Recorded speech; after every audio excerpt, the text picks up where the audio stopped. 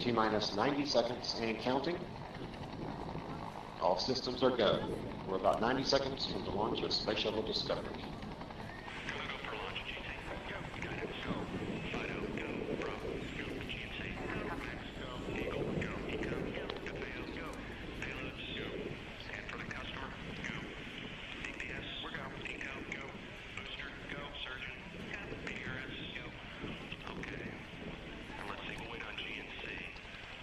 T-minus 60 seconds and counting.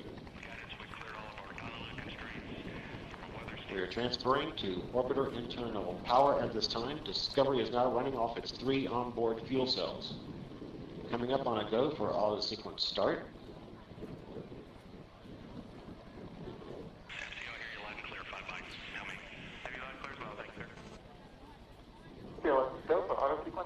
And we have a go for auto sequence start. Discovery's onboard computers have primary control of all the vehicle's critical functions. T-minus 17 seconds and counting. 15, 12, 11, 10, 9, 8, 7, 6, start, 2, 1, booster ignition, and liftoff of the Space Shuttle Discovery, returning to the space station, paving the way for future missions beyond.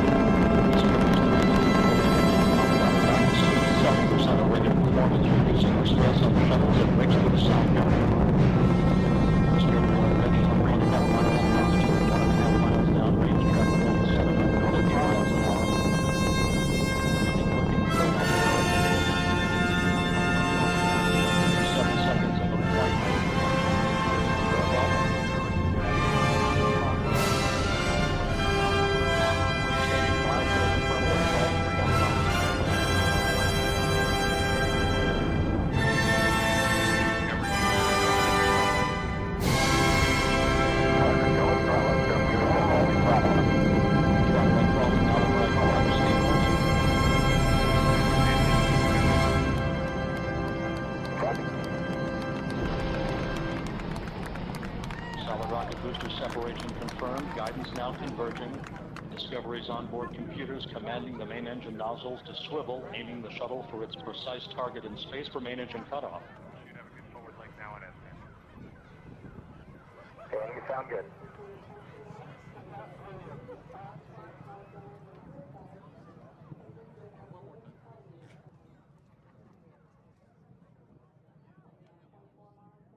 Discovery Houston, negative return. Copy, a negative return.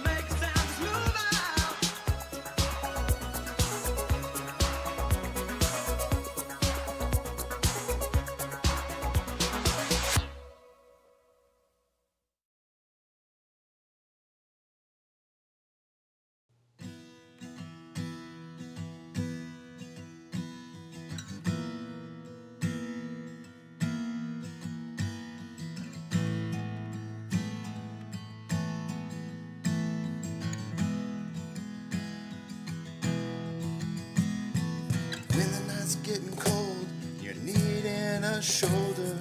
Puff out your chest and be a little bolder. All we do is we buy and hold. There will be shills who wanna steal your thrills. There will be friends who hold till the end. There will be doubt, fear and cloud, but it's all in your head. Those hedgies are dead. Panic and fear really are near, but it's not ours to own.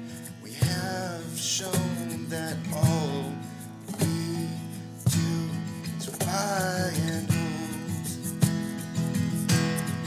Oh, there will be shills who wanna steal your thrills, and there will be friends who hold till the end, and there will be doubt, fear and cloud, but it's all in your head.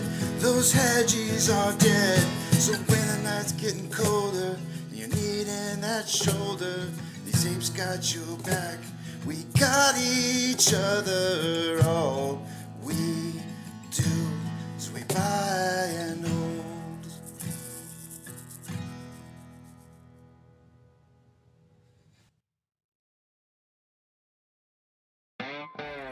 Good morning, you filthy apes. Welcome to AMC with KC, where we buy, we hold, and we screw those hedgies. Screw them! That's right. This is where we like to fling poo and eat crayons for breakfast. Rock strong. Good morning, guys. Happy Monday to you. Let's see here. So the title for the day today is Listen First, React Last. I know there's going to be a lot of people that want to react first and listen last, and unfortunately that's not going to help us. So try to listen first to what's being said and try to absorb who's saying what and why they're saying what it is that they're saying to look for clues.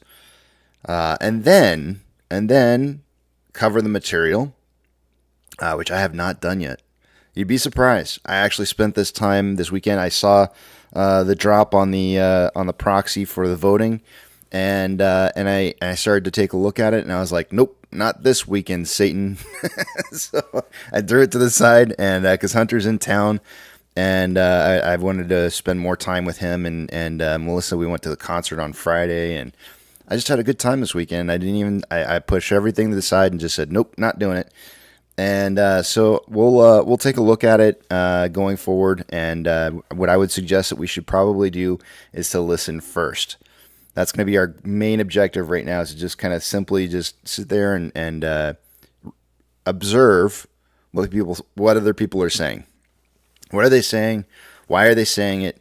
And then we can go through the material and say, okay, how do we feel about it? Now I'm gonna do the same thing I did last time. I'm not gonna tell you guys how I'm voting on the proxy. So, but I will definitely cover the material with you guys, and we'll go over it and figure it out and kind of decide,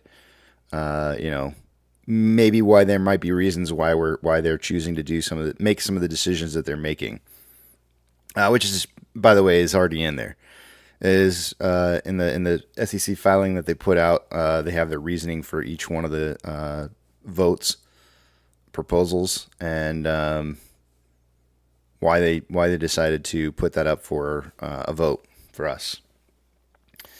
Let's see here. Jay says, "Great job, Casey, on the Peloton." Man, so I got on the Peloton last night. Did 30 minutes. It was real slow. Trying to get back into things again. And I woke up this morning, and I'm telling you, Jay, they were cracks. I had like 7 cracks that went off in my body as I was getting out of bed. And I was like, wow, those never cracked before. Yeah, so it's going to be a slow go to start off with. So, but it's good to just get up there and start doing it again. So I'm cleaning off my glasses, guys. As soon as 6:20 rolls around here, we'll start taking a look at some of these numbers.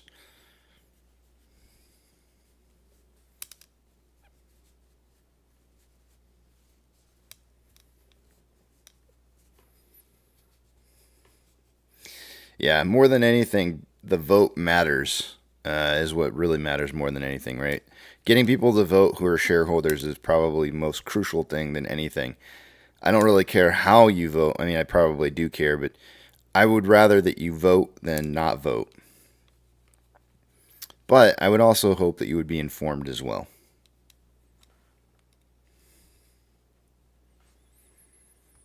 Yep. I was going back over some of the data that's in there, Jay. And I didn't really look at it too heavily, but I think in total that might have been it was either my 7th or 8th ride ever. That's how heavily that thing's been used. It's very, very nice. I mean, if I would have decided to sell that would have been a pretty much a brand new bike. But I dusted off my my clip shoes, biking shoes, and don't tell Peloton, but I don't use their clip-ins. I prefer the ones that I have. So I changed theirs out and use my regular biking ones from back in the day. Man, I'll tell you what, those shoes are old. Those shoes might be as old as Hunter is, and he's shoot, how old is he now? 18. 18-year-old biking shoes. Can you imagine? They're almost starting to disintegrate. But they're still there.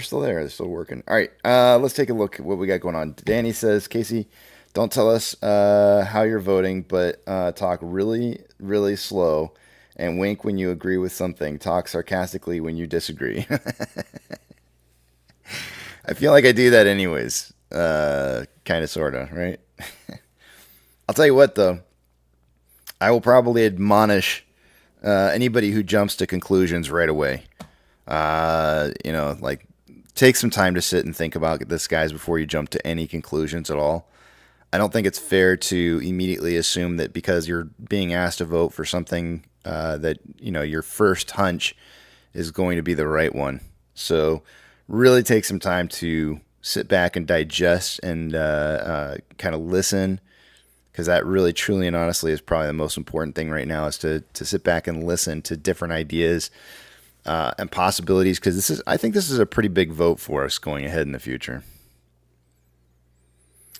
Danny, I don't put on my whole outfit, just the shorts. I wore a regular cotton t-shirt when I was cycling, but I did wear the biking shorts, yeah. Danny says, word of the day is admonish. Yeah, I don't think it's smart to just jump to conclusions right off the bat.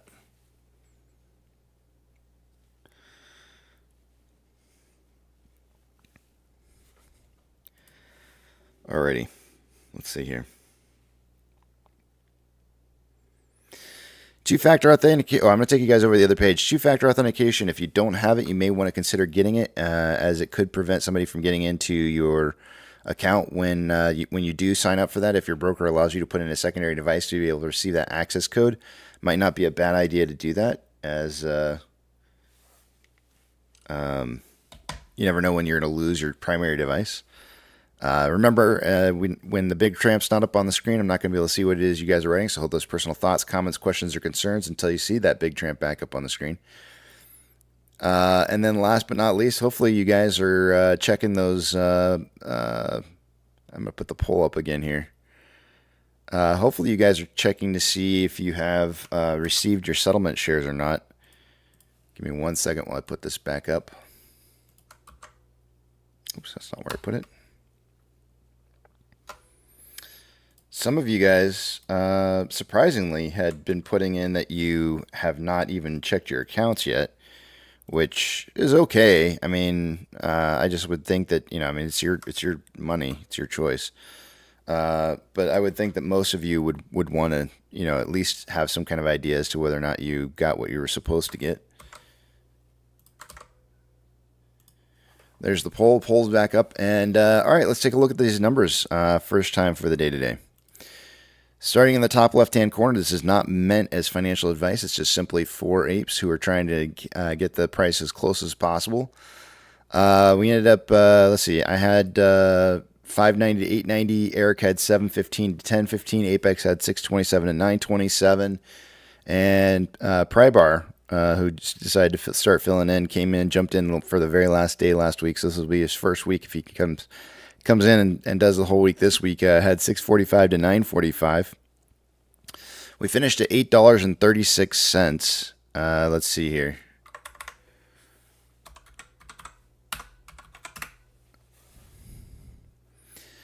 The closest person to price prediction being accurate would have been Eric. Hold on a second. Yeah, Eric. He had 715 to 815. It's real close, though, I think. Hold on a second.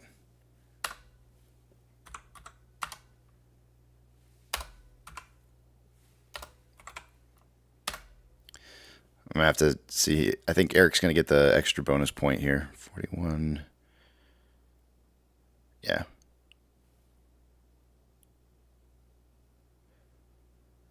So Eric's going to get the bonus point. Eric's going to win out the week from this week. So congratulations to Eric. Everybody else gets a point.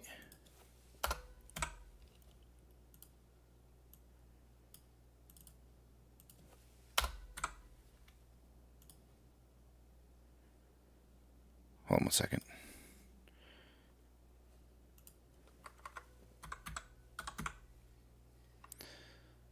What did Eric have? He had 715. Yeah. Just want to make sure I'm not messing up my math here. And I missed one day this last week. Oh, that was rough.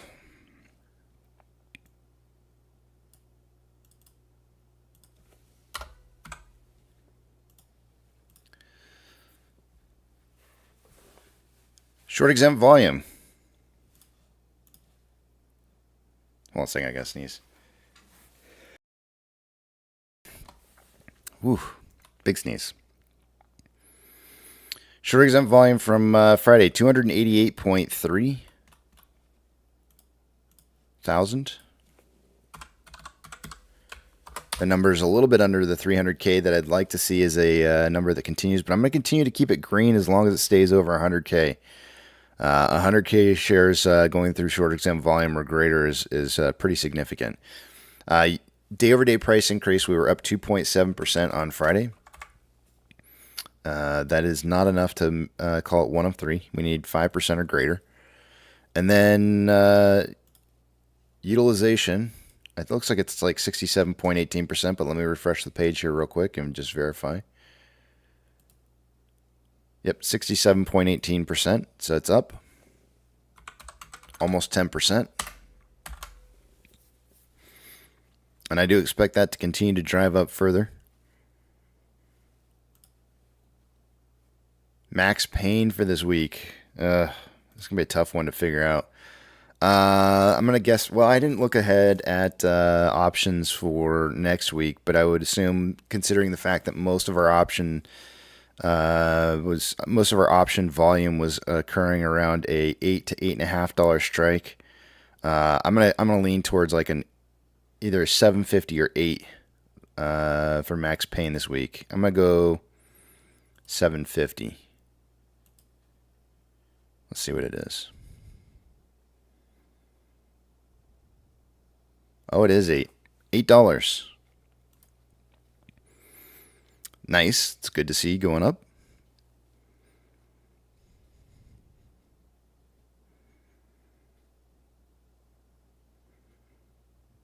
Off exchange. Where is my off exchange at? I'm like sitting here like looking at my numbers. It's not set up right. I was doing a little bit of homework this weekend. Not very much. I stayed away from the computer as much as possible. All right, off exchange total numbers for Friday. We had 55.68 going through off exchange, and EDGX was at 8.56. The grand total on that was 64.24%. That's 0.24% higher than what I would expect it to be, so it was pretty normal.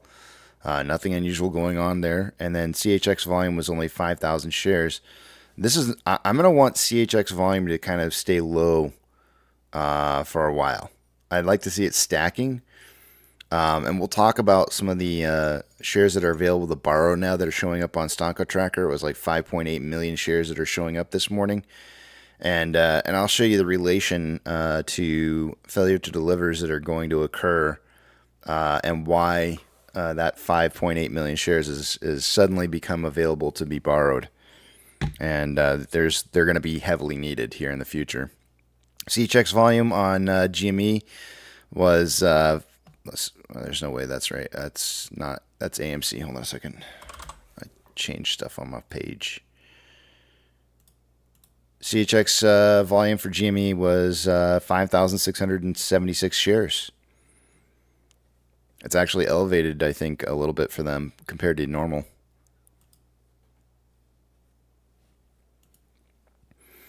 Institutional ownership this morning. Let's see what it's reported at. It was 154.089 million as of yesterday, or Friday.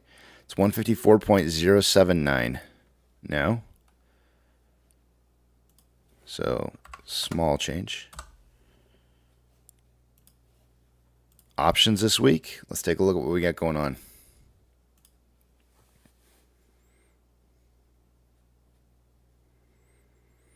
Highest amount of open interest around the price for the calls, for the price we're at right now, is at a $9 strike. That's up from $7.50 last week, which is good. I want to see that. There's currently 14.2 thousand contracts. That's kind of low. Highest amount of volume for the put side in open interest is at a $7 strike. That's exactly where it was last week. We went from 57, or we have a total of 40.9 thousand contracts at a $7 strike, which is quite a few.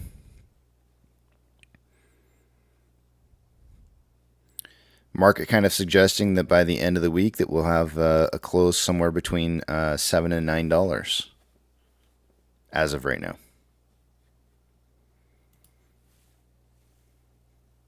Let me give you guys a little bit of music, and while I transfer some pages around, and we'll take a look at the rest of the data.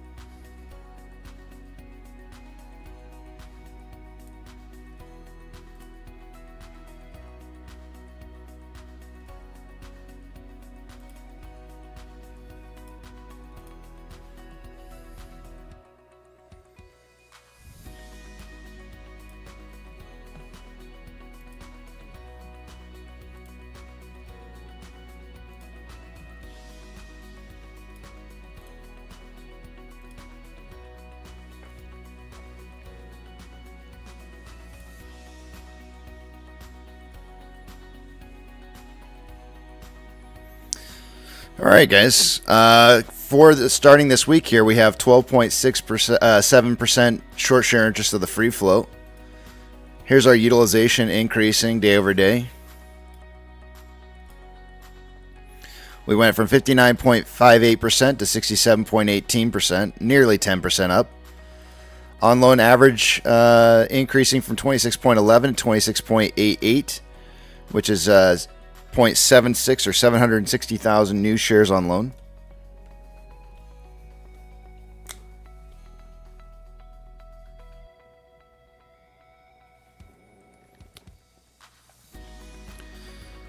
That's going to obviously raise the short share interest of the free float up. No, it's not. Short share interest of the free float dropping. That's kind of unusual to see. Short share interest of the free float dropped from 15.7 down to 12.67. Let me see why that was.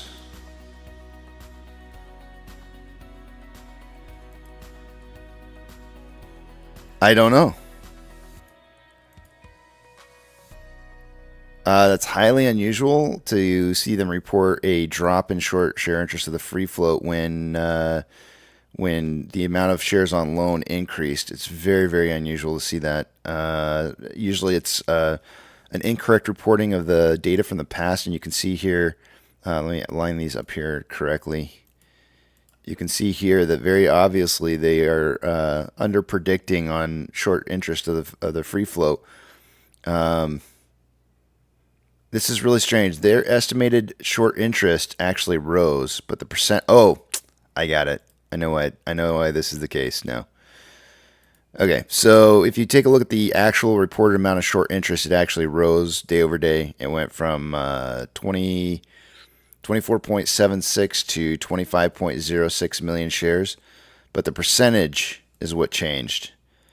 And the reason the percentage changed is because the free float changed, and it looks like that part of the reason for this is the 40 million shares is being accounted for that was sold into the marketplace. So that's likely the reason why we saw this drop in short share interest of the free float from 15.7 down to 12.67.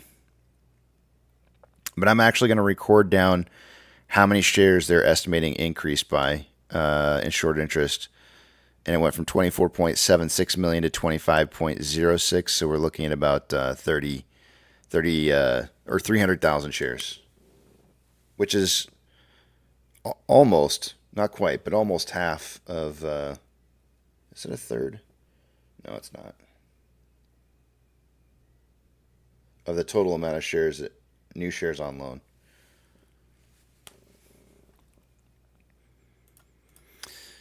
And then let's see here. On loan average age per day, what's that going to be doing here? It is decreasing day over day from 7.21 days to 7.01, and security lending volume day over day decreasing as well from 11.82 to 10.27.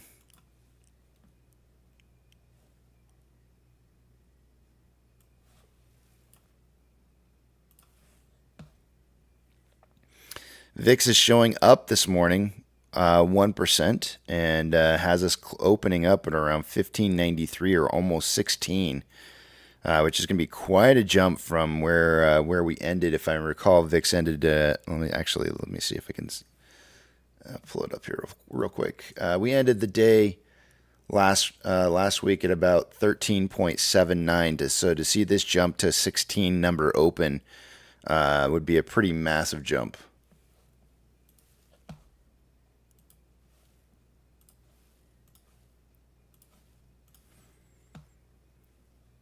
As a result of that +1 amount in the pre-market this morning, we had most of the markets were up earlier, starting to head down now. We have NASDAQ 100 down 0.05, and then we have Russell 2000 and Micro Russell 2000 are up 0.09. So it looks like the market's starting to switch to head to the other direction.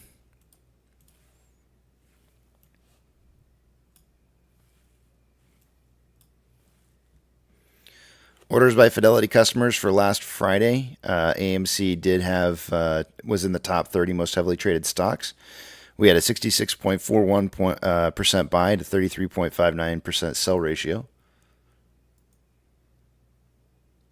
GME did not make the list. SSR trips at $7.52. Looks like they borrowed all of the 5.8 million shares practically just a little bit ago. Not quite. They borrowed 5.65 million shares.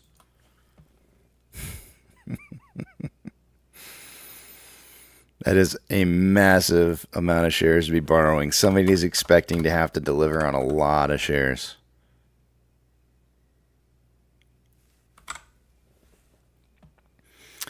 I'll show you why that is here in a minute.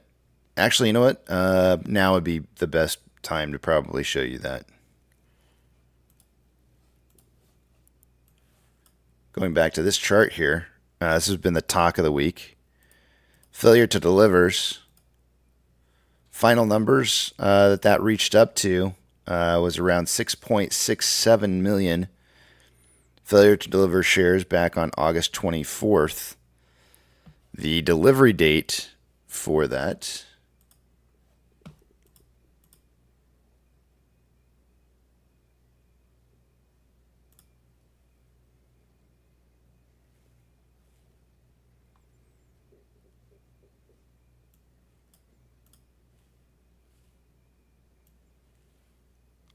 is going to be the 28th, so about 10 days from now.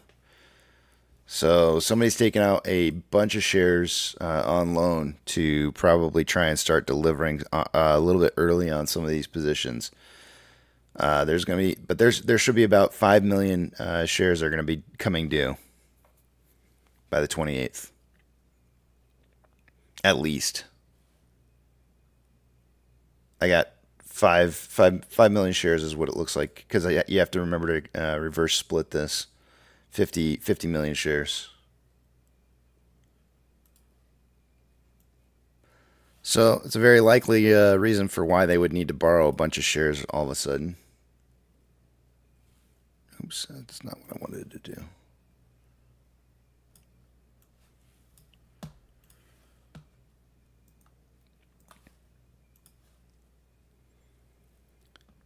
Fees are showing up at 3.9%. 71.2 thousand contracts are out of the money on the calls versus 15.3 thousand contracts that are in the money. 129.2 thousand contracts are out of the money on the puts versus 14.9 thousand contracts that are in the money.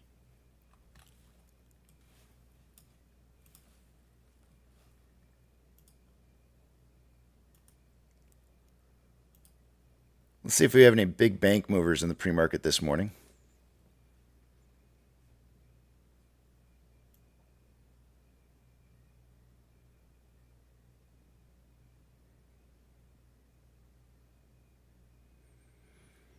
Doesn't look like it. They don't usually typically start moving too heavily in the pre-market. So Ethereum Classic is up 3% right now, and heading towards my box here. It's got the box starts on the 22nd, and I'm expecting to see that drop occurring inside that box there. The US dollar is up 0.05. Sorry, down 0.05. I can't read red, apparently. And let's see here. Why is this frozen? There we go.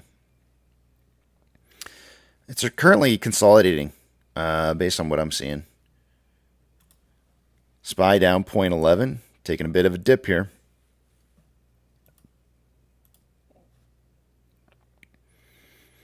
Tesla in the pre-market is down 0.48. Amazon down 0.18. Cinemark up 1.51, and actually has not traded in the pre-market as of yet. Has it? Hold on a second here. It has not traded in the pre-market. Doge is up 1.47. Bitcoin up 2.31. Still trending inside the box that I have drawn out here. It is taking that. Now, if you're going to look at it in regards to looking at a head and shoulder pattern, very oftentimes the trailing shoulder will appear the exact opposite of what occurred prior. So in regards to like that last little push, see how it pushed down to that resistance line here, or support line rather, and then took off, and then found the top part of the head.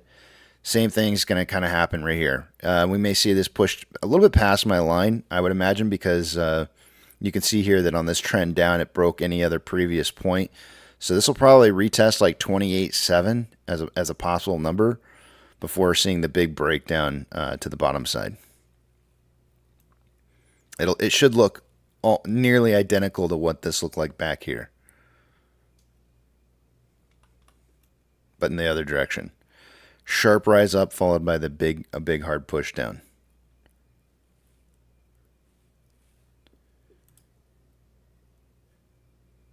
GME is up 0.11 in the pre-market. HYMC is up 7.7. Wow. GME is getting a nice push this morning, 7.72% in the pre-market. NCMI is breaking even. Hood is down 0.47 and kind of consolidating. Where's MCI headed towards? Looks like it's kind of consolidating as well. AMC is down 0.36, and on Friday we had approximately actually let's make it $5.5 million more outflow than inflow. We have 20.11 thousand shares having been traded so far this morning, which is kind of low. But I mean, if we see 60,000 shares in total, I would be inclined to guesstimate that our volume will probably end up being somewhere in the range of around 37 million shares. On a 4-hour chart, we've got more buying than selling pressure, with RSI at 48.75, which is average. On a 1-hour time interval, we've got more buying pressure than selling pressure, than RSI at 53.92, which is slightly above average. On a 30-minute interval, more selling pressure than buying pressure, than RSI at 52.12, which is average. And on a 5-minute interval, more selling pressure than buying pressure, with an RSI of 47.68, which is just slightly below average. Taking a look at Ichimoto Cloud.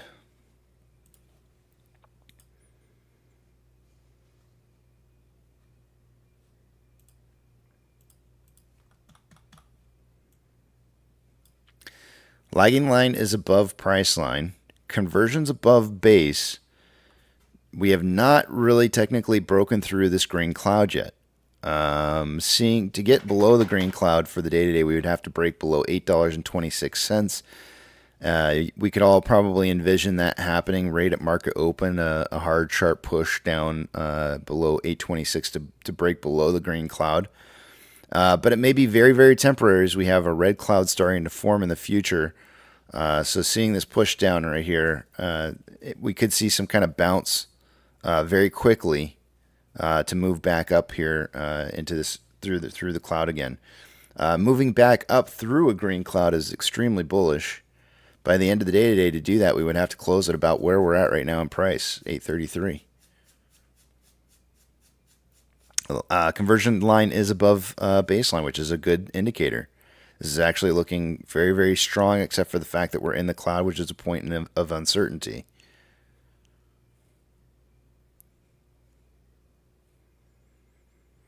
In order to turn this into a big, strong buy signal, price needs to, in the beginning portion of this morning, if we can hold on to something around like $8.37 by 2:30 in the afternoon Eastern Standard Time, this could turn into a pretty strong buy signal. But ultimately, I would say that price needs to kind of remain above 854 is going to be the magic number. So I'm going to put in 860. 860 is going to be a big push point for us.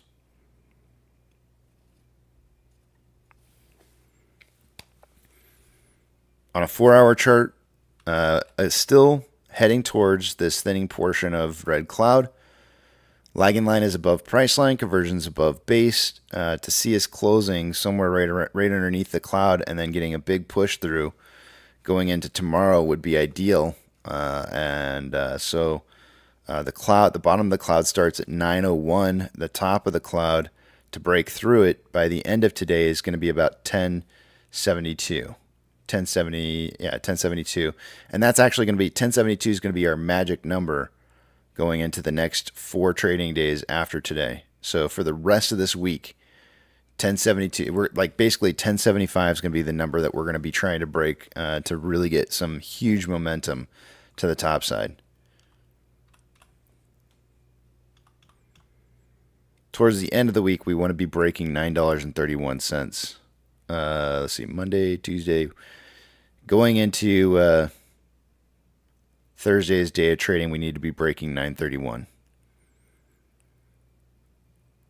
So the big number that we need to break today is going to be, I'm going to write down, because it's not till the very end of the day that this drops down here. I'm going to be writing down $11.15.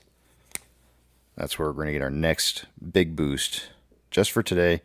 Then after today, it drops down to 1075. I'm going to rate 1120.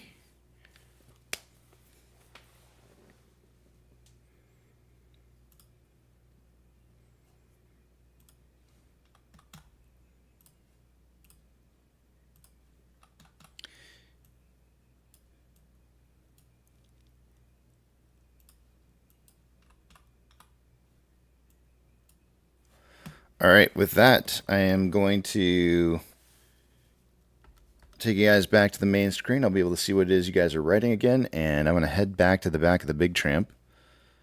And anybody who wants to discuss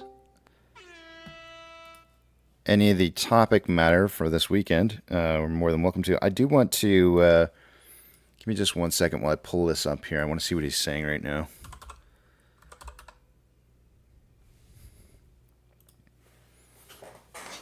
Michael Guyad is posting some stuff about, Phoenix Rising. Here we go. Don't worry, the most important asset in the entire effing world just had a glitch.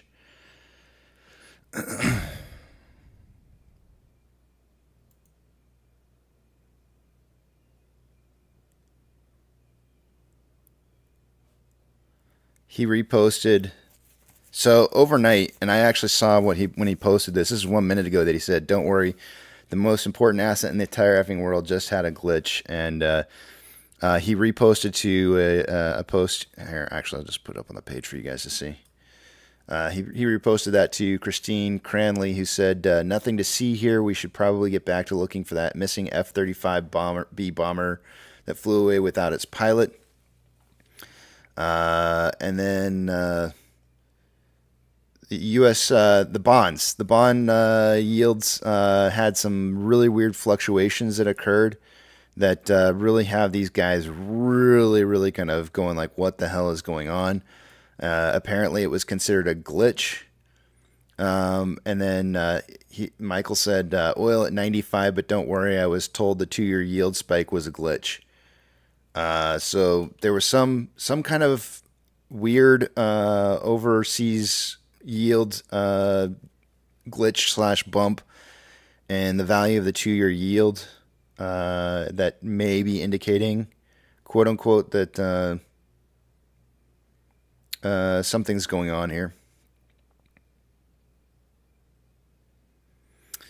And then apparently a lot of these people are talking about it. Yeah, right. They're telling us to look for a stealth F-35 instead of this. Which, let's see here.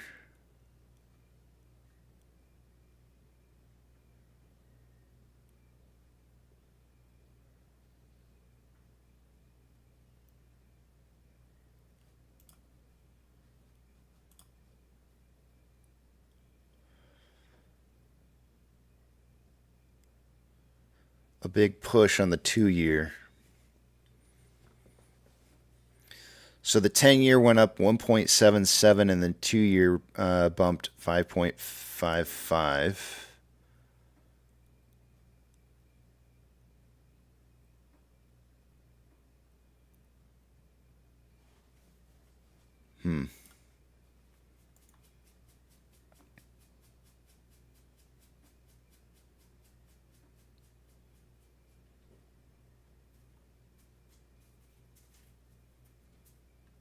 Hey, there's a bra advertisement. I get these every day.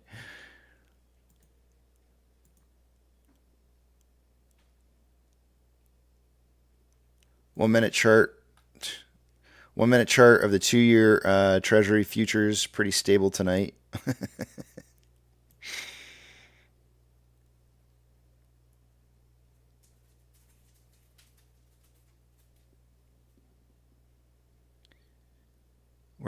I'm looking every time he ever puts something out there. Like he just tweets so much.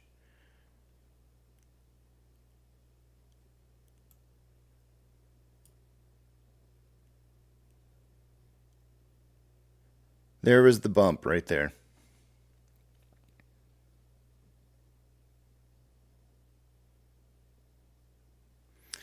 And then Michael's saying it looks like a Fed intervention. So this is the bump in the 2-year yields that occurred. And apparently they're all claiming it was just a glitch. Let me look. Let me pull this up on TradingView real quick here. We'll see if we can take a look at this. Let's see if it's still showing up on TradingView.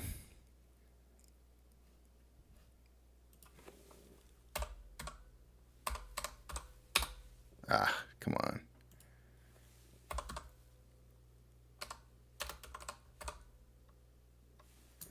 There we go.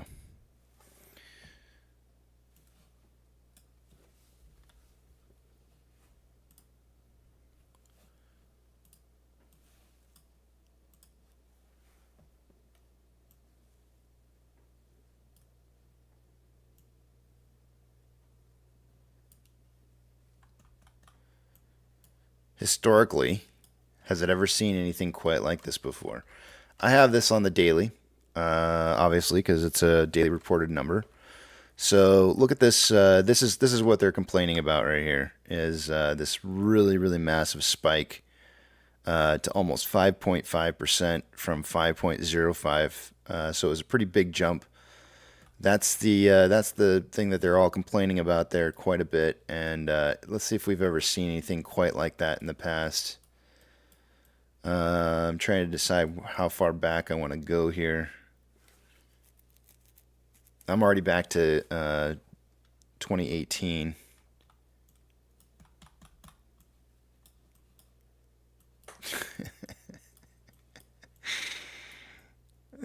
Man. I can't go back far enough. This is back to 2013. There's nothing in here that really looks anything quite like it since 2013. I can't go back any farther.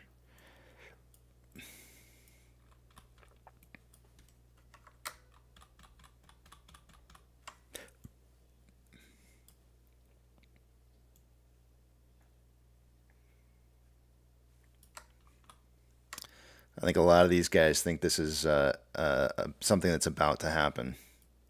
And the Fed jumped in and said, nope, not going to let it go yet. Not ready.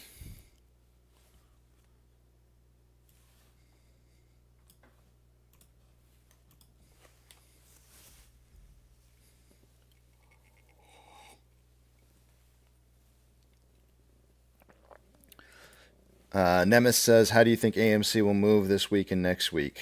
It's difficult for me to say. I don't usually like to look that far ahead. But I am expecting a lot of volatility to start occurring. I mean, you can look at the fact that they need to start delivering 5 million shares here pretty quickly. And they just borrowed 5.65 million shares just now, this morning, first thing. If you want to take that back to pre-reverse split numbers, that would be the equivalent of somebody borrowing 56 million shares. I don't know what in the world somebody could have possibly have needed 56 million shares for. It's nothing. It's just a drop in the bucket. It's a huge amount of shares.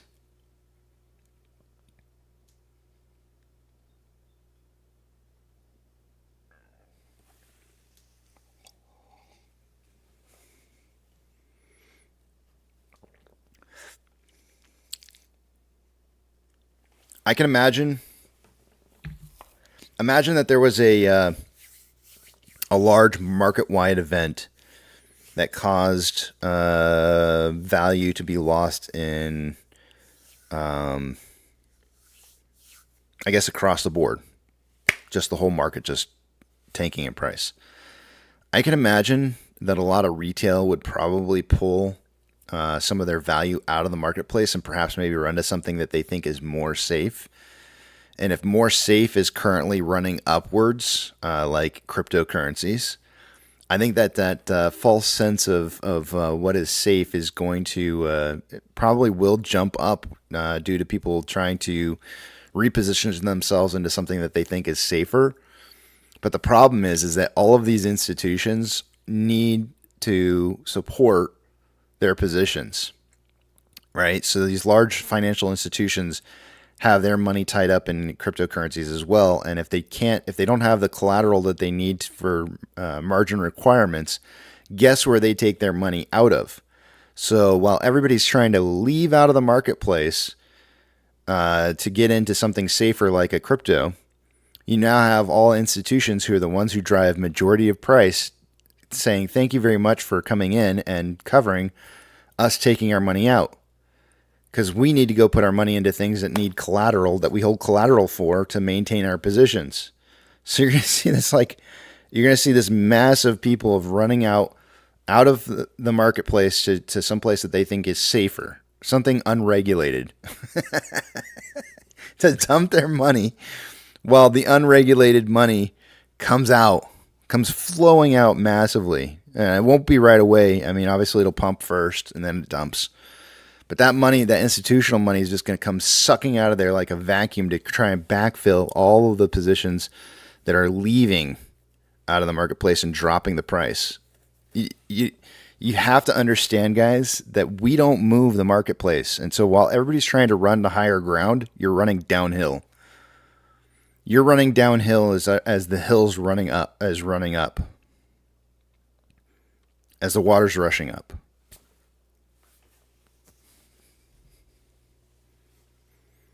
And I don't say you personally, like you. I just mean in general as a whole, retail. You have to think like 3 steps ahead on what the market's going to do. You have to think like, okay, what's the knee-jerk reaction for me to do? And if that's the knee-jerk reaction is for me to move to where I see safer ground, is that really safer ground, or is that going to be the unsafe ground that I need to stay away from?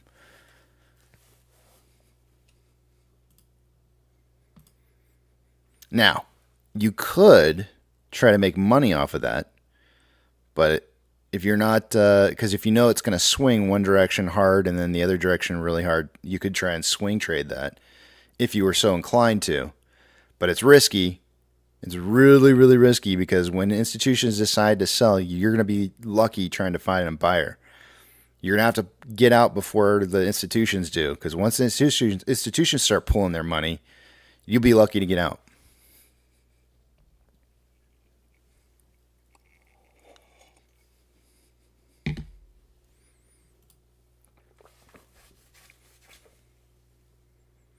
Looks like we're getting our 7 a.m. pokey stick of volume in here. It's around 34,000 shares, giving us almost 60,000 shares traded for the day today. So my volume prediction is going to be a little bit less than the 37 million. So I think a pretty easy volume prediction for me is going to be 20 to 40 million.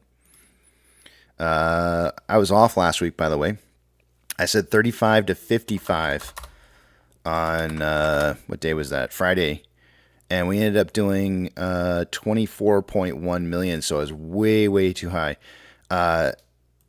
We had Prybar come in with a 9 to 29 million guess, and it was 24, so he was within the 20 for his prediction. I'm gonna stick with the 20 to 40 today. Is gonna be my volume prediction.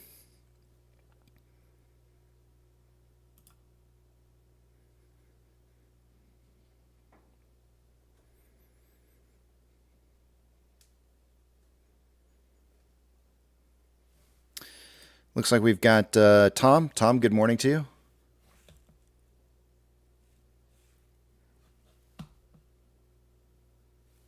Hey, good morning. How you doing today? Did you have a good weekend? Yeah, I did. I went and saw a haunting in Venice, and that was pretty good. Oh, I saw a trailer for that this weekend, and I think my wife's gonna want to see that. I don't think she knows anything about it, but I think she's gonna want to see that one. It, Yeah, I thought it was going to be more like a horror movie, but it really, I mean, it was more like a whodunit. okay, so is it the murder mystery train kind of thing? So, but it was good. Yeah, Was it? Was it? Did it feel like? I'm trying to remember the name of that game. The one like the butler did it in the library with a candlestick. What's the name of that? Clue. yeah, Was it like yeah, Clue? Basically yeah, Clue. Okay. yeah. It was just like that. I mean, there were a couple moments where, like, jump moments, where like you jump back, but for the most part, it was just like a mystery. Yeah, that sounds like a good movie. I want to go see that one. If it's not, that's. I'm glad that you told me that it's not like a horror though, because if it's not a horror, then I don't want to. My wife might not like it if it's not a horror movie. Darren says, "Murder on the Orient Express." Oh, you know what? I just remembered. Somebody sent me a picture, and I forgot to look at my email this weekend. I totally even. I was in my email. Hold on a second. I'm gonna pull up this picture real quick. I gotta see this.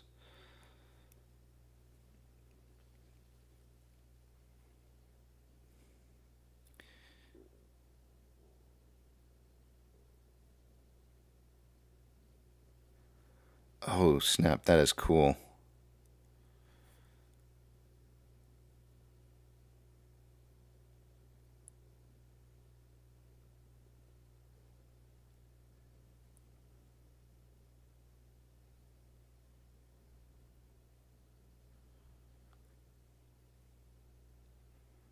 That is a straight up. I'm trying to think of what they call those.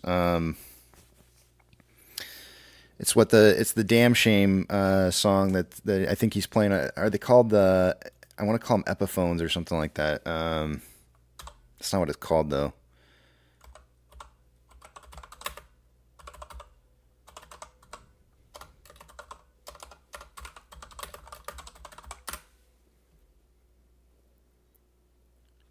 They are called.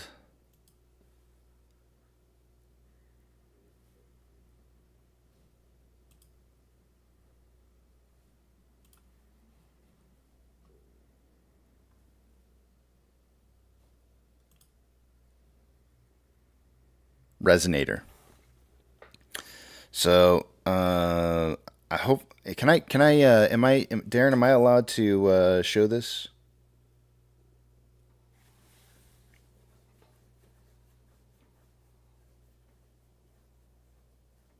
Andrew says more bra pictures. I don't understand some of the advertising stuff that comes through. I just don't understand it.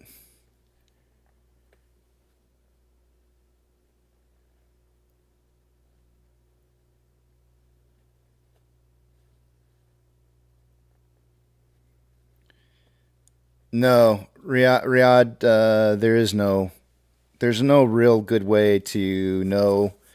You can maybe figure this out. Actually, maybe this wasn't Darren that sent this to me. I don't remember who sent me the picture of the guitar. If you could stand up and I thought it was Darren. Maybe not. Anyways, um, the best thing that I can do to give you an example of a way to maybe potentially guesstimate how many shares in existence that there might be more than there should be is to take your average 3 month volume and divide it by your free float. So in our instance on AMC, it's 12.93 million divided by 157.73 million, and then multiply by 100 to give yourself a percentage of our total. How much of our daily volume is going through of the free float every single day? and it'll come up with a percentage. And what I'll tell you is that anything over 6% is just massive. 5%'s high. 4%'s kind of high too. 4, 5, 6, those are really high numbers. Anything over 6 is just massive. 3 is kind of a maybe there might be some shorting going on there, but it's kind of borderline. And then anything under 3% is kind of normal. So if you were to take, and the reason that I come up with these numbers the way that I do is that if you were to take like a gold standard of a company stock that's not heavily shorted like Amazon, and you were to do the same thing, you can see how much of their how much percentage of their float is traded on a daily basis. And it's a heavily desired stock, so it should be traded pretty heavily. A lot of people might be buying into it for long term. Some people might be trying to swing trade it. Who knows? There's lots of reasons to believe that if they're not being heavily shorted, that the correct amount of outstanding shares is probably the right amount. And you'll see that they trade like less than 0.6% of their total daily volume on average. And a lot of people used to tell me that that's only because their price is at around 3,500 a share. Well, they had a 20-to-1 reverse split or 20-to-1 split or something like that, and now their price is sitting at $140 a share, and it actually lowered. It didn't raise their percentage of their volume being traded on a daily basis. It actually lowered it, because they used to be about 0.6. Now it's it's just underneath 0.6 now. So yeah, you're coming up with 8.19% right now for AMC. Yeah. So now, and you can build an Excel spreadsheet on this, and I've actually already done this, and I'll just show it to you real fast. But you can build an Excel spreadsheet to kind of guesstimate by using ratios how many shares might be outstanding based off of some of the numbers using that gold standard. So comparing AMC and Amazon together, I actually ran this and then redid the numbers. I think it was this weekend. So the numbers, the 6.36% that I have right now is based off of Friday's numbers, not the current numbers at 12.93. So just ignore the fact that my number is going to be a little bit off from what you just calculated. But essentially what you can do is you can find out what the ratio is, the ratio equalizer, what the difference would be between what AMC would have to look like to be Amazon, and then outstanding shares as a potential picture. And then you can throw in a formula in there and divide your current 3-month average volume by that outstanding shares and get like a more correct DTC than what's probably being reported based off of that outstanding shares. It is a theoretical number, right? This is all theoretical based off of a stock that's not heavily shorted. So you can run these kind of ratios and do like contrast and comparisons. I would highly recommend doing your own research into what it is that I'm saying and going and looking to see what other stocks look like to see if you would agree with what it is that I'm saying. Don't just take my word for it. Go do some homework yourself and figure out like what you're seeing in other stocks and see if it makes some sense.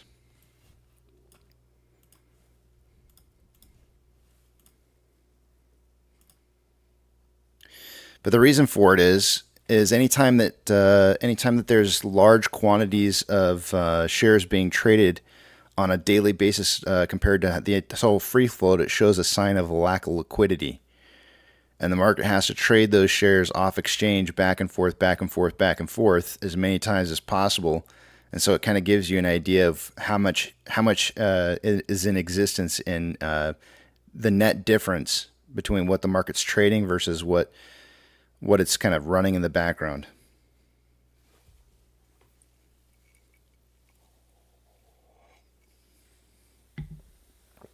$6.54 if you take it with the dilution to 197. Yes, that's correct. That's probably why I got the 6.54, because I did include that in the, as you'll notice here, I included the free float to be 197 instead of the 157. So, yeah.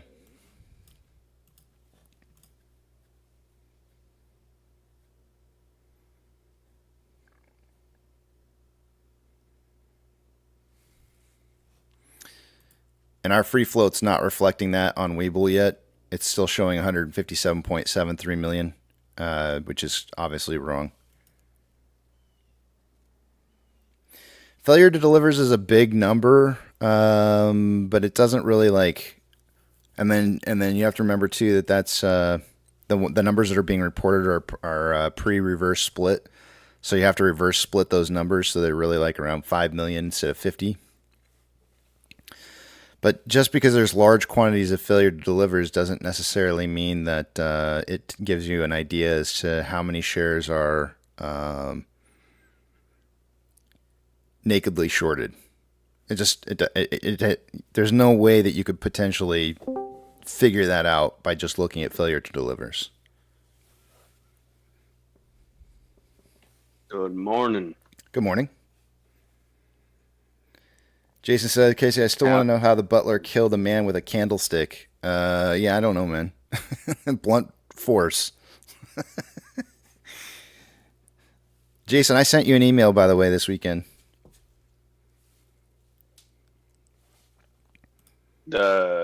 Did you go see the Teenage Mutant Ninja Turtles with the family, or was that am I behind? No. So we had family come over this weekend, so we were unable to go see a movie. So unfortunately, I wanted to, but this wasn't the weekend for us.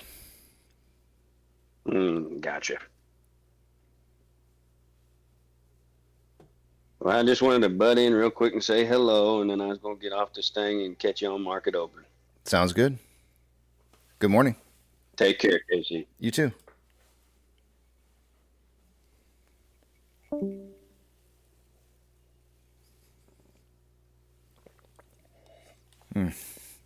Finish off the last of my cold coffee.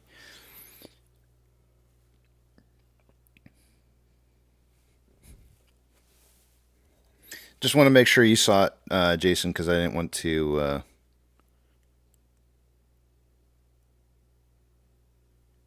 It was Daniel. I should have said Daniel. Yeah, I just want to make sure you got that because I sent it out and I never know if it's going to make it to somebody or not.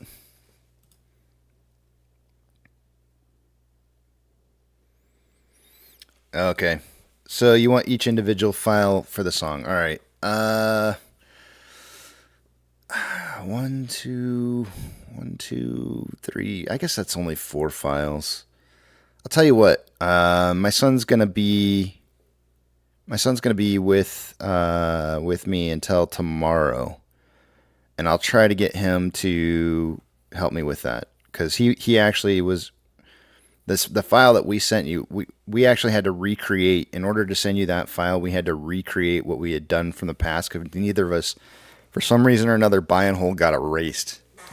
It got completely decimated off of our phones.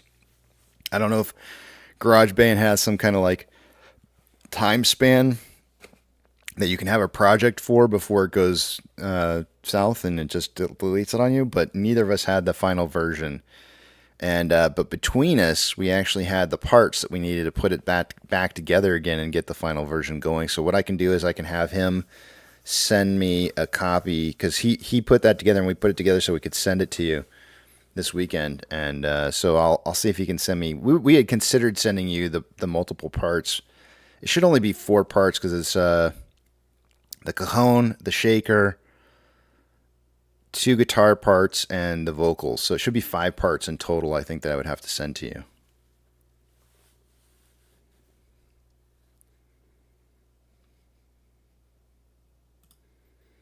But for some reason or another, we can't get it to...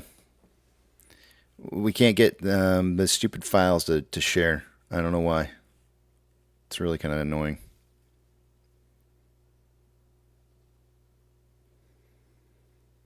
Like you should be able to collaborate or something like that, where you can send like the GarageBand file to somebody else, and it's like in its complete form.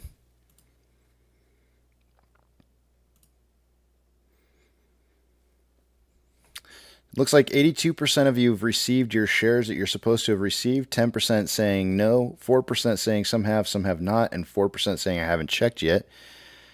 In contrast to where you guys were at before, 76%, the last numbers I have, 76% were yes, 11% were no, some have not, where it was a 2%.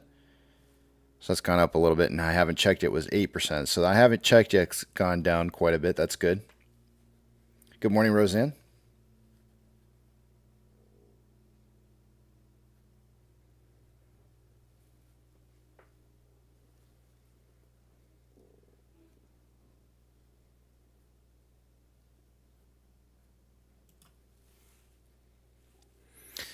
I'm going to take a break here a little bit early.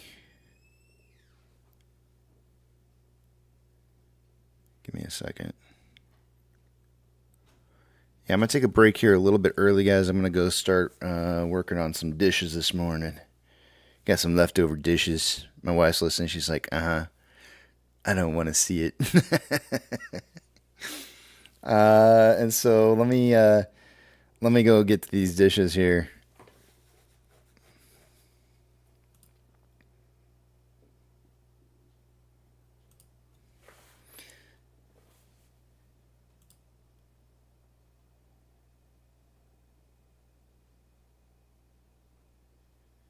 Yeah, I'll try to get that to you. We'll work on it either tonight or actually, he's going to a concert tonight. He's going to see Pearl Jam. Lucky kid.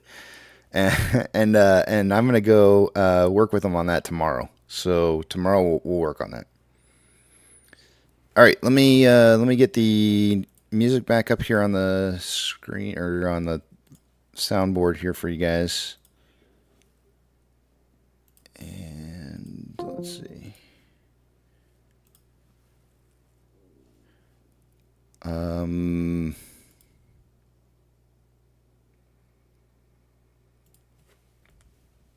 the message back up as well.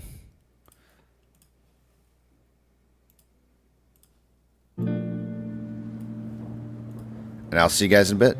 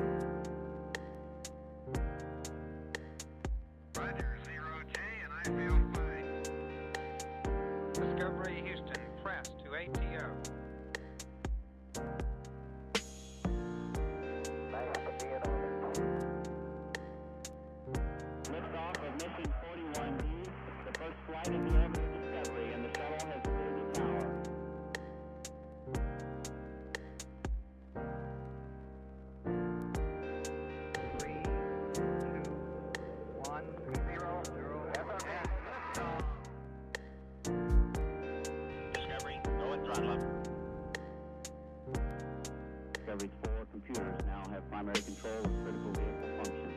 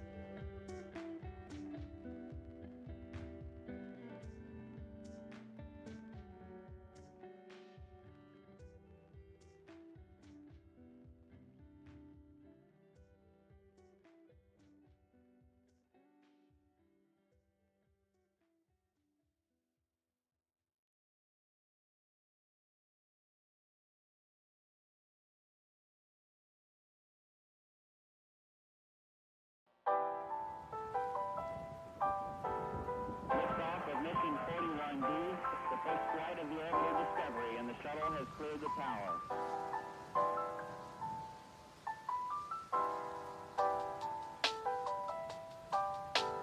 Discovery's core computers now have primary control of critical vehicle functions.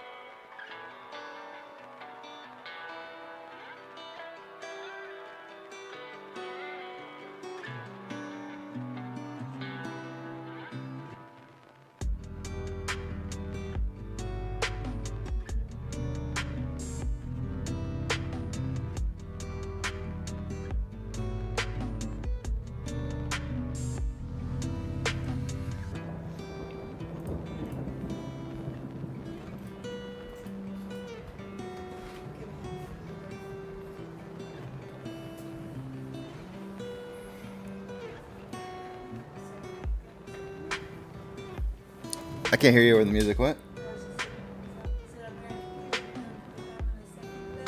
Uh-oh, you're in trouble.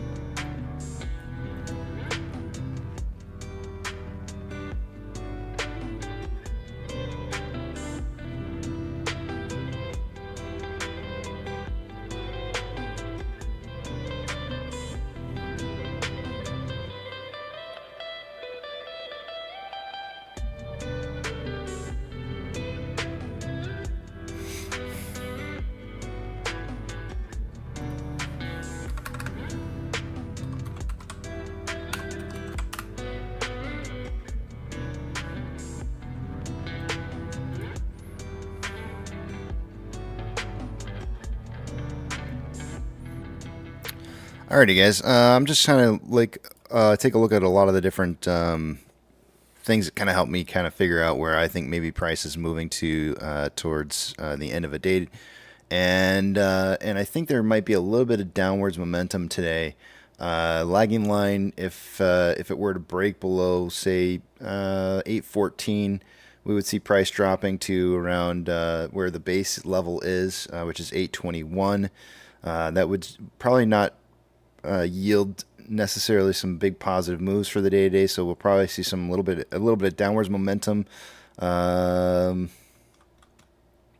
we do break to the top side today, the numbers that we're going to want to break is 860. 860 or higher would tend to push us up pretty drastically, and then the following number after that would be 1120. But I'm going to go for a 668 to 968 closing price for the day to day. 668 to 968. I got a text from Eric saying 7 to 10. Let me put his numbers in.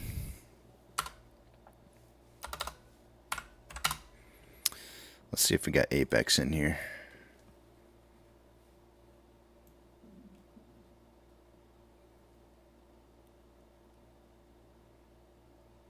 Scrolling through the messages.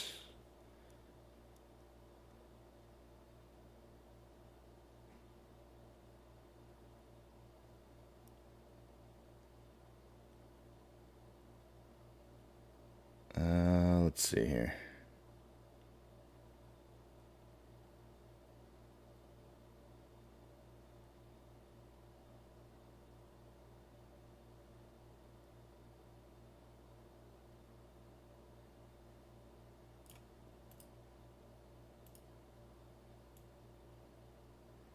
Oh, I see pry bars here. Let's see here. Is he putting out anything worth for a prediction? Or just talking crap, looks like. There's Apex. I see Apex is 675 to 975. That's pretty close to what I got.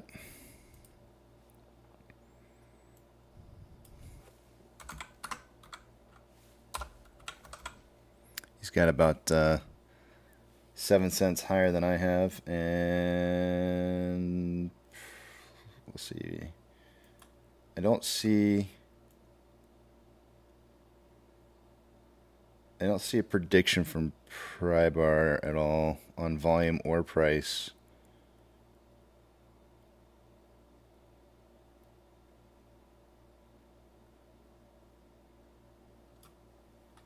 Yeah, I don't see one. Looks like he just wants to talk crap. Maybe? Oh, here's one I didn't look at. Nope.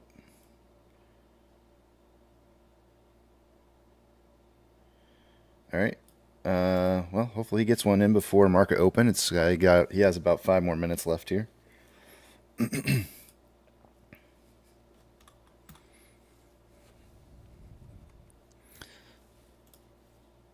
Prybar, if you're waiting for everybody else to put in their predictions to help you figure out your own,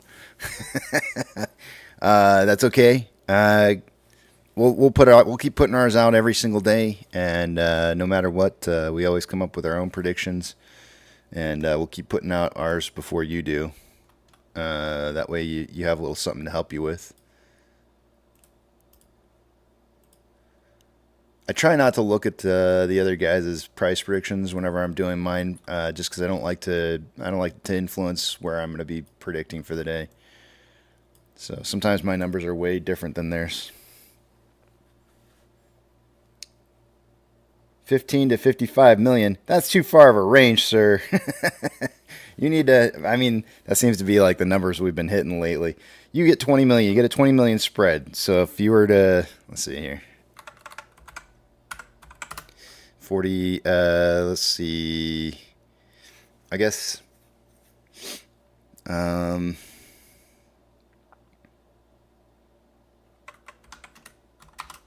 35 plus or minus. It looks like you'd probably be going 25 to 45 would be. You're going 35 to 55. All right, I'll put you down. It's a bit high, but I like it. I mean, go for it. I don't normally ask you guys to put in volume predictions. It's kind of new.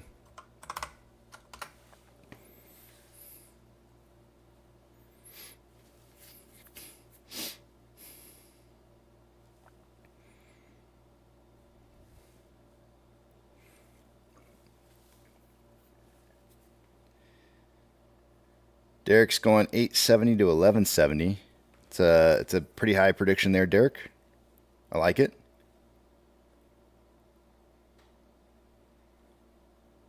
Riyadi is going for, and I apologize if I'm mispronouncing the name. If you could help me out phonetically so I don't get that wrong consistently. Is going 806 to 854. Alrighty, guys, it's time to start this morning. I will see you on the other side of market open.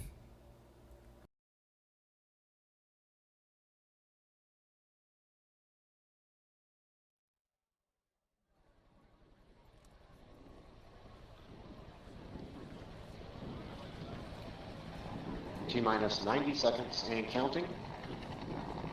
All systems are go. We're about 90 seconds from the launch of Space Shuttle Discovery.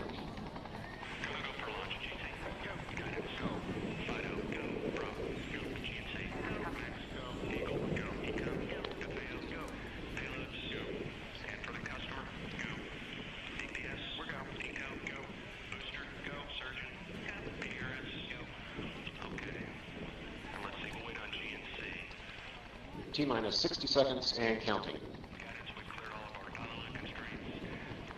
We are transferring to orbiter internal power at this time. Discovery is now running off its 3 onboard fuel cells. Coming up on a go for auto sequence start.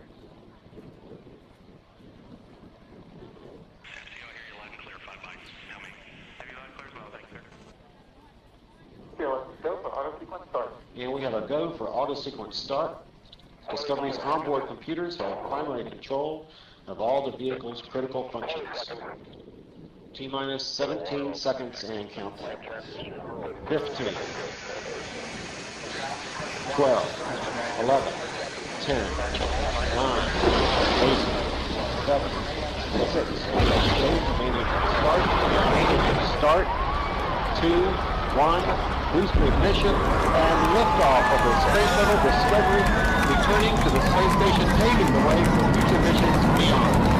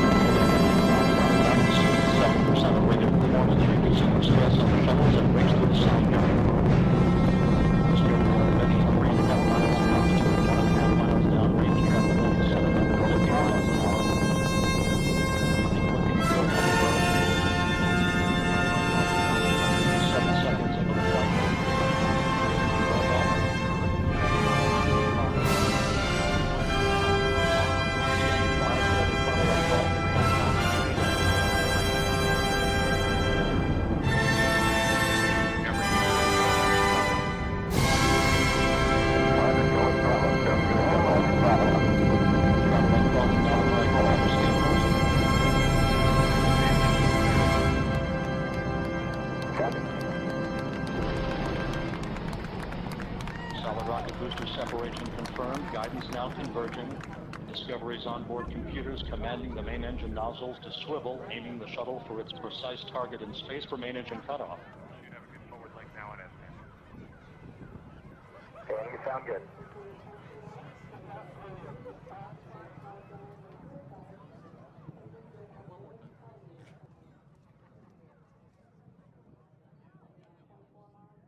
Discovery Houston, negative return.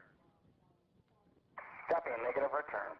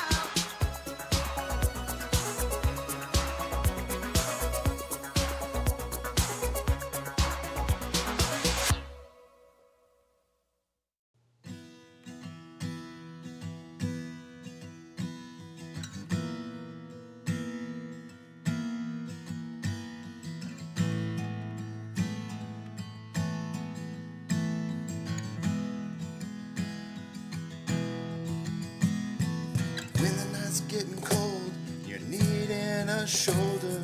Puff out your chest and be a little bolder. All we do is we buy and hold. There will be shills who wanna steal your thrills. There will be friends who hold till the end. There will be doubt, fear and cloud, but it's all in your head. Those hedgies are dead. Panic and fear really are near, but it's not ours to own. We have shown that all we do is buy and hold. Oh, there will be shills who wanna steal your thrills, and there will be friends who hold till the end, and there will be doubt, fear and cloud, but it's all in your head. Those hedgies are dead. So when the night's getting colder and you're needing that shoulder, these apes got your back. We got each other. All we do is we buy and hold.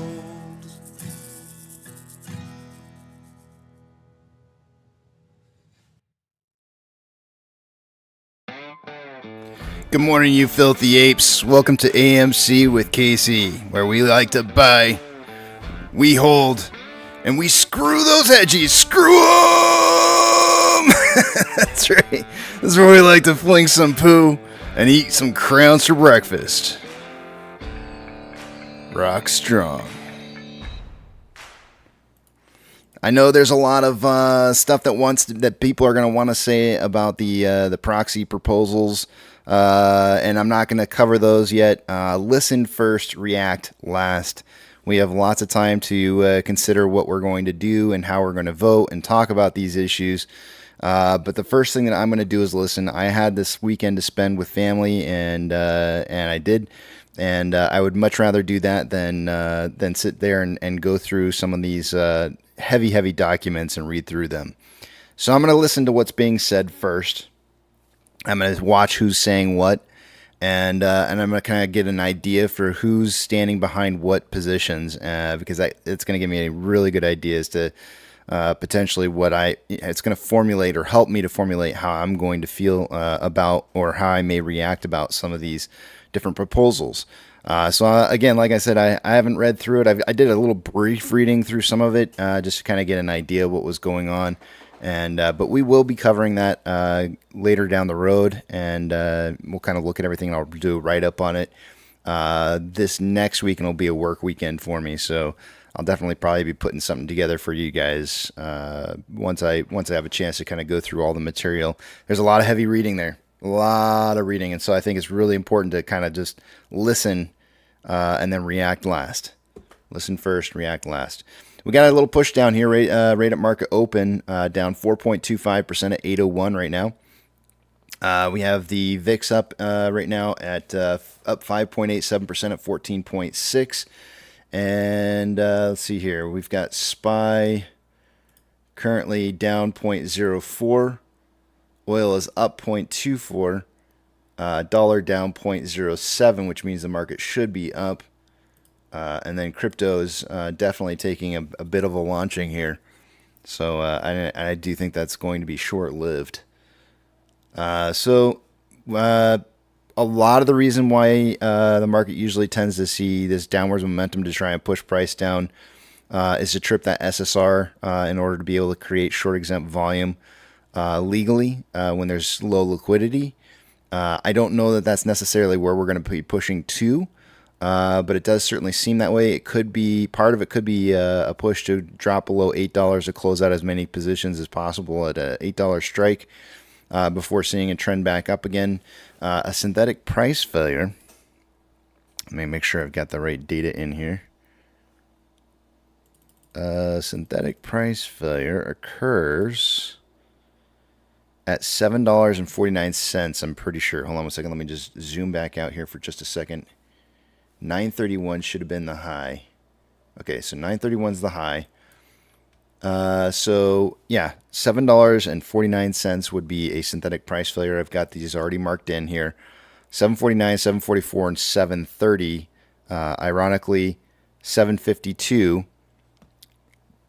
is almost perfectly coinciding with a synthetic price failure. Very oftentimes when I see that a synthetic price failure and SSR are going to be triggering around the same point, it ends up being the case where we see price dropping to those kind of levels. So yeah, it's very, very, very possible that that's where they're trying to take this price to right now.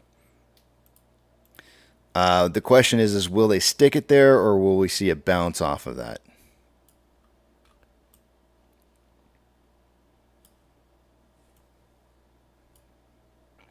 $7.93 currently.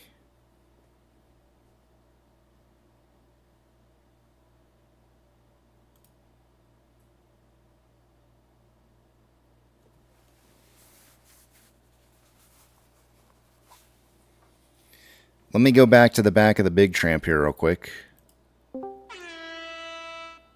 Yep. And they're off. That way, anybody who wants to come back into the back of the big tramp is more than welcome to, and they can discuss anything they want.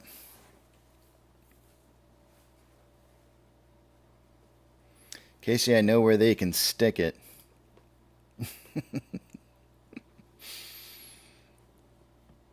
Where? Where, Foo?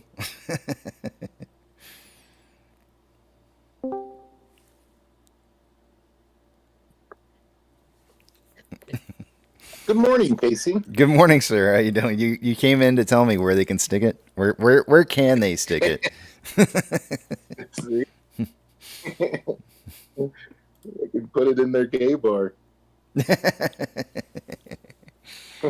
Oh man, we're starting early.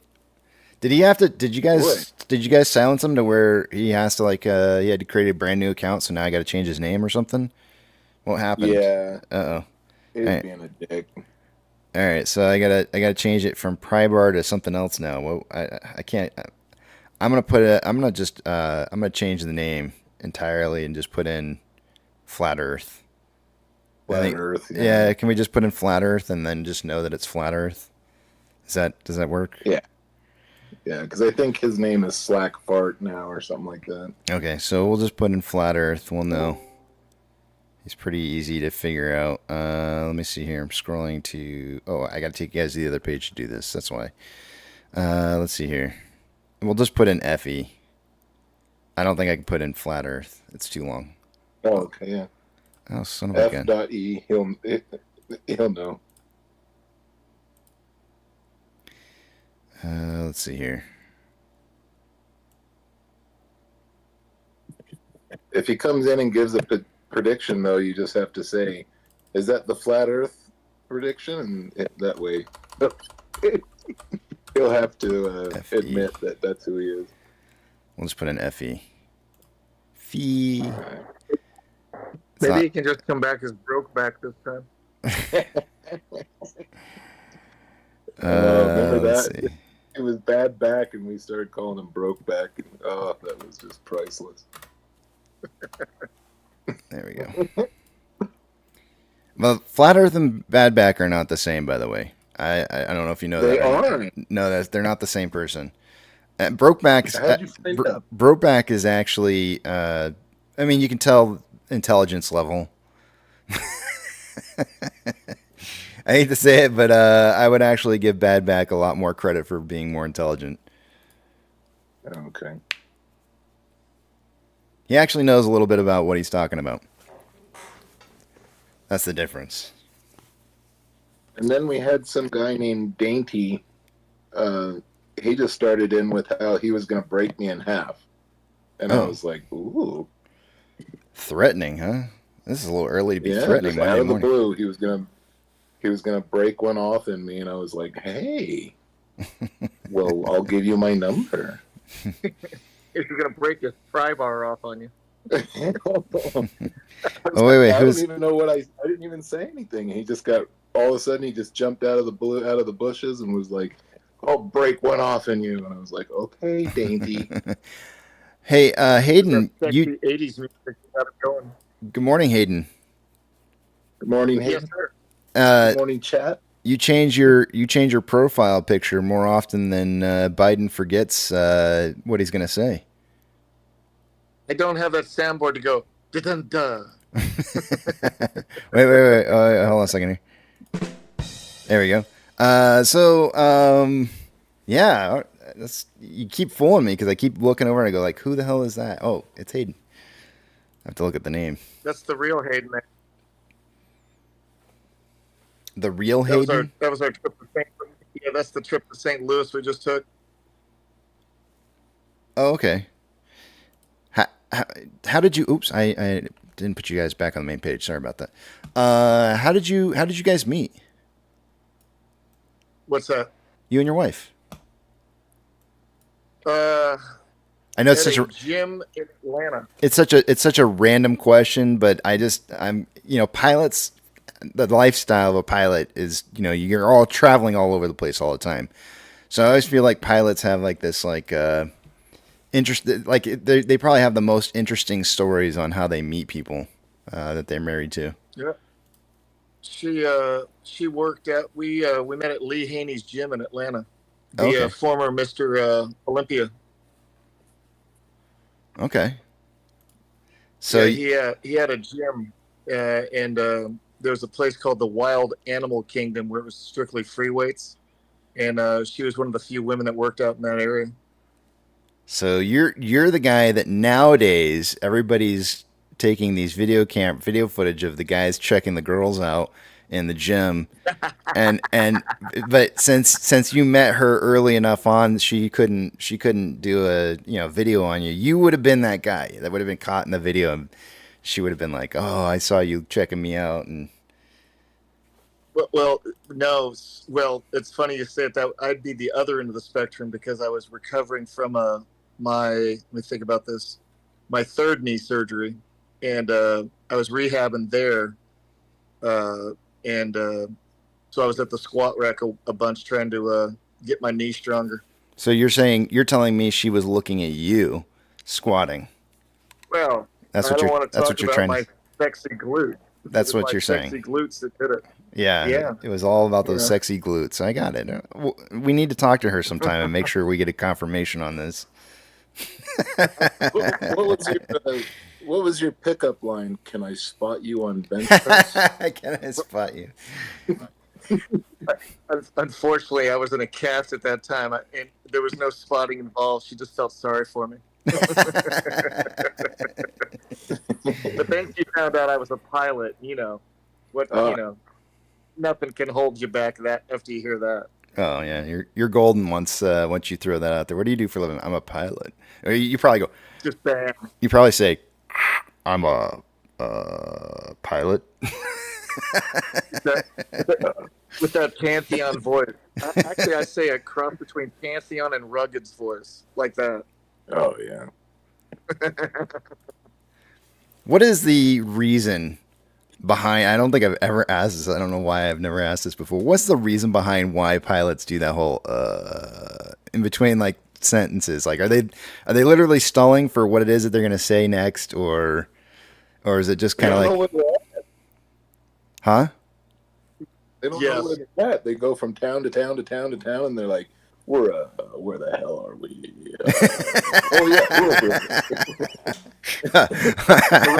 They're like trying to figure out where they're flying to. They're like, St. Louis. That's why I write everything down before I say anything. I swear to God, I do the same. I write down the gate number. I write down the weather. I don't do anything. I don't key the mic, and I make it short. I don't say anything until it's written down. So you don't have like any of those long pauses with the. You try to avoid that. Huh? You're ruining the image. You're ruining the decent image you guys have by blurting it all out. Right now. Would you want to hear this like for half an hour? You do sound a little sick right now. Are you under the weather? Well, allergies. Let me guess, allergies. I don't get everyone turned on, but I'm in a hotel room right now. Oh yeah. Oh. I just woke up. Ah, it's your morning voice. Got it. Okay, now we know. It's my sexy voice. I literally woke up when it was time to hear the music. I was laughing. I didn't even need an alarm. Oh, really? That's funny. Yeah, and I'm on the West Coast. I'm actually in where am I at? I'm in Redondo Beach. Redondo Beach. Very Yeah, nice. doing the LA layover. You'd be proud of me though. I went and rented I didn't rent. They gave me a beach cruiser at the hotel, so I went and did I rode from Redondo past the airport and back. I did 16 miles on a beach cruiser. No kidding. Yeah, my butt is killing me. Hey, you be proud of me. Last night I did 30 minutes on the Peloton. I know. Well, Right? at least you had a decent seat. That those beach cruisers, those seats are just. I don't know why anybody rides those big fluffy seats. You got to have a road seat. Some people will feel the opposite about it. Yeah, I like to have the thinner seat. It's especially if you're doing any distance. I mean, you did the tries. Yeah. Anytime I've done a 100-miler, I've always got. I almost feel like I need to get a new seat.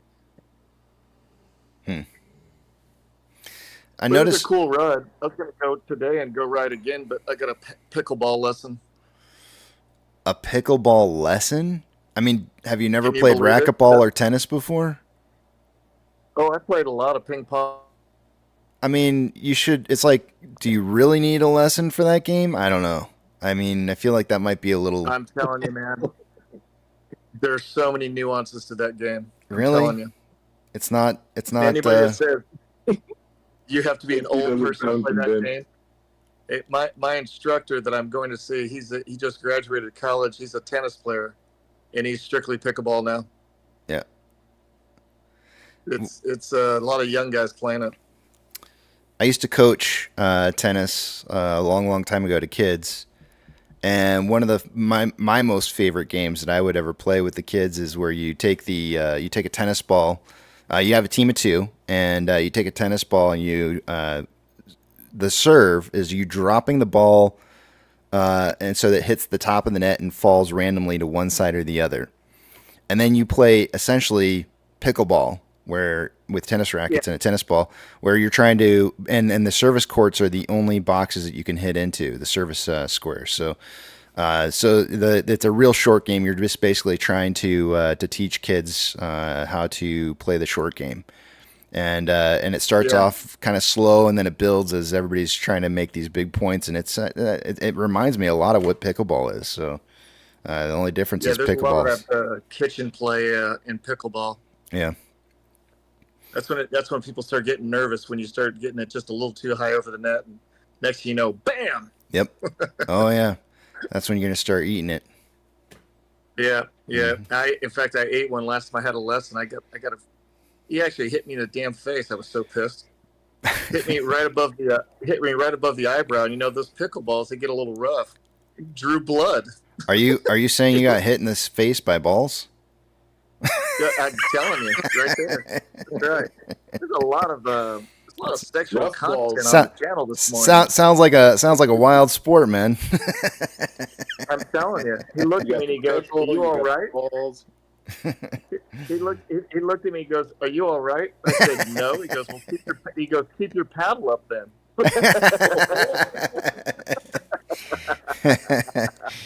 Oh man, I can't believe it drew blood though. It's kind of interesting. I haven't actually seen the balls that they use. Are they what are they made out of?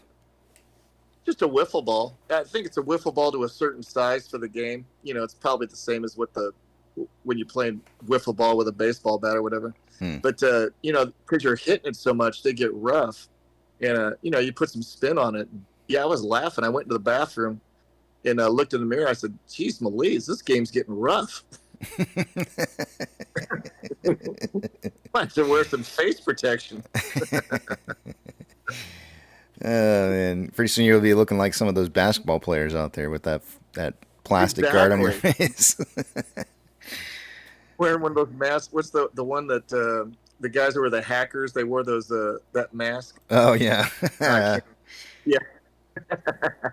The sight sec or whatever it's called. Yeah. Yes. Yeah. Yep. But yeah. I'm. Oh, and whoever wrote that message, if you know this song, "You're Old as Dirt." Hey, I remember when that song came out. I was like 15. That really stung too. Albert says, I expected me. the Admiralty to say, how about the F-35s and for crews to start breaking out. I'm not sure what he means by all that, but what do you think about that F-35 story? Did you hear about it? No. Oh, yeah. Some pilot ejected out of his plane, left an autopilot out of an F-35. Ooh. and the government can't find it. I think that's the best part. It's like, how can you not find your own plane? I don't understand this. It's stealth. You can't see it. You know, there's something that kind of causes me to. Yeah, I'm not really buying that a whole lot. I mean, I feel like I'm pretty sure that NORAD knows where those planes are. I'm just guessing. Was it a Navy one or an Air Force? Oh, that's a good question. I don't know the answer to that. I don't know. But apparently he had some kind of the article that I read. Caesars got hacked. That's how out of the loop I am. Because I went bike riding. But if it was a Navy one, I'll have to look it up. But maybe they were out at sea. You know what I mean?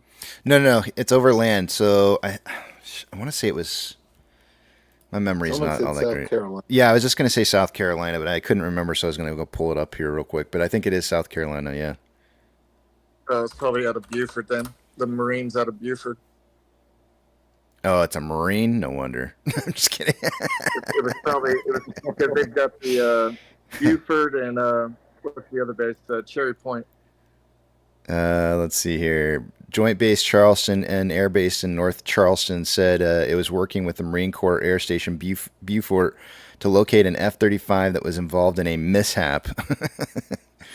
The pilot was able to safely eject from the aircraft an F-35B Lightning II jet. It was taken to a local medical center in stable condition.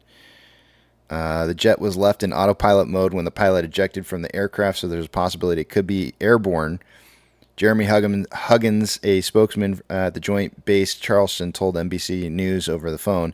However, he said searchers were focusing their attention north of the air base around Lake Moultrie, I'm guessing, I don't know if I'm saying it right, and Lake Marion, based on the jet's last known position and coordination with the Federal Aviation Administration. As crazy as that sounds, they can't find the airplane. And I want to say it was. Folsom over there in Sacramento with the drought, they found a C-130 that had been lost by the Air Force. Now, how do you lose a 4-engine airplane? And they found that thing in the bottom of Lake Folsom after I don't know how long. Wow. I mean, you tell me nobody dropped a line fishing and said, "Wow, I got one here." Or saw it on I mean, you'd be surprised some of the stuff that people pick up on Google Maps, where they find stuff in lakes just from looking at the overhead view. It's a 4-engine airplane. Yeah, it's huge. And they found it in the bottom of Lake Folsom. I didn't realize the lake was that big. I mean, it's big, but I didn't realize it was that deep. Tom is saying it was out of Shaw Air Force Base. Go figure. Oh, God, that's a used to be a big F-16 base. So I guess they got F-35. Where is that? I got to look this up because I don't even know where that's at. Charleston. Okay. Interesting. What are the chances? Yeah, that's an expensive, but we have the same thing. You sit there and you go, wow, they lost one of, I don't know how much that airplane costs now, 100-something million. But there's always some type of, with guys training, there are things that happen with the airplanes. You think that nothing happens, but, when you got to be on that razor edge, sometimes things happen. Sucks for the guys involved, but that's how our military is that strong. I don't know the first thing about flying an airplane. Well, I mean, I kind of know some stuff, but I wouldn't really know or be able to judge anything about what it is that they're doing, but I do find it kind of odd that he would eject and leave it in autopilot first. Like, I mean, I feel like if you were problem shooting, something malfunctioning with the plane, you probably wouldn't have it on autopilot. So it's kind of odd. I don't know. Well, I'm kind of right off the bat, I would say Maybe who put that out that he was an autopilot, because the only guy that would know is that guy. Who the other part to it is why would he? Maybe he couldn't get out of autopilot. Maybe that was part of the problem. Maybe he was experiencing problems with it, and he couldn't get it out of autopilot while he was experiencing the problems, and then ejected. So who knows? With all the electronics in the plane, and that's that plane's got the crazy helmet, that they can see all the, they can see through the airplane. Yep. Yeah, it doesn't have a display. It's just everything's in it. I think there is some stuff in the front in case the helmet goes bad. I'm sure there's something like that. They've probably got some displays in front of them, but the helmet, what do you call it? The helmet makes that stuff go away when they look at it. Tom said at least the pilot survived. So we can replace the aircraft. Yeah, it sucks to be him because ejecting's not a fun. I've talked to guys that have ejected. A couple of guys in squadrons I've been in, and it changes you. Yeah, it changes your height, if I'm not mistaken. Yeah, or at least I've heard. Like an inch. Yeah. Go figure, right? Yeah, it definitely messes with your spine, and most of the time when those in the little Hornets, the seat was back in the old days they were just like dynamite changes, but then they switched to rocket motors where it was more progressive. But most of the time when guys go, you kind of go out a little bit because the ride's so violent. It happens real fast. In the little Hornets, I want to say when you pulled the handle, you're already airborne like 0.3 of a second. That's crazy. It was a pretty quick ride, but you got to get away from the airplane. And then sometimes those seats are rated to be you could eject upside down, not too far off the ground and still live. Ejection seats are a high-tech piece of gear. But yeah, it sucks to be that guy because he's going to be question this and that. But I find it odd that somebody said the autopilot was on because he's the only guy that knows. Mm-hmm. Yeah, it could be one of those initial reports that's just been made up. Yeah. Because when he ejected, he landed somewhere, and I'm sure he was like, ugh, where am I? How does that go? Ugh. Yeah, like that scene in Top Gun, where he walks into the bar and he's still smoking. Yeah, that's right.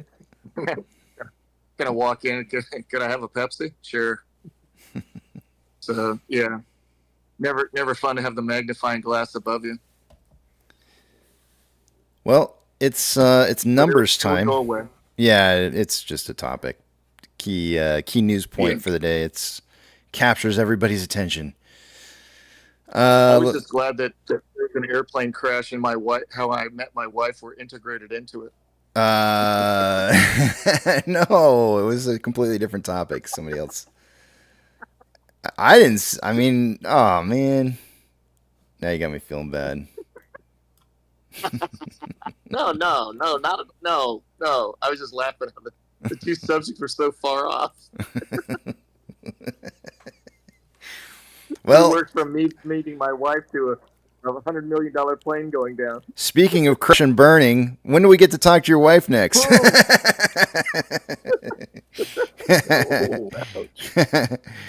No, I'm teasing. I'm totally teasing. So let's quickly jump over to numbers.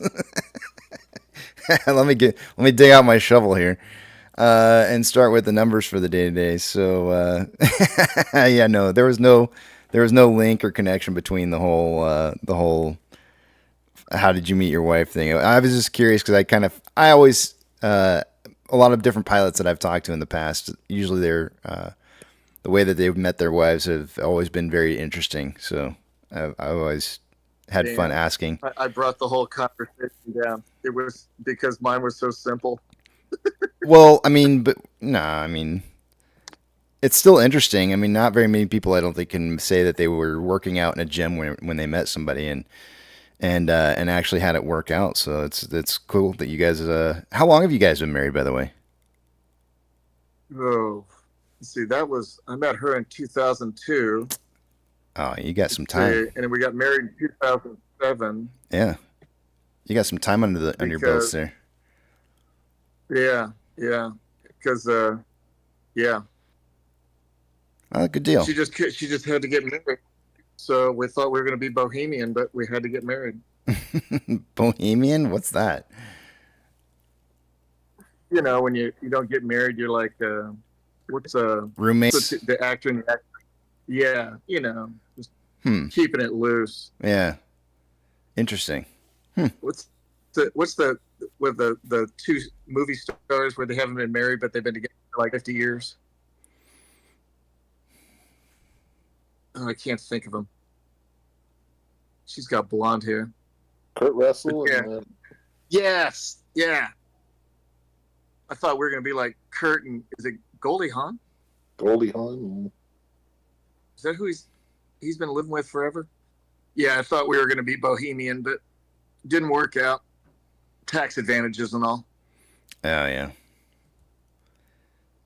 It's a lot easier to do taxes that way. Hey, we got to do numbers. Yeah, numbers it is. Yeah, Numbers.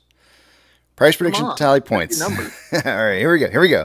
Starting at the top left-hand side, this is not meant as financial advice by any means whatsoever. It's just simply four apes trying to come up with price predictions. Now we've got some of us going with volume predictions as well.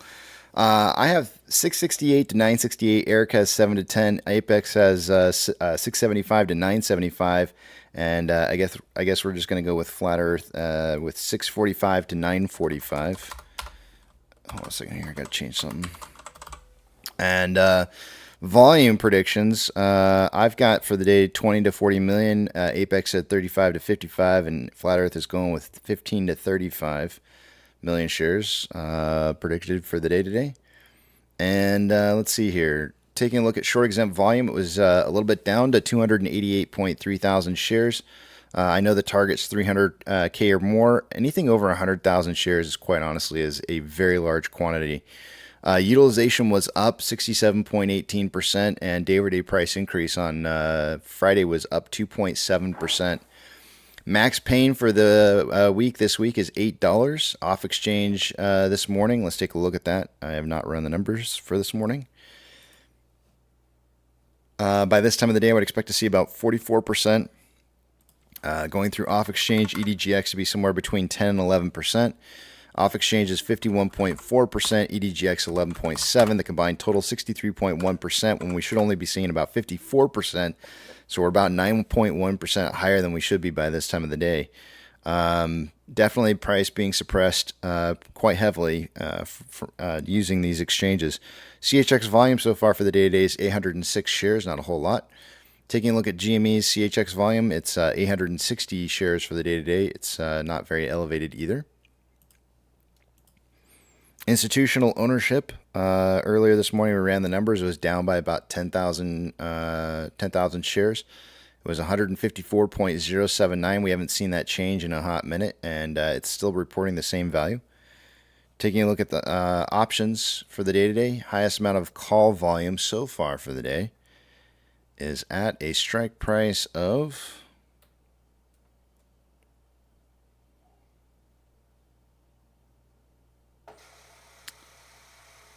$8.50. That's exactly where it was last week when we ended the week out. There's 3,500 contracts, 3.5. That's actually really normal amounts of volume. At a $7 strike, which is down $1 from where we were last week, the highest amount of put volume, we have 28,000 contracts at a $7 strike. Looks like they really want to target that $7 strike. That is where the largest amount of open interest is at $7. Taking a look at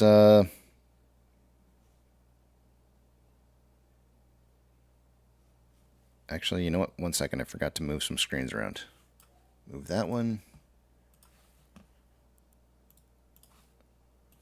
This one. Taking a look at Ortex.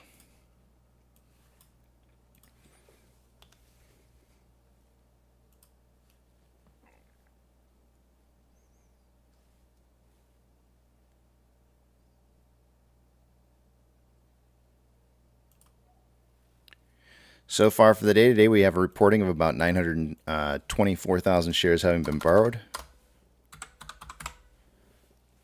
That's going to cause the estimated short share interest of the free float to rise to 12.86%. Cost to borrow mins at 4.32, average 5.03, and max is 14.38. We are starting to see a little bit of increase on that those cost to borrow numbers. Day over day, utilization is definitely up. We have approximately, we went from 59.58 utilization to 67.18. On loan amount increasing day over day by 760,000 shares from 26.11 million shares on loan to 26.87 million. I'm going to show you the estimated short share interest of the free float going down, but the reason for this was because it's Ortex is accounting for the 40 million shares that were sold into the marketplace. Because the on loan amount increased, I'm actually going to show you how much in estimated short interest that they anticipated. They are estimating for an increase in short interest from 24.76 million shares to 25.06, which is approximately 300,000 shares. So they are expecting an increase in short interest. It's just that because there's more shares of the free float now, it's going to change the percentage of shorting that's occurring. Taking a look at on loan average age per day, dipping day over day from 7.21 to 7.01, and security lending volume did decrease as well from 11.82 million shares to 10.27. Orders by Fidelity customers. AMC is on the page with a 77.33% buy to 22.67% sell ratio. Let's see if GME made the page today. GME is not on the page. Not in the top most 30 heavily traded stocks. SSR triggers today at $7.52. They did borrow about actually, let me see if they borrowed more here. Looks like they did borrow another 350,000 shares, actually 400,000 shares on top of the 5.65 million shares that they borrowed earlier. So we're looking at 6.05 million shares borrowed so far, according to IBKR this morning. Fees have gone from 3.9 to 4.4%. Some shares have been returned to ETFs. There's currently 79.5 thousand contracts out of the money on the calls versus 7,000 contracts that are in the money. 118.7 thousand contracts are out of the money on the puts versus 25.4 thousand contracts that are in the money.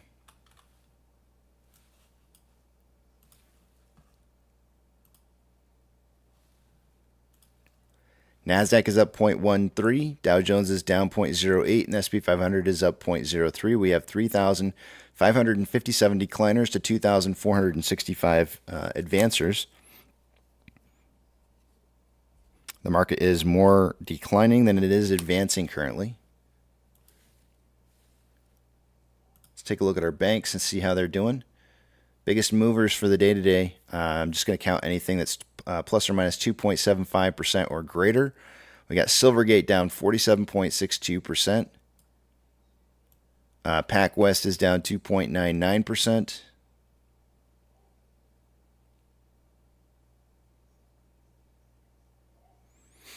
And that appears to be the biggest of the movers. Ethereum Classic up 3.3%. The US dollar is up 0.02 and still trending upwards. Oil is down 0.72, and what is this doing? It's consolidating. Mortgage-backed securities are down anywhere from 0.17 to 0.25 and starting to consolidate.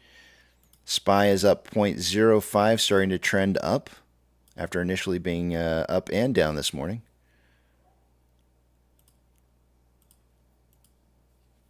VIX is up 5.95% at 1461. VBR is up 0.01 and trending up. VB is down 0.08, trending up after an initial market downtrend. Tesla is down 2.33% for the day today and does seem to have found a bottom and is starting to trend up. Amazon is up 0.76 and starting to trend up after having been down. Initially, it opened up, came down a little bit, and then is starting to trend back up again. It looks like it's about ready to make another reversal back down, as it is touching the upper Bollinger Band pretty heftily here. Cinemark is down 1.68% for the day today and trending down. Doge is up 1.59 and trending down. Bitcoin is up 2.64, trending down. GME is down 3.4% and starting to trend up. HYMC is up 3.67 and trending, consolidating right now. NCMI is up 0.93 and starting to trend back up after having initially kind of opened up and then came back down and then is starting to head back up and might be consolidating a little bit. Hood is up 0.75 and heading up. AMC is down 7.24 and trending down. Inflow versus outflow so far this morning, we have about 1.4 million more inflow than outflow. 7.17 million shares traded so far this morning. After, let's just call it 49 minutes worth of trading. We're on pace for 57 million shares traded by the end of the day today. I predicted somewhere between 20 and 40 million shares. I think that's going to be a good prediction based off the current numbers. Sometimes they do drop volume quite a bit in the later portion of the day, but I think we'll be slightly under. We had just under 60K in pre-market volume, which by the 7 a.m. pokey stick of volume, which to me would kind of equate to about maybe around 34 to 35 million shares traded for the day today, and I would definitely say that would be a very appropriate guess based off of where our volume is at currently for the pace. It just depends on the middle of the market day on what we're going to see for volume. That will probably determine where we end up at. On a 4-hour time interval, we have currently more selling pressure than buying pressure. Divergence in the Vortex indicator within the last 4 hours. RSI is at 39.07, which is below average. On a 1-hour time interval, more selling pressure than buying pressure. The divergence in the Vortex indicator within the last 3 hours. RSI is at underneath 30, which is going to be oversold. It's at 27.23. On a 30-minute interval, more selling pressure than buying pressure with an RSI of 21.39, which is signaling oversold. Heftily oversold. In fact, it's so oversold here that it's completely outside of my Bollinger Bands. On a 5-minute interval, we have more buying pressure than selling pressure with an RSI of 30.56, which is almost signaling oversold after having signaled oversold ever since market open practically. And Ichimoto. On a 1-hour time interval for Ichimoto, we have lagging line below price line now. Price did fall below base at market open, and it is dropping below this green cloud here. We do have some red clouds in the futures, which is why I'm kind of expecting to see price perhaps hitting some kind of bottom down here and trending back up again. 760. I mean, what do we have to hit? We have to hit 752 to hit SSR here, so we're not too far away from it, at least from the low that we had at 768. So that's going to be my guess. Is today's an SSR push day to create liquidity. Based off of this chart right here, we would have needed to see $8.60 to see a big push to the top side. And on a 4-hour chart, in order to see lagging line and conversion in base having conversion above base, price would have needed to push through $11.20 to break the cloud today. Today was not necessarily, my thought, was going to be the day that we would be seeing anything like that, but maybe in the very near future, as we still have some thinning portion of cloud here to break through. Which, for the rest of this week, to break through the top of this cloud is going to be around $10.75.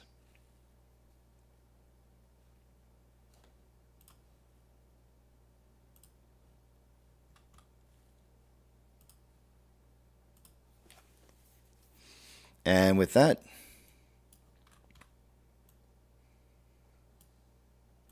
I yield the rest of my time back to the back of the big tramp.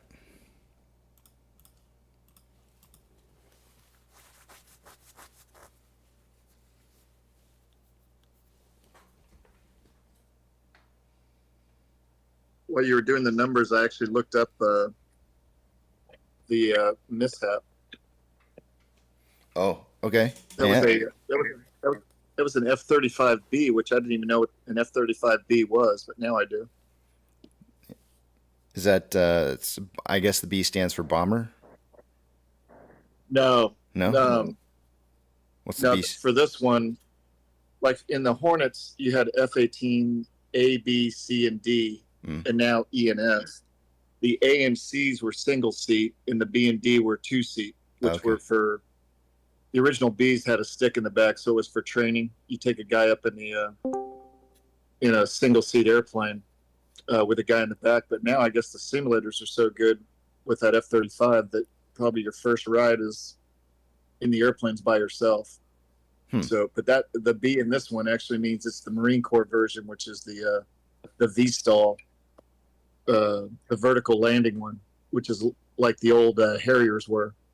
So that plane's a little bit more complicated than the original one. So maybe something happened there with the engine. Yeah. Tyler says, Casey, you said 2 weeks of pain. We're now going to our third week. And if you were listening last week, there were several times that I shouted out that we had at least 2 more days added on to that 2 week period. Just throwing that out there. But you may have not heard it. I don't expect people to be here all the time. I get that. But we did have just admit you were wrong. Yeah, I said 2 weeks. I said 2 weeks of more pain, and I actually said 1.5 to 2 weeks of more pain, and I said provided that we don't see any large quantities of CHX volume go through, and we ended up having like 3.5 million in CHX volume go through last week, which was not what I wanted to see, which told me that we were going to see some more pain. So those were my exact words. So I don't feel like I'm wrong at all. I'm actually right on target. Hey, Casey. Howdy. I told you I was going to catch you at Mark and Open, but you know how it is with a newborn. Oh, yeah. I wanted to ask you, since this dropped to 768, where did that put us on synthetic price failure breaker? It hasn't changed anything. Okay, so we didn't go high enough to reset it, and we didn't go low enough to reset it. No, we reset it. Uh-oh. Okay. We reset it, and you already took down the new numbers. Okay, good. Just making sure. Sometimes I'm scatterbrained in my old age. Yeah, no, the same values still apply. Yes, sir. We would have had to have seen a newer high to change those numbers at all. All right, so we didn't see anything higher than 931. So everything's going to be working off that 931. Yes, sir. Okay, gotcha.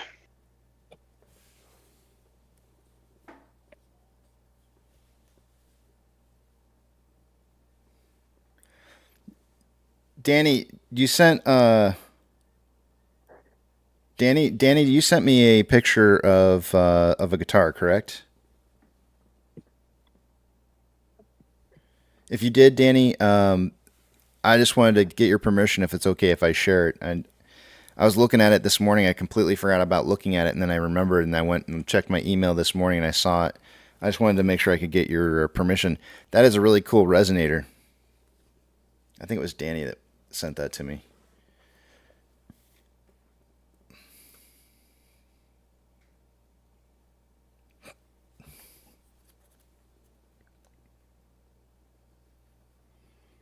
Yeah, that's so Danny used it looks like he used I've been watching this guy who's been creating some videos on what makes like a great guitar. And some of the interesting things that he'll go and he'll look up like, the top 7 or 10 different things that people will tell him that, makes, what makes an electric guitar. He ended up going through and eliminating each one of the different portions of whatever it was that was told to him and that makes a great guitar, to the point to where he basically mounted strings between two tables and played and got the same kind of tonality and quality of sound for playing strings above two different workbenches. And so I think that's kind of interesting. But in reference to the email that you sent to me, Danny, if I can, I can. Okay, cool. If I can share that, which you said I can, I'm gonna throw this up here real quick. I think this is absolutely amazing. I think it's cool. I love working with different kind of materials in regards to making instruments because to me, it's almost like it's a different form of it's art within art. So you're creating art to be played by somebody who's making art, and it's the quality or the making of that musical instrument that is probably the beginning origins of something that's different. And so let me just pull this picture up real quick here. I think this is absolutely awesome because you're reusing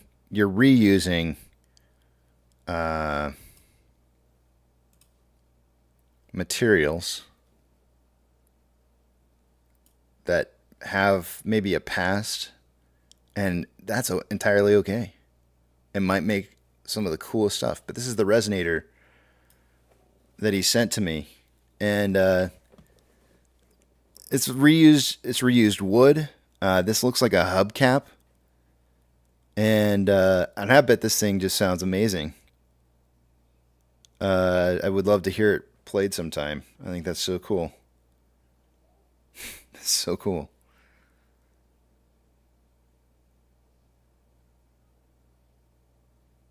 I'm noticing 4 strings. Is this a banjo resonator? Because it's only got the bridge is only a 4-string bridge, which I'm guessing this is a banjo resonator, but it's really kind of odd because you're using a guitar neck that would typically have a couple more strings on here. I'm trying to figure out where they would be exactly. I don't think it would be over here, but it feels like it's missing 2. It's very interesting. It doesn't look like banjo. I haven't picked up a banjo in forever, but those don't look like banjo strings to me. I could be wrong though.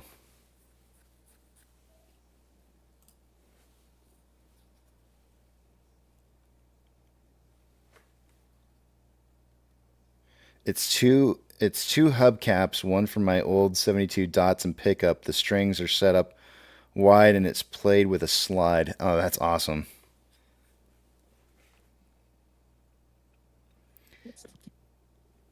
Andrew says, is that the guitar that the Richmond north of Richmond uses? He should. It would be perfect.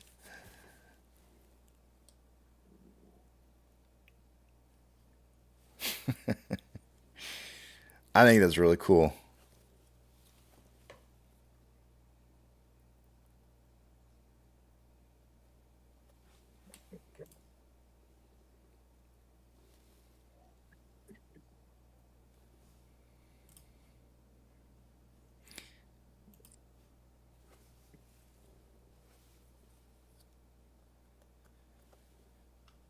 For those of you who may have not heard this earlier today,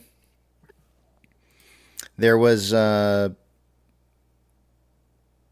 weird event that occurred in the U.S. 2-year bond yields overnight. I think it was overnight that this occurred, and it's kind of the talk of the financial markets, I think, right now. Let me go back to, where did I put this screen? Here it is. So this event occurred where there was a sudden spike in the 2-year treasury yields on this here for these bonds, and it jumped from basically like 5%, 5.05% to around 5.491, so 0.5%. It was only enough trades were able to go through. Like very few trades went through at that, and some people are suggesting that it was a glitch. Glitches get stitches, I guess. And but interestingly enough, here you can see where there's been levels of support or level of resistance from seeing this rise too much higher than where it's currently at, and you can see it was starting to just absolutely explode. One of the things that was said by Michael Gadd said that sure as fuck looks like a Fed intervention. But this is quite a bit of talk here in regards to what happened, and I would suggest that time will tell.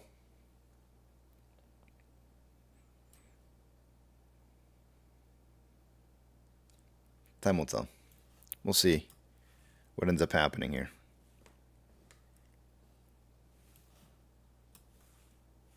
Oh, is that all choppy?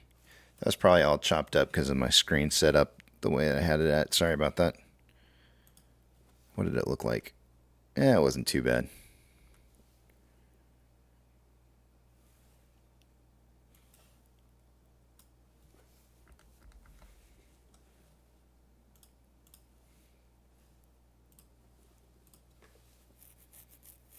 By the way, I tried to I'll take it back to that. I tried to go back in history. Somebody had mentioned something in 2019 that occurred that was similar. Or maybe it was 20. I think it might have been 2020.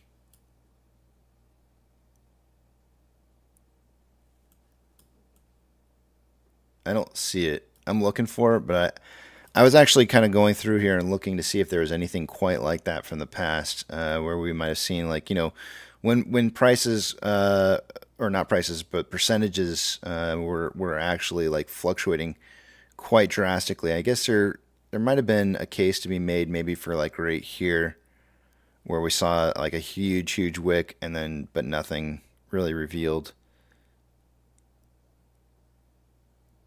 That was May of 2019, but nothing. I just found out Sinead O'Connor passed away recently, and I feel like I played an homage song to her at the time when we did it, but nothing else compares to you. Right here, this bad boy. So, glitch or not, it's very unusual.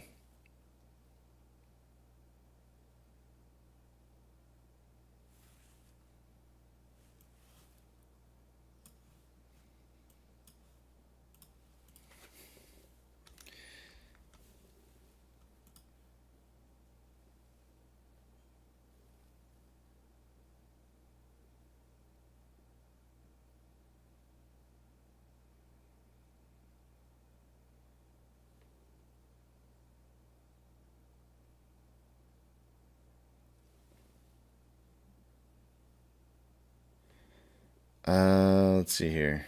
TC Logistics says, I love Lucy Rick. Ricardo sleeping in separate beds. Wait, I have no idea what you guys are talking about. I gotta go back and read further back here.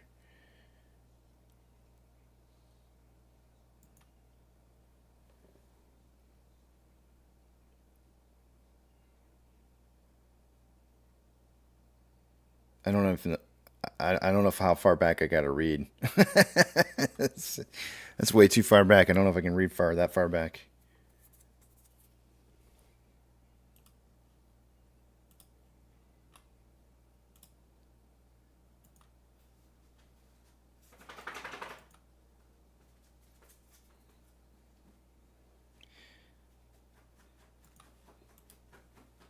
Food, did you go see any movies this? Oh, he's not in here anymore. He left.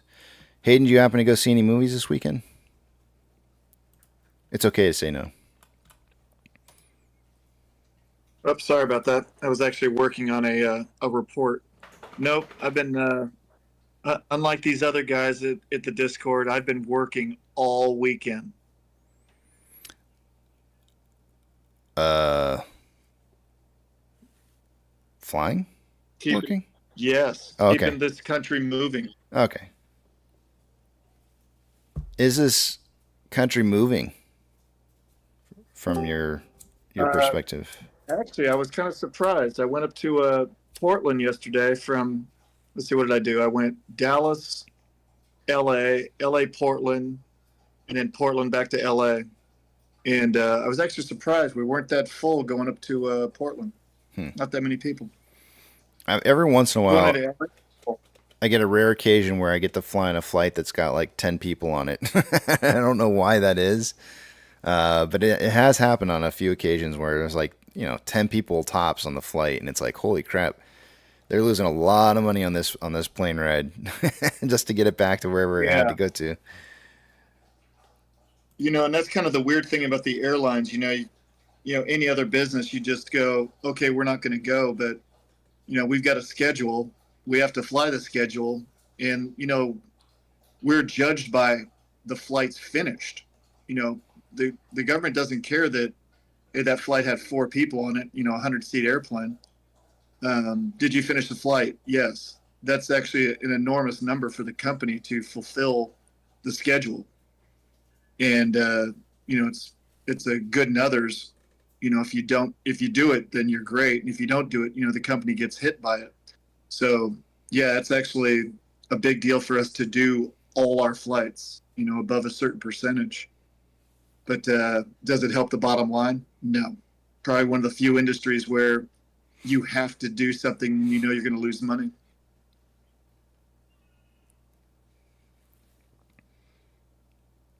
Do they compete? Do airlines compete on routes? That's way above my pay grade, but I would say yes, because like that number I was just saying about completion factor, I would say we probably do. I'm sure that comes up. I'm sure there's something that the general public could go to and say, hey, or like a private guy, like that guy, the points guy, he probably has something that says, this airline tends to be this, what do you call it, this completion rate, and they have this many flights and blah, blah, blah. Because you kind of want to know how many flights a day goes to, for instance, like us going to LaGuardia. We've got a ton of flights. How often do those flights cancel? 0.2% of the time. And maybe there's even something about weather, because there's always some weather somewhere. But yeah, I'm sure we compete. I can't imagine that we wouldn't. I mean, we compete for what airports we go into. That's a big deal for the airlines. Like for instance, you fly out of Austin, your airline of choice could probably be Southwest. Patio deck. No, I didn't say that. I didn't say that. Patio deck. I didn't say. Calling Casey, patio deck. We got our plane parked out by the grill. I didn't say the Punta Cana International party deck out there.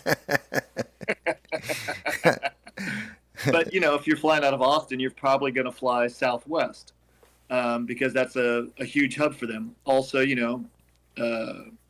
what you call it, the yellow guys, Spirit, they're out there. And then, we're at the other end. We've got a pretty good chunk there, too. So, and if you're going into Chicago, you're probably going to be American or United. So, they compete for gates. That's a big competition for the airlines. So I would imagine route completion factor probably.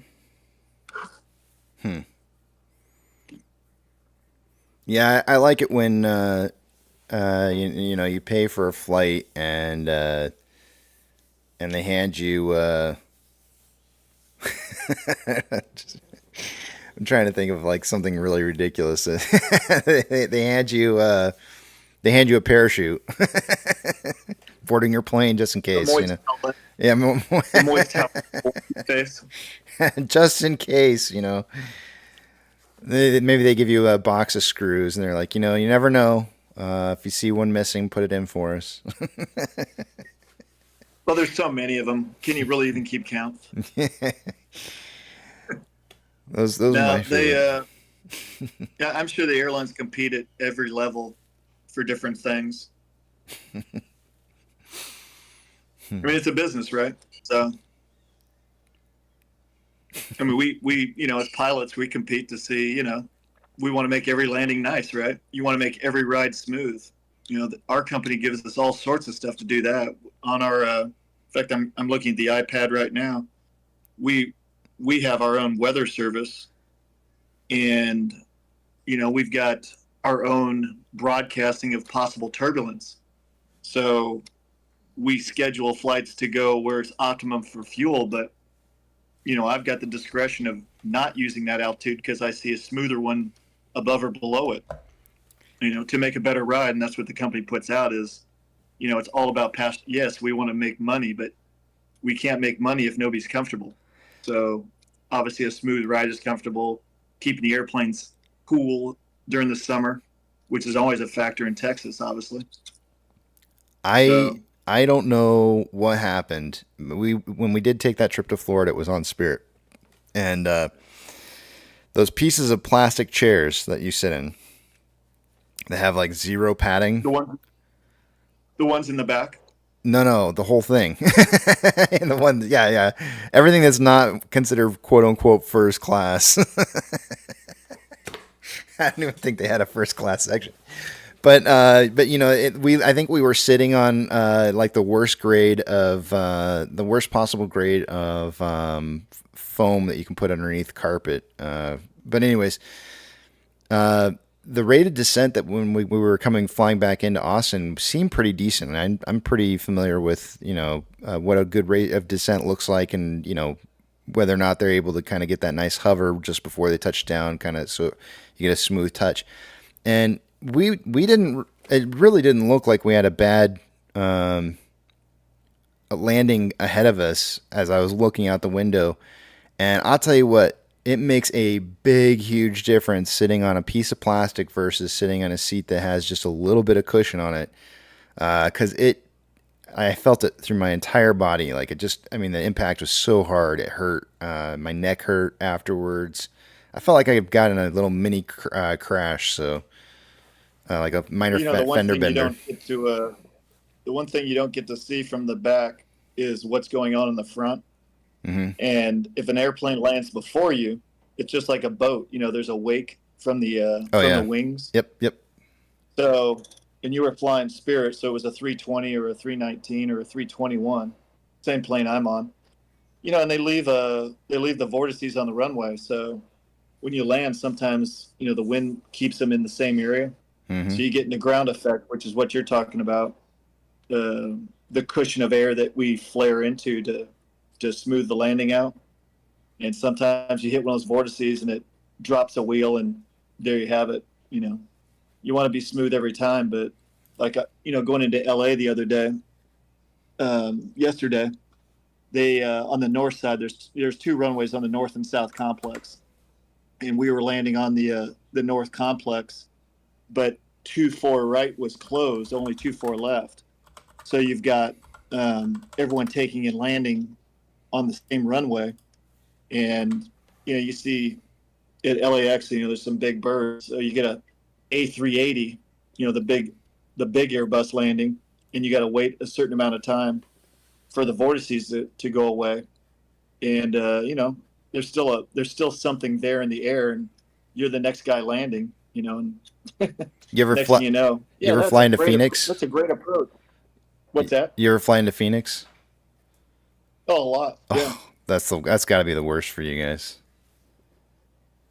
The thing about Phoenix for me is, once again, it's one of those first world problems in the front. Is their arrival is one of the slowest in the system. They slow you down so far out, so it's like you're crawling. Yeah. You kind of get used to like driving a car.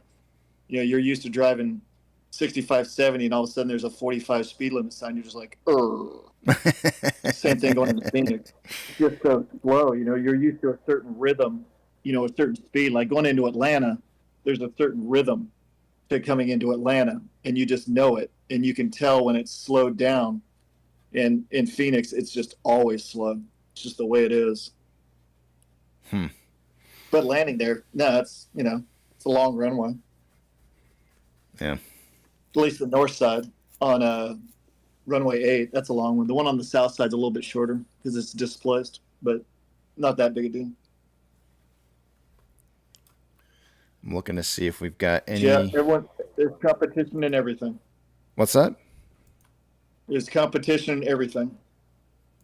From landings to gates to on time to all that stuff. There's a lot that goes into it. Oh yeah, yeah. I mean, I sit there while we're waiting to hold short. You know, you watch other airplanes land, and you can tell when a guy's working a landing.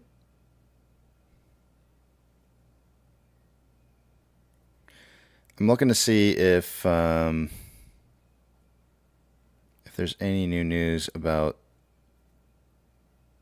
By the way, I forgot to mention. I think I forgot to mention this earlier this morning. Probability rates because we have the Fed raising the rates, or not raising the rates, but deciding whether they're going to raise the rates or not in 2 days, 3 hours, 11 minutes, 17 seconds.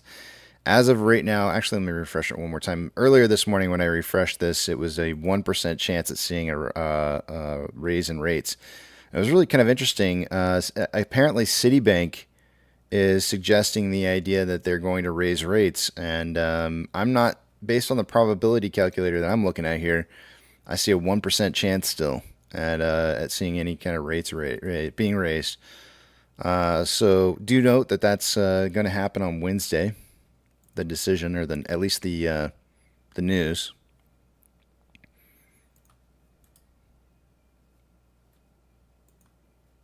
I think it was here it is. Citi. This week's expected rate hike by the BOE will probably be the last in the cycle. We no longer expect a November change, and I don't think we're going to get, based on these probability rates here, I don't think we're going to see a change until March.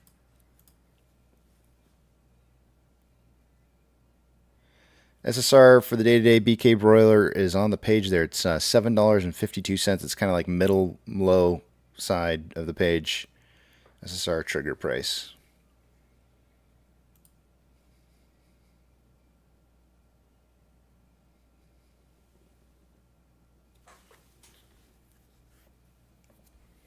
Dario D says, "What's the shortest runway you've ever landed on?"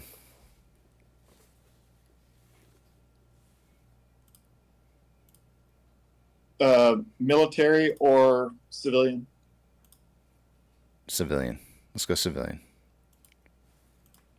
For me, Key West. Does it make it challenging? I don't know. I feel like you guys have Not when you quite a bit of margin of error for most runways. Yeah, there's a huge margin of error with the airlines, and that's why the airlines are so safe. But it doesn't really make a big difference to me because, and this is bragging, because I wore gold wings, and gold wings landed on aircraft carriers. Oh, no kidding. So now whenever I go, and is that for every airline or no? No. I was a Navy guy, so I landed on aircraft carriers, and when she landed on the boat, I mean, there's really no more difficult place to land an airplane. Yeah. Do your butt cheeks clench a little when you go to make that landing? On the boat? Yeah. Nah. Oh, come on! You don't have any blood. No. There's no butt cheek clenching. None. Nope. Nope. No, it was not even. How about like a frog in the throat kind of moment? Nothing like that at all. Nothing. Nope. I landed in I landed in the North Atlantic with the boat. You can only measure the boat, and there's some gauges in the back that the LSOs can see what the boat is pitching, and in the front it pitches different than the back because where the center of gravity is on the ships, and it only goes up to 40 feet either direction. Well, it would stand up 40 feet and sit there for a second, and go down 40 feet and sit there for a second. I landed in that, and it's just a concentration thing. I mean, I can remember going through flight training in Beeville, Texas, And I remember the LSOs debriefing me and telling me how horrible I was that day. And I went back to my room and I went, this is what you're going to be doing for a living. You're going to have good days, you're going to have bad days, but this is your day. This is what you do. So suck it up. And that's what you do. You're not perfect every day, but that's what I did. I was a Navy pilot. Dario says your butt cheeks didn't clench because they were already clenched. Maybe my butt was so used to eating a seat cushion it just didn't know any different. Papa Boff says I clench when I back out of my driveway. This is maybe this is how you know whether or not you would make a good pilot that could land on an aircraft carrier. Do you clench your butt cheeks when you drive? If you do, you may not be qualified to land on carriers. You might want to join the Air Force. Have you ever seen those videos of the Navy versus Air Force landing on dry land? Now here's the other one too, and I love this one. Wait. Because I get this. You didn't answer. Did you ever see the videos? Wait. What's that? Did you ever see the videos where they showed the difference between the Navy and the Air Force landing on dry land? Oh God, please! It's hilarious. The Navy guys are pile driving into the ground, and then Air Force guys are hovering for like a mile before they finally touch. Well, that's because their planes aren't strong enough to do what we do. It's just hilarious to see them side by side. Which is a fact, by the way. But I get that one all the time when I have a because I always give the guys hell who I'm flying with. I hope this is a good one. And they'll go, yeah, I'm going to give it my best. I go, because you don't want a Navy guy to harass you. But the whole thing of Air Force guys always land smooth. Really? Every time? So at my airline, whoever does the landings, the guy's standing in the door. So you take the heat, right? Mm-hmm. Or you take the compliments. And every time I'm standing there, every now and then, like coming into LA the other day, with my plane, if you can set the one wheel down first, just one, and then smooth the other one on, it's an incredible feeling in the back. But if you land on both wheels at the same time, it's there's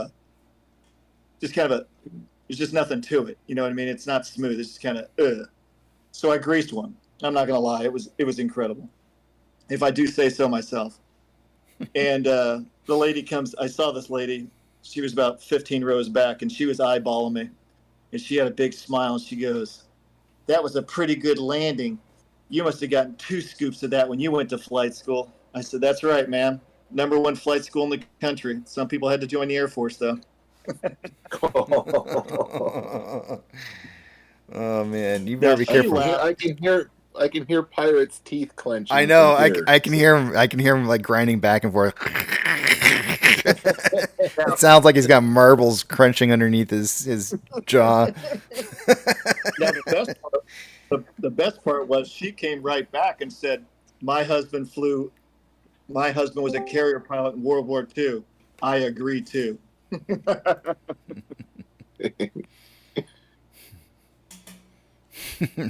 you ever have to go around, Hayden? Actually, that's what I'm doing a report on right now. Oh. How about Just on the boat? I had to go around yesterday because there's some garbly goop on the radio, and I heard discontinue approach, and first officer was flying, and I said, go around. He goes, I don't think that was for us. I go, I don't care. Let's go. So we went around and came back around, and I called tower, and they said, no, it's for an airplane behind you. I said, well, I'm telling you right now, I didn't know. So they're like, no harm, no foul, right? I said, nope, just got to burn some gas. So yeah, anytime that we don't like what we see in front of us or hear something, yeah, we just go around. Yeah, I hear that. Do you ever miss a wire on a boat? Oh yeah. Yeah, it happens. Exciting. Nah, it's just something you train for. All right. The guys do that all the, like the LSOs, because I was an LSO also, every fourth day I'd stand on the back of the boat and grade passes. That was my job on the ship. And, sometimes the guys can't get out of the wire. So you got to go around. And when you're at the field, you practice going around. And at the ship, sometimes the tail hook, the way it lands, maybe it doesn't have enough pressure because the force is so jarring that if there's not enough, how do they put it? There's like an air in the Hornet, at least. I don't know what the F-35 has, but there was like an air shock full of, that's nitrogen pressurized.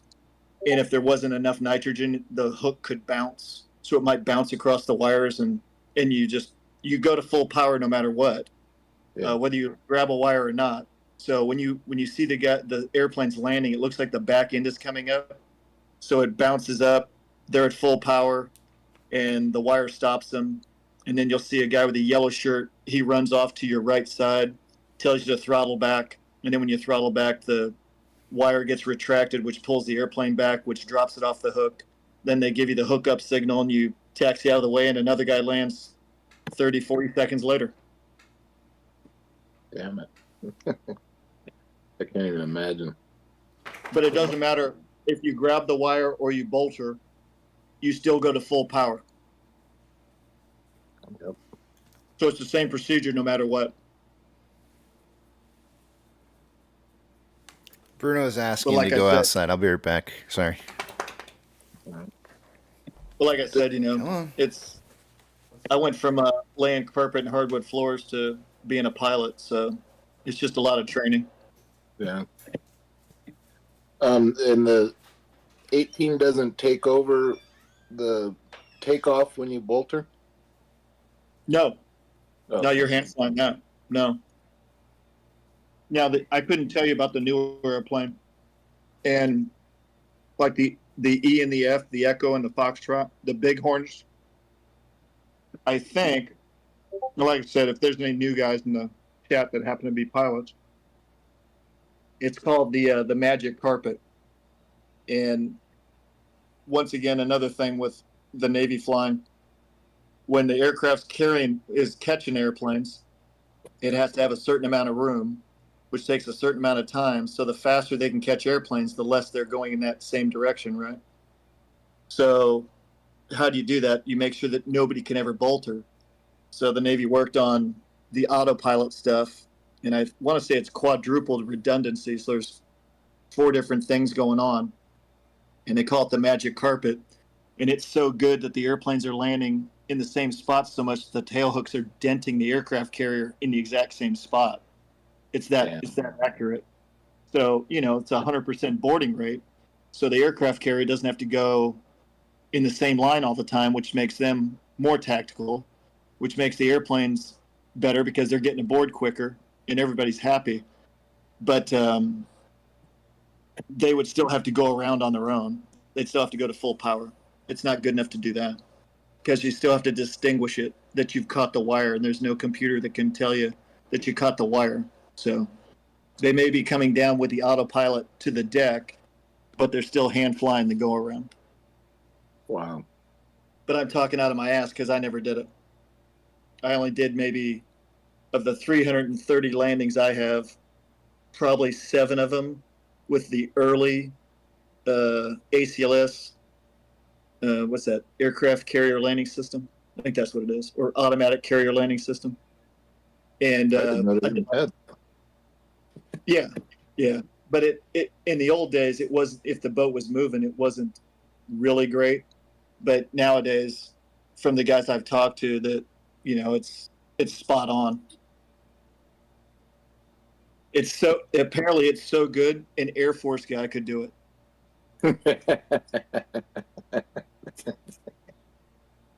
Wow, that must be really good then. I'm telling you, I hear it's that good.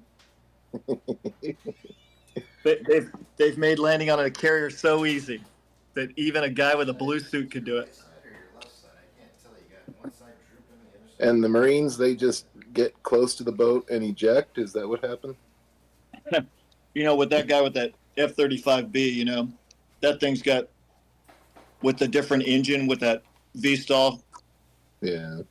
as I always say, nobody ever wakes up in the morning to screw up. And I'm sure he didn't either. So you always got to figure that the guy in the seat, whatever he was doing, he was trying to do his best. And something happened, and it was outside of the norm.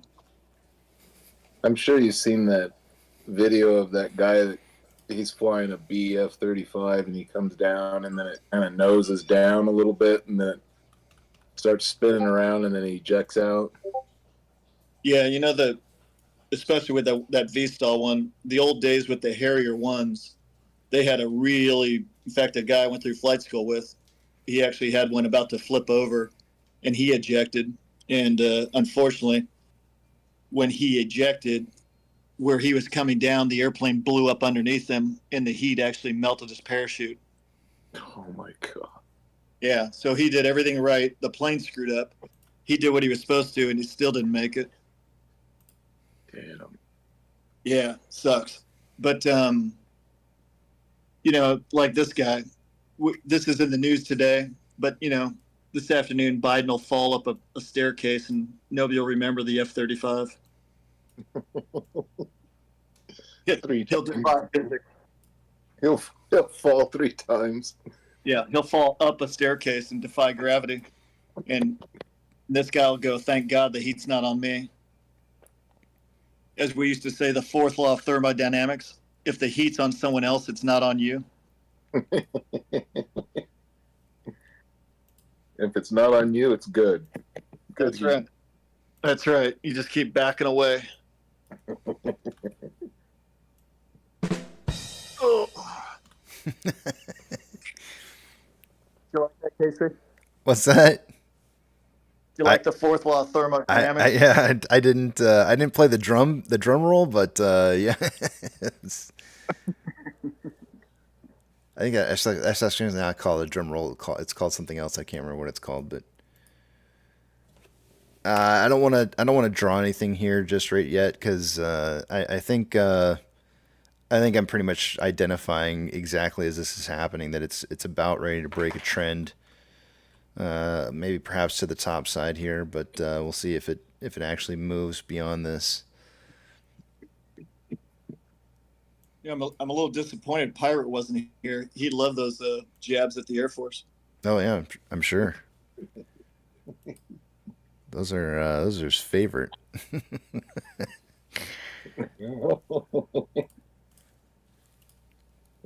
it.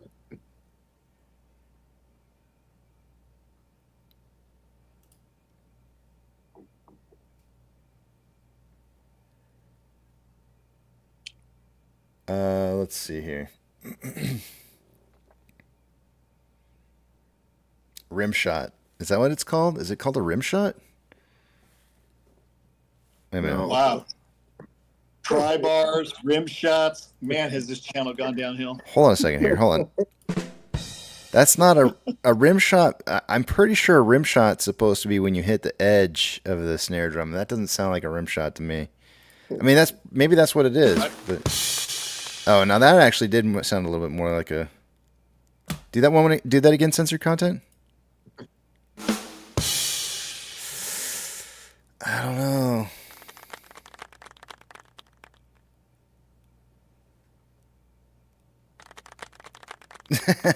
It keeps clapping. BioLife Hemp says, not Air Force. We Navy people call it Chair Force. That's messed up. like he would know also, you know. The Navy builds a base and they put in the runways. The Air Force builds a base and puts in 2 golf courses and said we need more money for the runway.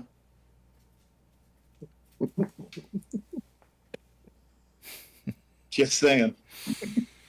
Pirate's having a good day today, isn't he? I know.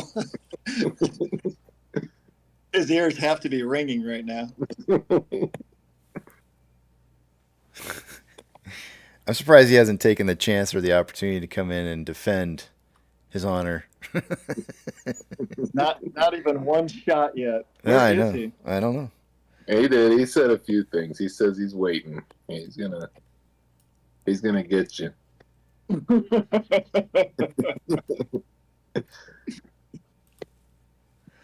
Well, it is 10:07. He's going to have to wait a little bit longer because it's time for numbers.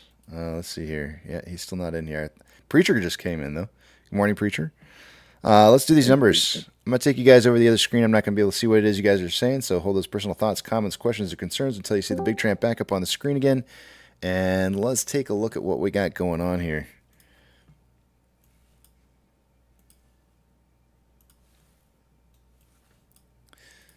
All right. Starting with off exchange. By this time in the morning, I would expect to see about 59 or 49% going through off exchange. EDGX be somewhere between 11 and 12%. Off exchange for this morning so far is sitting at 52.62%. EDGX at 11.58. The combined total in that 64.2%, or about 4.2% higher than I would expect it to be by this time of the day. CHX volume is 4,707 shares. I'd like to see that stay under 30K if possible for a few days.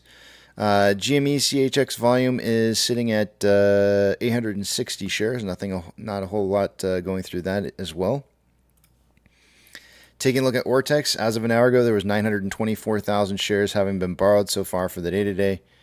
Let's give this an update and see what it's changed to.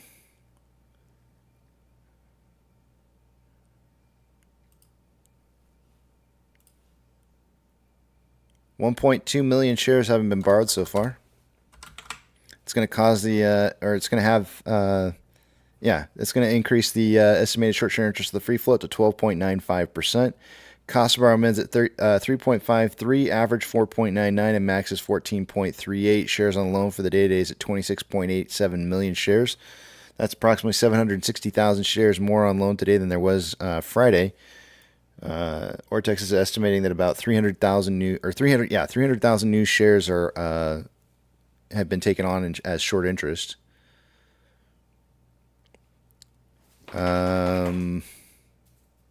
Options. I gotta clean Bruno's ears. He's got some kind of ear infection going on. If you hear him flapping around in the background.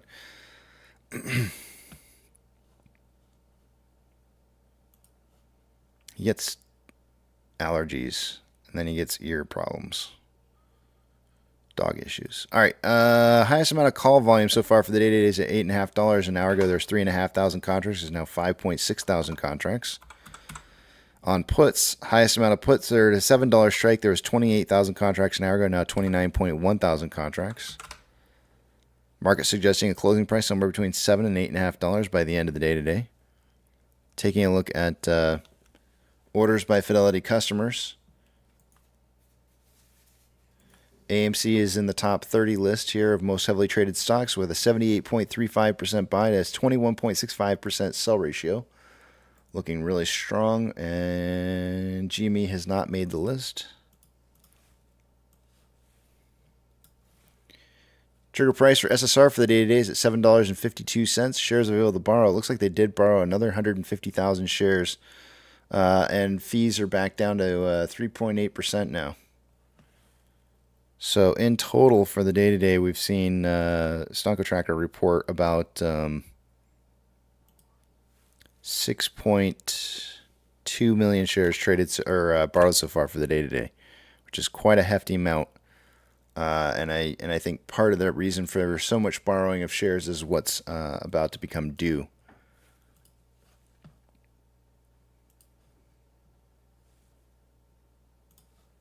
NASDAQ is down 0.05. Dow Jones is down 0.03. We have the S&P 500 up 0.03. There's currently 3,545 decliners to 2,534 advancers. The market's more advancing now than it was an hour ago marginally.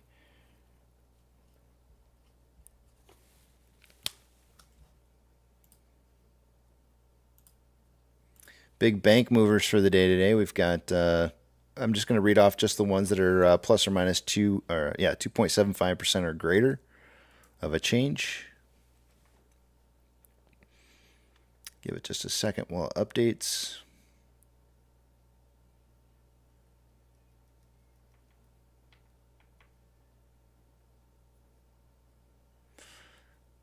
Looks like Silvergate's down 47.62%.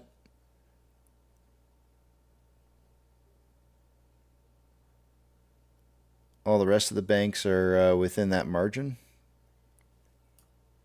So nothing else to shout out. Ethereum Classic is up 3.6% for the day today. DXY, or the US dollar, is down 0.1, and actually on Ethereum, it's trending, it's consolidating right now. The US dollar is currently trending down. Oil is down 0.12, and it seems to be consolidating. Mortgage-backed securities are down anywhere from 0.11 to 0.19 and starting to trend back up. SPY is down 0.01 and was trending back up, but it looks to be breaking that trend and starting to head the other direction. VIX is up 3.34 for the day today at 14.25. VBR is up 0.04, trending up, but it looks like it's starting to hook back over again here. VB is down 0.1 and consolidating. Tesla is down 2.98, consolidating. Amazon is down 0.64, trending down. Cinemark is down 0.6 and trending up. Doge is up 1.75, trending up. Bitcoin is up 2.88, trending up. GME is down 3.1 and trending up. HYMC is up 3.46 and currently consolidating, I think. It looks like some consolidation going on. Hasn't really broken a trend back up yet here. NCMI is up 0.21 and consolidating. Hood is up 0.56, and I'm going to go with consolidating currently. AMC is down 5.61 and is currently trending, starting to trend up. Inflow versus outflow for the day today, we have about $3.2 million more outflow or inflow than outflow. 9.96 million shares traded so far for the day today. After an hour and 4 minutes of trading. Oops. Putting us on a pace for 37.35 million shares traded by the end of the day today. I suggested in pre-market somewhere between 20 and 40 million. I think we're doing a pretty decent pace on to hit that 20 to 40 prediction.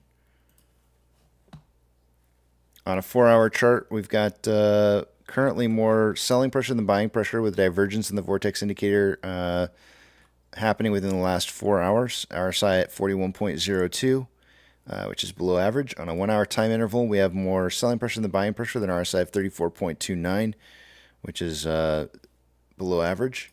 On a 30-minute interval, more buying pressure than selling pressure than RSI of 32.19, which is below average.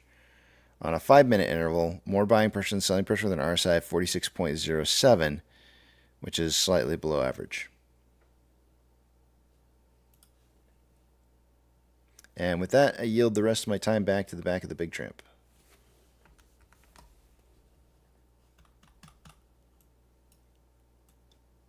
I'd take Silvergate off your list.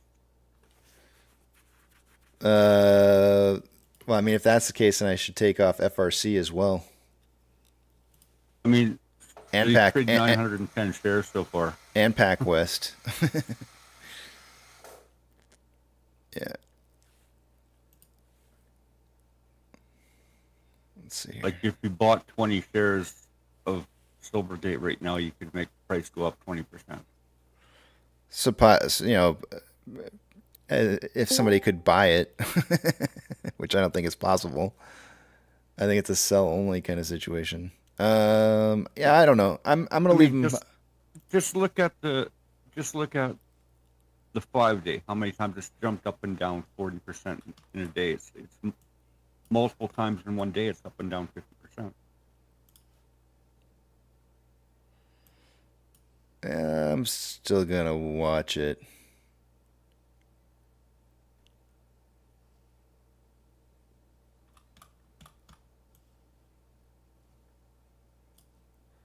Yeah, I'm still gonna watch it bury itself.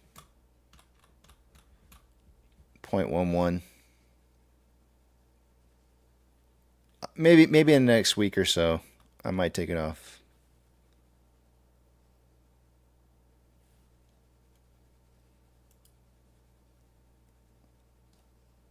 Oh, and thank you for playing that song this morning.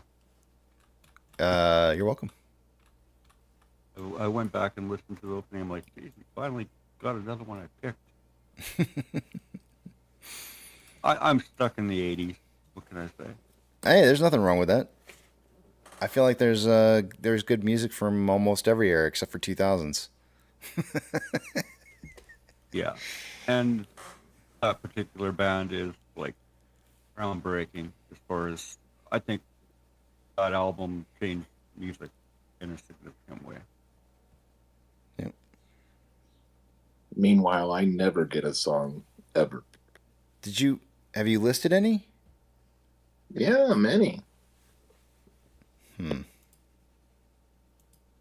I don't try to skip over people's suggestions based off of people. I go based off of choice, I guess.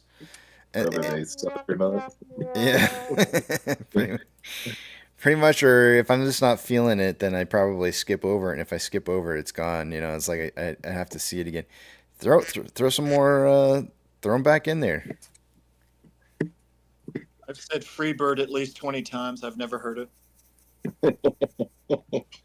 Isn't that like 20 minutes long? I think only Stairway to Heaven's longer. Wow. If it's like too long, I can't play it. So. See. Yeah. I know how Foo feels. Let's see here. Oh, it's playing the wrong thing here.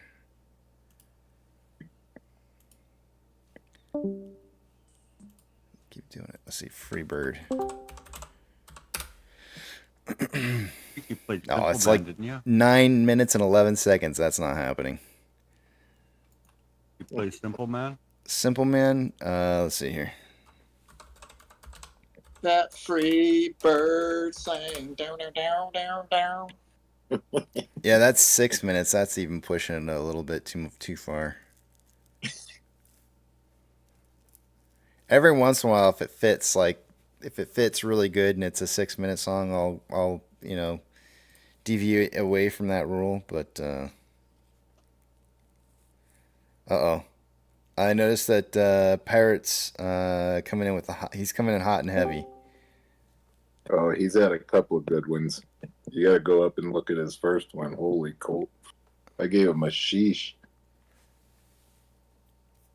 I don't think you saw my comment about landing in San Francisco and having to clench your cheeks until you left. I did actually see that. Yeah, I saw it. He says, I also heard that Marines on ships are called sea-going bellhops, primarily tasked with carrying baggage on and off the ship. Ouch. Wow.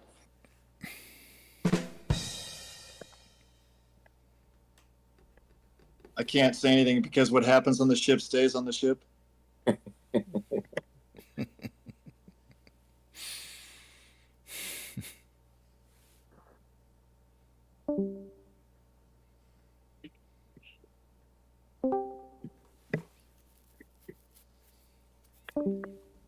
Uh-oh.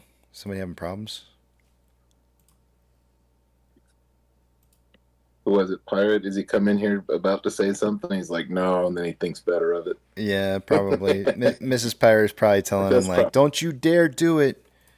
Don't you dare say that. His better half is back in town, so now he's like, she's probably whooping up on him a little bit.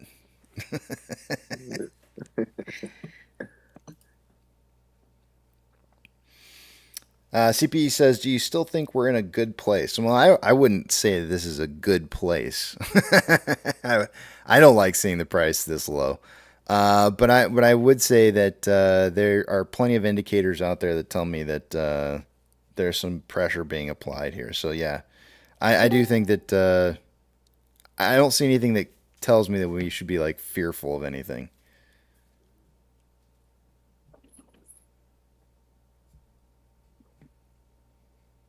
I mean, they're almost done with the 5.6 million shares that were available. Poke the bear and poke the bear and poke the bear. We figured something had to get you in here. I think it's There's a interesting. lot of- I'm sitting here enjoying my coffee, my little friends in chat, just talking our little niceties. All I had to say You know. was your wife was beating up on you, and next thing I know, you're in here. You're so far, you're 180 degrees out on that, because she looked over at me and she's like, "Are you feeling all right?"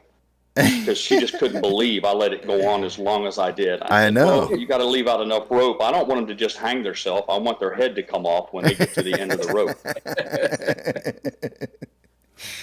I was really kind of I knew that would set you off. Something told me that if I said that your wife was going to be beating up on you, Oh man, putting that's the problem. putting Spend you too into much time shape. with you guys, and my buttons are way too obvious. And Yeah. I'm in chat, man. I'm enjoying my coffee. I'm taking up for my fellow veteran. I'm bragging on him about how he's being modest about landing on aircraft carriers when somebody asks about how long the runways are. The next thing I hear, man, is he's kicking me on my balls over my beloved Air Force, and I'm like, oh, well, this will not stand.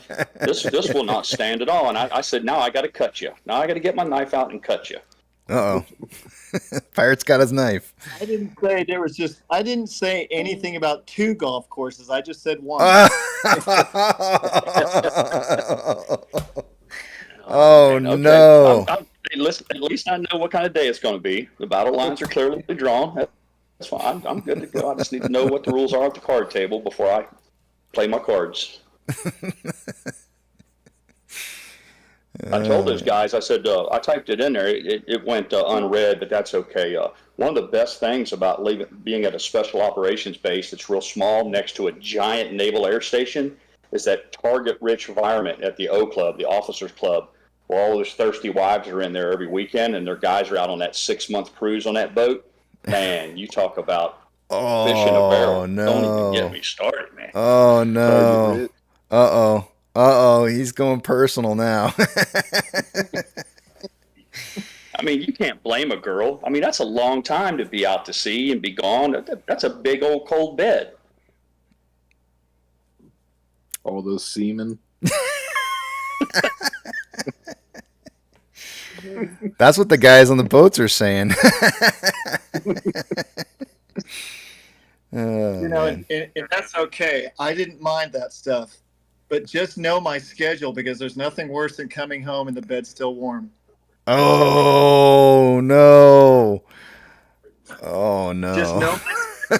If it makes you feel any better, I used to turn her husband's picture, the one by the bed, I'd turn it face down. I couldn't stand to have the guy looking at me on that picture by the nightstand, and I'd try to at least put back some of his beer that I drank. So I tried to show a little consideration while I'm swinging past to take care of business. Wink, Oh wink. my gosh, you guys are killing each other here. Same team. So you had to buy a lot of replacement Bud Light? I just wish they'd buy a little nicer house coat, man. I like a thick, luxurious bath house coat. You know, a night coat. If I'm going to wear another guy's house coat around, I'd like it at least to be a high quality one. This cheap shit ain't getting it. Wait, is a house coat another word for robe? Yeah, robe. You fixed my joke for me. There you go. Okay. That's right, pirate. That nobody came by my house because I only went commando. I can't Being do that. a Navy pilot, I like to see my reflection. I know a lot of guys like walk around in underwear and stuff in their homes, and I've never been able to do that. I just don't. I don't feel comfortable walking around in underwear or commando. I mean, I got kids. I can't do that. Well, yeah, I got kids, but I mean, still, even just underwear, and I get it. Like, you know, some people go like, "What's wrong with underwear?" You know, it's like, you know, it's nothing's, you know, it's no worse than a bathing suit or something like that. So, but I still can't do it. I don't feel right, and I never ever go shirtless. Like I can't do it. Even when I was in the prime of my life, I still didn't like walking around shirtless. I don't know I'm not sure why that is, but I just don't like it.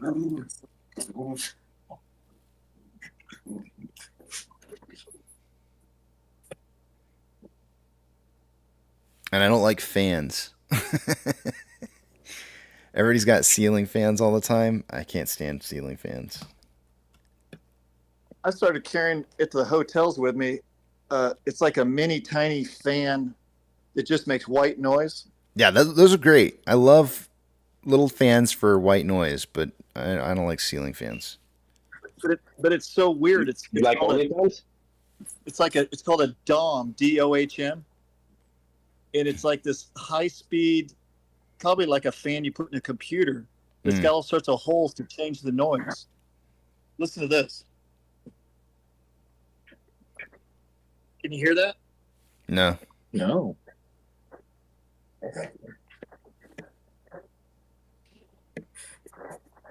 I guess this iPhone 14 is not that good.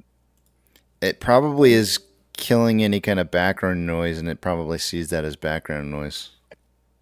Yeah. There's a way to change that. Oh. Uh-oh. Novocaine says, I was thinking about jumping in on the chat here, but I think I'm going to adhere to the fourth law of thermodynamics. If I'm not mistaken, Novocaine, aren't you Army? Because that would have just really put a wedge in here on this feud. I'm flying with an Army guy right now.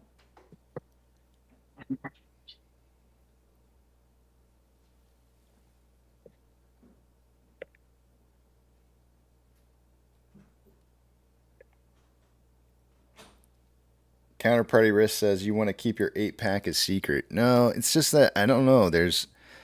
Part of it is that I had skin cancer when I was younger, and so they had to remove a lot of spots off my back. So I've got a lot of scars on my back.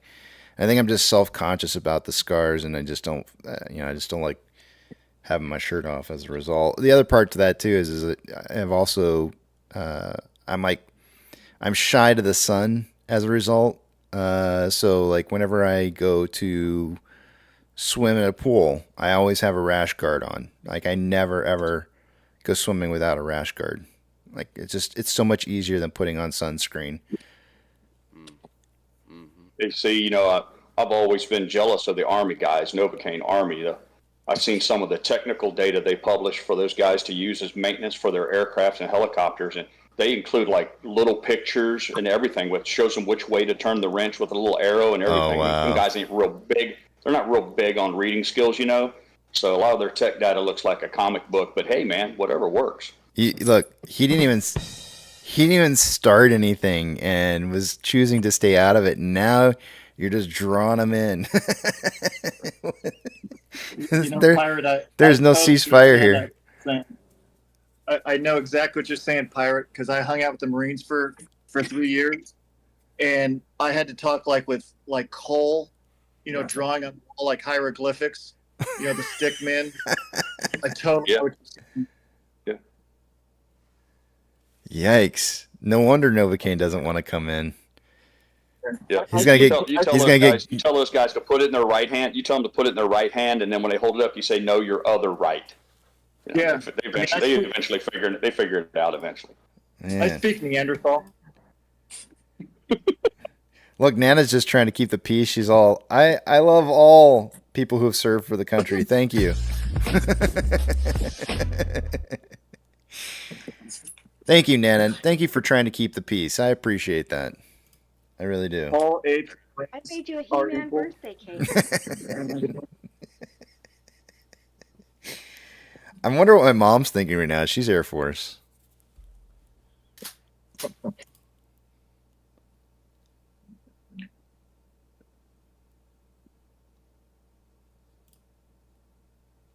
There's like no comment. He should be jumping with Pirate. Wait, what's that? He should be jumping in with Pirate, defending the boys in blue. I know. I'm kind of a little surprised she didn't. We don't listen. She's a noble, elegant lady. She doesn't punch down. Yeah.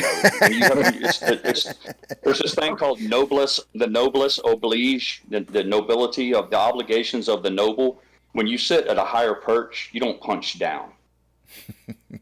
That's why I never stayed at a Navy base. I went to an Air Force base. I'm serious. We used to go, if we had to go across the country, I always stopped at Tinker.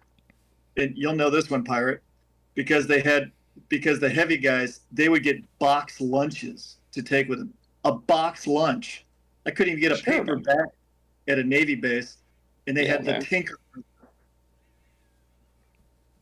the world famous Tinker Burger. It was like going to In-N-Out at an Air Force base. It was even worse, man. We were pretty spoiled. They gave us a choice. We had a guy go around like he was taking orders with a notepad and ask you what you wanted. You had like a choice between 2 different boxes. To hell with all that, just one box, get what you get shit. We had choices, man.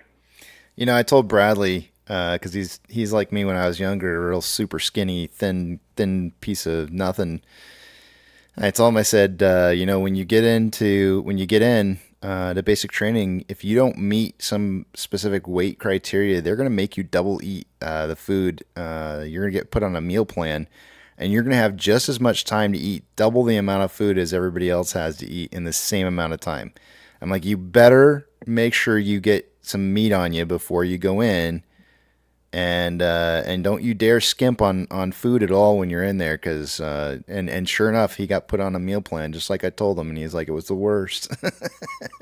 I said, hey, gotta listen to your dad. Your dad knows what he's talking about. Poor kid. Being forced to eat. That's terrible. Somebody told me that when I was in Maine going to SEER school for evasion escape training. They said, yeah, you better fill up for that week you're going to be out in the field.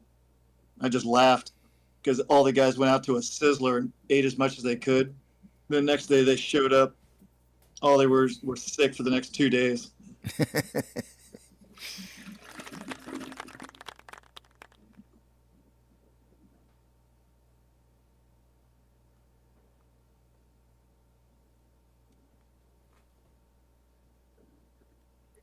Well, is it time for the Mexican word of the day? Let's do it. Where's Yucca? He's sleeping. He's still sleeping. No, he's sleeping still. He's got about another half, because he always comes in when I'm about ready to go to break. So he'll be in here in about 30 minutes, and he'll be like, break again? Guaranteed. Another one? Those will be his first words. Like he just shows up, and then it's like, I got to stay or something.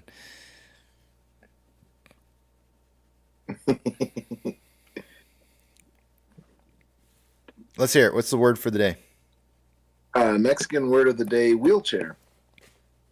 I'll use it in a sentence. Me and Juan only have one burrito, but it's okay. Wheelchair. Nice. That's perfect. That's probably the best one so far. It's okay. Wheelchair. Oh, man. Okay. And you the hate. Here comes the hate.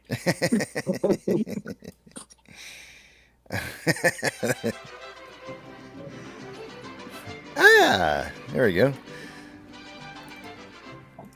All right. Yeah, censored content and Real Rugged. I think they spent the entire weekend planning, like 12 hours a day, working on soundboards. These guys, I mean, they put in some serious heavy lifting, upgrading their sound effects. So look forward to some new giggles incoming soon. Okay. All right. Good deal.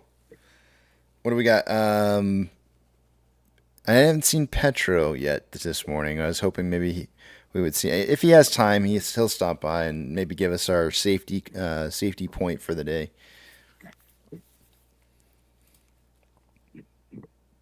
How dare you? I just like to say that actually Pirate really was sticking up for Hayden in chat, and he was saying good things about him. Yeah. Up until he got here. He really was. He was like, this guy is a real ape. This guy is no idiot. I mean, he's taken his life and he's took on a very hard and responsible job. And he's the type of person that's representing us, right? So, I mean, this is a real person with a brain, and he's an ape. And Pirate's trying to tell you that we're not just all a bunch of quote-unquote apes. There's some really smart people in this play, and Hayden's one of them. And thank you for saying that, Censor, because That's one of the things. I'm not joking now. That's one of the things that sets me off the most is when mainstream media, the TVs, all of them try to paint us as a bunch of less than average intellectual people who are, or some college kid, or not even that, just some kid in a basement with a computer that just got a Christmas bonus, or grandma sent him a birthday check, and we YOLO'd it into a play. It's insulting, and I have no patience for it. So I like to point out to people when they see someone like Hayden who's generous enough to share who he is, and not just that, but to go out on the limb and prove to you who he is, so that he's not just a poser. He does that out of the kindness of his heart. He has nothing to gain from that. In fact, he subjects himself to all manner of things on the internet, from identity theft and all the other tomfoolery. But I like to take the time to point out a guy like him who's among us and spends his time doing his DD and everything, because he's an intelligent man, he's an educated man, and more importantly, he's an accomplished man. He's lived his life in a manner that proves that he is worthy of respect. So that's the kind of person that walks among us, and it should make everyone take comfort that we're on the right track with this. So thanks for pointing that out, Sensor. I agree. Yeah, I'm going to play that. I'm going to play that for my wife. Well, that's what he said. She already heard it. She'll recognize the voice. She'll recognize the voice. No rim shot for this, man. I can't stop laughing. I wondered when a phone call came in and it said pirate, I thought that was like something for television to steal channels. Oh my God, it's all coming together. Oh my gosh. Straight from compliments right into the... I actually it was funny because I had something really funny I was going to say there to start the rivalry back up again. And I was like, no, this is such a sweet, beautiful moment. I don't want to ruin it. Stay in your lane, numbers, man. I guess stay in your lane, numbers guy. I know, no Leave kidding. the funny to us.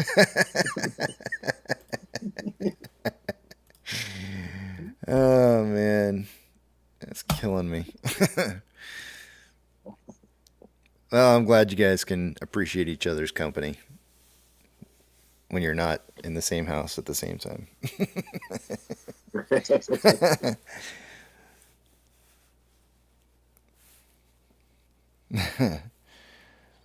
Let's see here. 79% of you guys have said that yes, you have received. I was hoping it was going to be 80 because we were 80% earlier, but 79% is more than the 76% that we had before, so that's a good thing. Some of you have, and some of you have not. Has actually increased a percent from last Thursday's numbers, because I don't have Fridays. We didn't. We ran the poll for a portion of the day, and then I got cut off. And then I haven't checked. It was 8% before. It's now down to 5%, which is good. I think we did have one day where we might have seen 5% or thereabouts. Yeah. 5% might be the lowest so far, so that's good. Y'all are starting to check your accounts a little bit more. That's good to know. I was having a conversation, I don't know, probably within the last year or two, with somebody one time where we were talking about people rebalancing their 401ks. And I said, the general population, I think as a whole, anybody who has like a 401k and that's like their only experience in dealing with the market is their investment and their retirement, tend to only look at, I think on average, if I had to guess, probably tend to look at their accounts maybe 3 times max a year. And then probably just don't even really pay much attention to it the rest of the time. I tend to think that's the case. I don't know if that's true or not. Perhaps many times a lot of those people are probably looking a little bit more often when they're seeing the market not doing so hot. But it's kind of surprising how many people are willing to put money into the marketplace and just let it ride and not even think about it.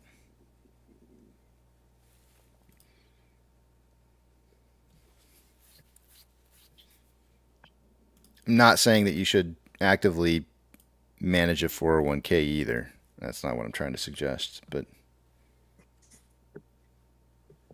that's the whole point in an ETF.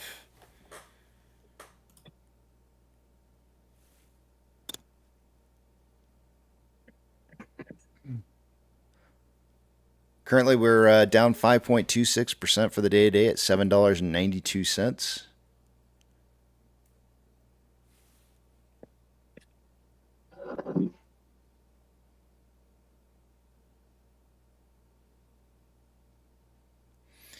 Nana says, I can't believe people didn't check their accounts for the extra shares. I mean, that's what I'm saying. I think some people just don't really, they don't care. They just kind of expect that their broker is going to get it right for whatever reason. Which is okay, I guess, you know. It's your money. It's your choice. I vote for that every day just to mess you up. Me too. Okay, 6% of the votes are all just screwballs. We kind of missed you playing poker this weekend, Casey. You know, we were all talking about when we were kids and the different games we play, and like they had you know, like the video games, when sit down video games that you talked about before, and the pinball, and then we got into talking about who liked to play with foosballs. Foosball? Yeah. Casey? Foosball is one of my favorite games. I love foosball. Yeah, you like playing with foosballs? Yeah, The foosballs. left one or the right one? I only play it with one at a time. But yeah, no, I like playing defense in foosball. So you didn't like when somebody tried to stuff foosballs in your hole? No, that's fully defending. Yeah, I defend that. He just like kicking this girl. No. How did you know? How did you know? Did I mention at some point or another that I like playing foosball? I don't remember mentioning that before. No, this weekend we were talking about older games, and I made it's for someone who prides himself on his quick wit and ability to think on his feet. I just blurted out that I had a foosball game, and we were off to the races after that. I didn't even think about it. I think they use up about 2 hours of talk time going over every conceivable joke about Foo and his balls. Mm. Yeah, no, I used to play that a lot. I never told anyone, Casey. It's a fun game. You know, it's another fun game. Bumper balls. It's another fun game. I don't know if that's what the official name for the game is, but that's another fun one. Bumper balls. Bumper pool. Bumper pool. Is that what it's called? Pool. Bumper pool. Yeah. Okay. Yeah, I had one of those. Yep, I had a bumper pool game. Yep. Bumper pool. It is a really fun game. Bumper ball? Is that like a pocket pool? It's nothing like. Well, I mean, it's no. No, it's your own balls with pocket pool. Yeah, it's nothing when like. You get someone who's drinking Bud Light, then you're bumping ball. Bumper ball or bumper pool is an incredibly fun game, though. I really enjoyed that different aspect of the game. Yeah, if you don't have the floor space for a full size regulation pool table or even a diminutive pool table, the bumper pool is the way to go. Yep. Did you enjoy Smear the Queer more than bumper balls? Oh. Welcome, Yucca. Where you going, kids? Hey, I just want to talk to you. Why don't you come over to my place, a glass of wine and a couple of fruit pies, and we can go in the back room and play crazy snake. Why are you Yucca, welcome. Good to see you. I made you a He-Man birthday cake. You're just in time to. I'm going on break. Perfect. Another one? Yeah, another one. Yeah, I mean, I was driving and listening. I heard that you enjoy walking around in your thong. Yes, yeah. The shirtless? Shirtless, yeah, and a thong, yep. That's me.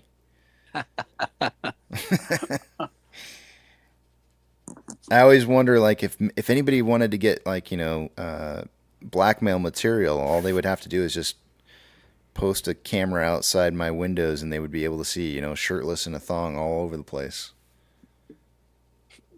Yeah, I mean, but at least you got to cover your face. So if you ever need any special face painting, I know Joe Pounds. He knows a vendor out there. He knows how to paint a face. He doesn't, but he knows somebody that knows how to paint a gnarly Spider-Man on your face, so like that they don't recognize who's walking around the house. Okay. Does he paint foosball?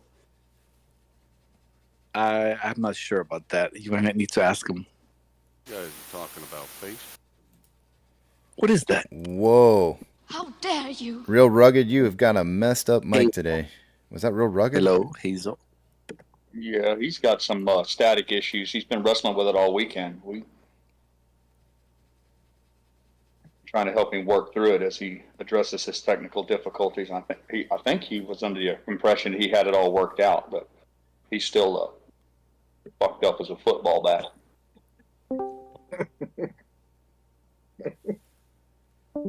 Sounds like he bent his cable or something.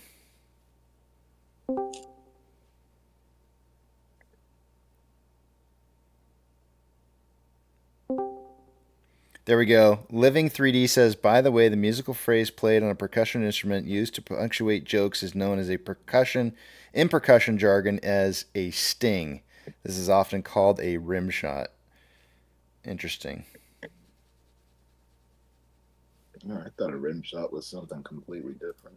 Well, it's similar. It's similar to calling someone a shill. The definition of a shill is technically somebody who sells something or tries to hawk wares, but it's become synonymous with people who say nasty things, and it's hard to overcome a phrase once it becomes embedded in the lexicon. And rim shot is no different. There's not a comedian walking who would call it a sting. That's just the way things happen. I guess sometimes things sting a little bit. Oh, Pantheon even joined up in the back of the Big Tramp. Very nice. He's the voice of reason. Mm-hmm. He keeps us classy. He does. He does keep us classy. All right, who wants a mustache ride? Whoa. Who's that? Is it numbers time? Who is that? Is that Who dat? Who dat? Just keeping it classy. Just keeping it classy. Somebody done hacked his channel, man. Pantheon.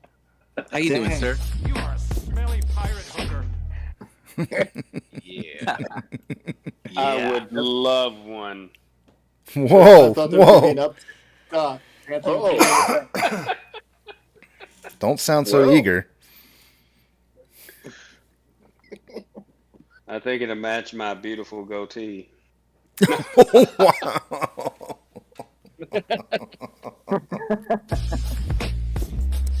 Is your goatee white? It's peppered.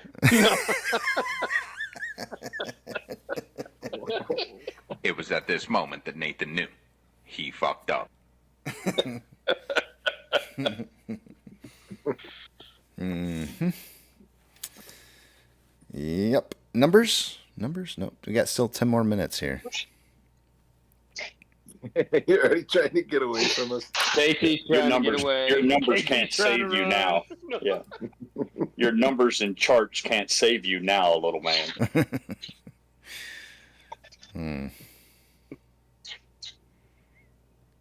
Is it time for numbers? No. Yeah, I know. I can ride my bike with no handlebars. I haven't heard KC sound so defeated in a long time. I don't know where to take this.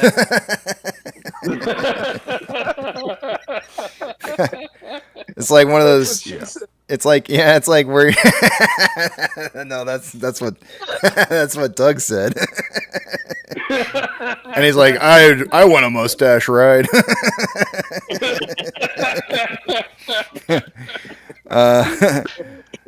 No, I really, I was at a loss for words. I was just kind of going like, I don't know where to go. And you need to come on down to the cellar. I got a whole freezer full of popsicles. It's like tap dancing. It's like tap dancing in a landmine, or a cat walking around in a room full of rocking chairs. Everybody's got their head on a swivel. You never know when the next zinger's going to come or where it's going to come from.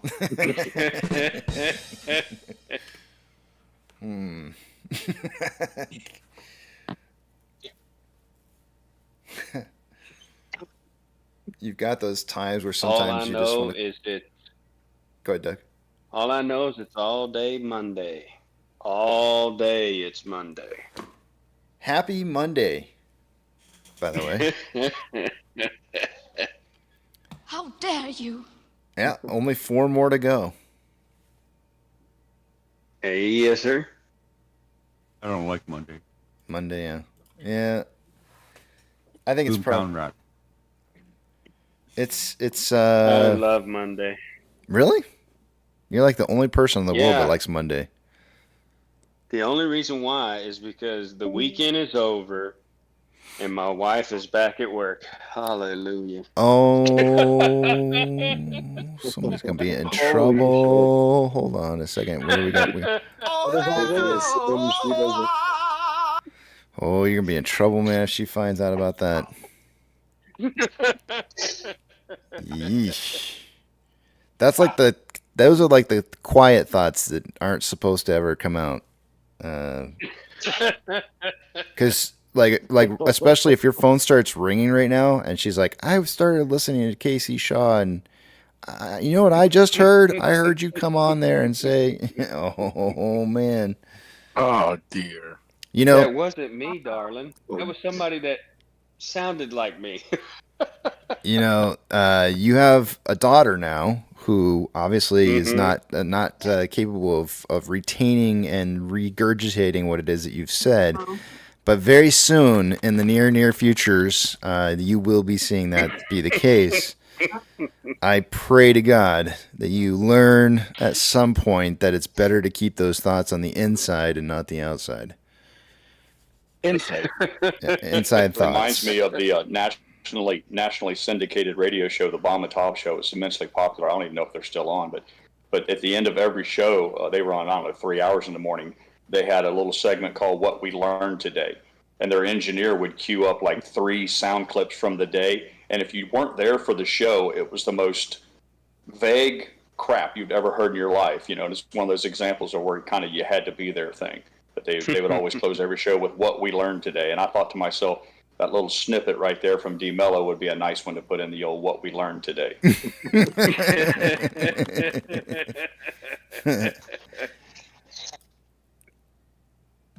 Hey, everyone needs their alone time, whether you're married or not married, you know, girlfriend, boyfriend, you know.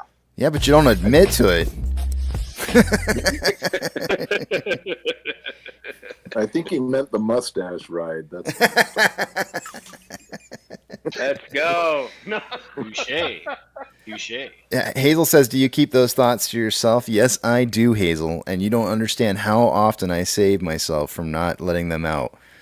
It is a world full of pleasure and compared to pain. Because every time those thoughts come rolling out, it just, my whole world gets destroyed. And yeah, you just keep them on the inside. Guys, keep those thoughts. There's some guys' thoughts, you know, that we should just keep to ourselves. It's like your hands. You should keep your hands to yourself too sometimes. What? Unless you're sounds like somebody's got a case of the Mondays. Unless you're dating that what's her name, Bobert or something. Bobert, are you serious? Apparently, you don't have to keep your hands yourself there.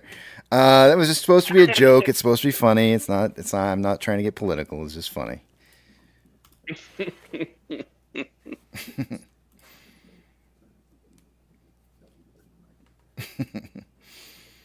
Joe says that's the worst advice ever. I agree. I'm telling you, it's better. It's just better. It's easier. Tennies plus plus says don't slut shame. I wasn't trying to do that. I wasn't trying to do that. I was saying unless and that wasn't shaming. I was Casey, saying what happened this morning? I came in late. Was there some sort of domestic violence about the dishes? no. All right, so by the way, my wife got on me about that this morning. She was like, "You're making it sound like I'm Easy beating you peasy up." here, Casey. No, Easy. Caution. I know. Use a lot of caution here, man. You're on I thin know. ice, bro. I know. No. I just want to clarify. I am never ever in trouble for not doing the dishes ever. Like I never get in trouble for that. Like I just feel bad. And she's like, "You need to let people know that you feel bad, and it's not me saying anything about it." And I was like, "Yeah, you're right. I guess maybe I misconstrue how it comes, how I'm presenting the situation." The only reason that I'm rushing to go get the dishes done is not because she's going to come home and complain. It's because I know that I'm gonna feel bad on the inside for seeing her come in and walking in the door after getting done with a night's full of work, coming in and then start doing the dishes. And so I don't want to do that. I want to be the guy who makes it so that when she comes home, she didn't have to see dishes laying around. And so it's me. It's me that feels. Pull up. Warning. Terrain. Pull up. Pull up. Warning. Mayday. Crash.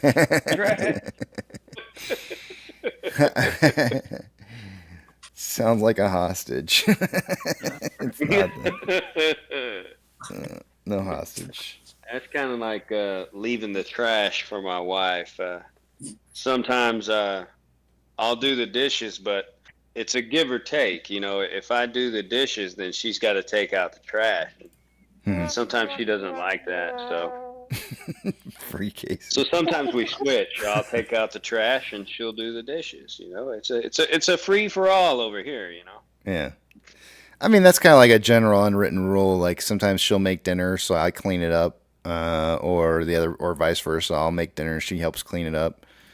So it's we were playing cards, and I heard a hot mic for El Gato all the way over in Texas, and all we could hear was his wife saying, "No, it's okay. Just go ahead and play cards with your friends. I'm fine with that." Ooh. And I thought to myself, dude, I'm like, dude, El Gato, that what she just said there is not what she meant. You better get a book out and transcribe that. Yeah, no, it's no problem. Just go in the back room and play with your poker with your friends for a few hours. That's fine. Like, oh man, I'm okay with that. Your internet buddies. I won't get mad. Yeah. Dun dun dun. Somebody help El Gato. Somebody help El Gato out from under the bus. He's stuck up under the bus between the tires. If somebody can get him out from under there, that'd be nice. See, Funky Pizza says, "So thoughtful, Casey. You're a good husband." Thank you, Funky Pizza. You know what I'm talking about. Funky Pizza knows. Oh Lord, cry me a river. I don't believe it. No. All right, numbers time it is. I'm going to take you guys over to the other screen here. I'm not going to be able to see what it is you guys are saying. So hold those personal thoughts, comments, questions, or concerns until you see the big tramp back up on the screen again. Let's take a look at what we got going on here. Starting with off exchange, by this time of the day, I would expect to see about 62% going through off exchange and EDGX combined. Currently, we have 53.37% going through off exchange, EDGX at 11.79. The combined total on that 65.16%, or about 3.16% higher than it should be by this time of the day. CHX volume is 5,702 shares, not an incredibly large amount of number. So that's looking. I kind of want to see that number low for a little while. CHX volume for GME is at 860 shares. Taking a look at Ortex, as of an hour ago, there was approximately 1.2 million shares having been borrowed for the day. It's now, they did return some shares, so we're looking at 888,000 shares having been borrowed for the day. That's going to cause the estimated short share interest of the free float to drop a little to 12.95%. Cost of borrow mins at 3.53, average 4.93, and max 14.38. Shares on loans at 26.87 million shares. That's about 760,000 shares more on loan today than Friday, and Ortex estimated about 300,000 of that was in new short interest. On options, highest amount of call volume so far for the day today has been an $8.50 strike. As of an hour ago, there was approximately 5.6 thousand contracts. There's currently now 6.5 thousand contracts. And highest amount of puts is at a $7 strike. An hour ago, there was 29.1 thousand contracts, now 30.2. Market suggesting a closing price between $7 and $8.50. The middle ground for that would be $7.75. Combined price, or not combined price, but orders by Fidelity customers. AMC is in the top 30 most heavily traded stocks with a 77.26% buy to 22.74% sell ratio. And then GME has not made the list yet today that I can tell. Nope. But I'm sure their buy-sell ratio is probably pretty decent. Trigger price for the day-to-day on SSR would be $7.52. Shares available to borrow is gone up to 1.6 million shares from 550,000 shares, so they're returning quite a few shares here. Fees are at 3.8%, and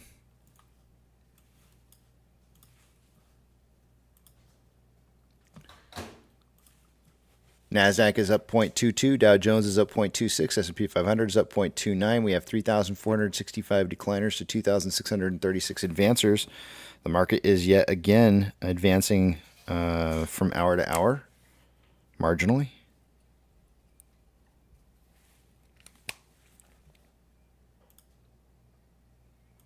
Big bank movers for this morning. We have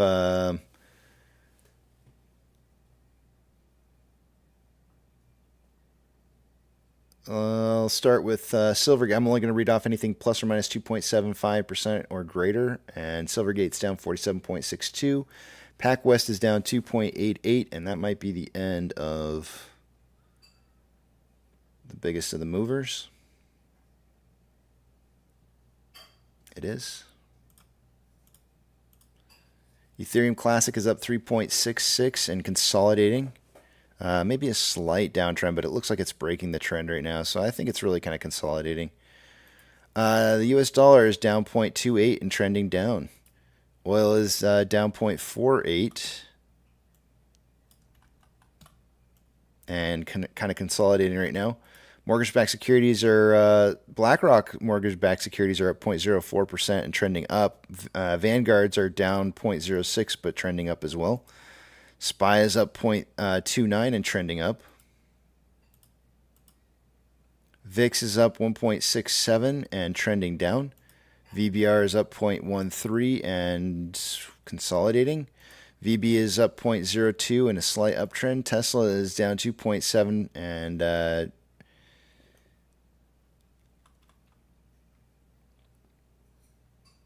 overall, it looks to me like it's kind of trending, kind of consolidating currently. Even though the current trend is down, I'm going to say consolidating. Amazon is down 0.27 and starting to trend back up. Cinemark is up 1.01 and trending up. Doge is up 1.59 and consolidating. Bitcoin is up 2.98 and consolidating. GME is down 2.99 and currently trending down after having had an uptrend. HYMC is up 4.85 on an uptrend. NCMI is up 0.83 and consolidating. Hood is up 0.89 and on an uptrend. AMC is down 5.14 on an uptrend. Inflow versus outflow for AMC, we are approximately $2.6 million more inflow than outflow. 11.08 million shares traded so far for the day after 156 minutes worth of trading.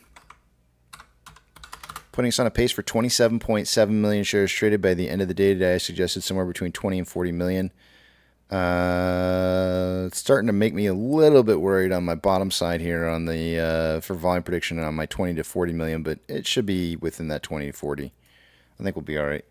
On a 4-hour time interval, we have currently more selling pressure than buying pressure. The divergence in the Vortex indicator within the last 4 hours, RSI at 41.34, which is below average, and a 1 hour time interval.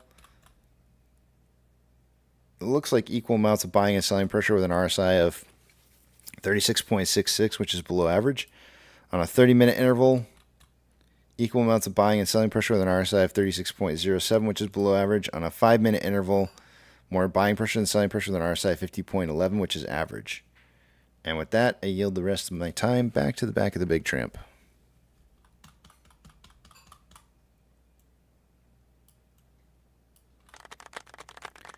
Thank you.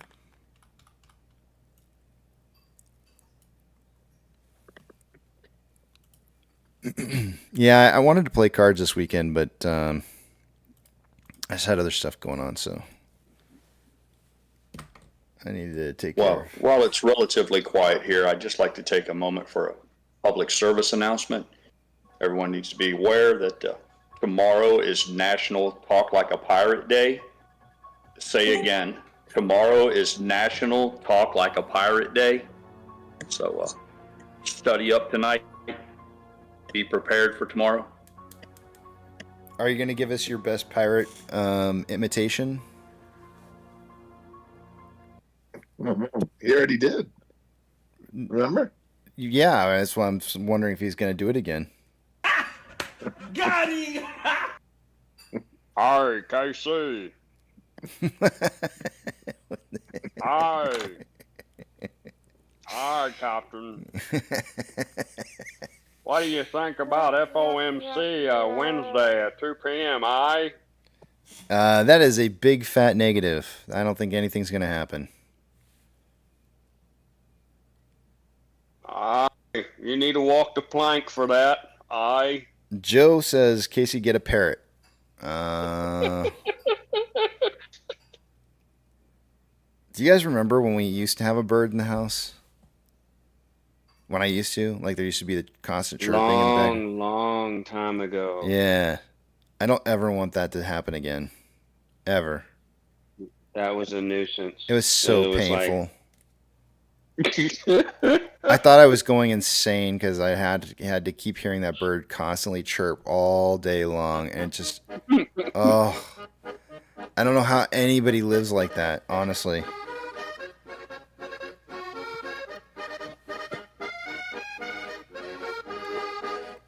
I just love it. I went insane.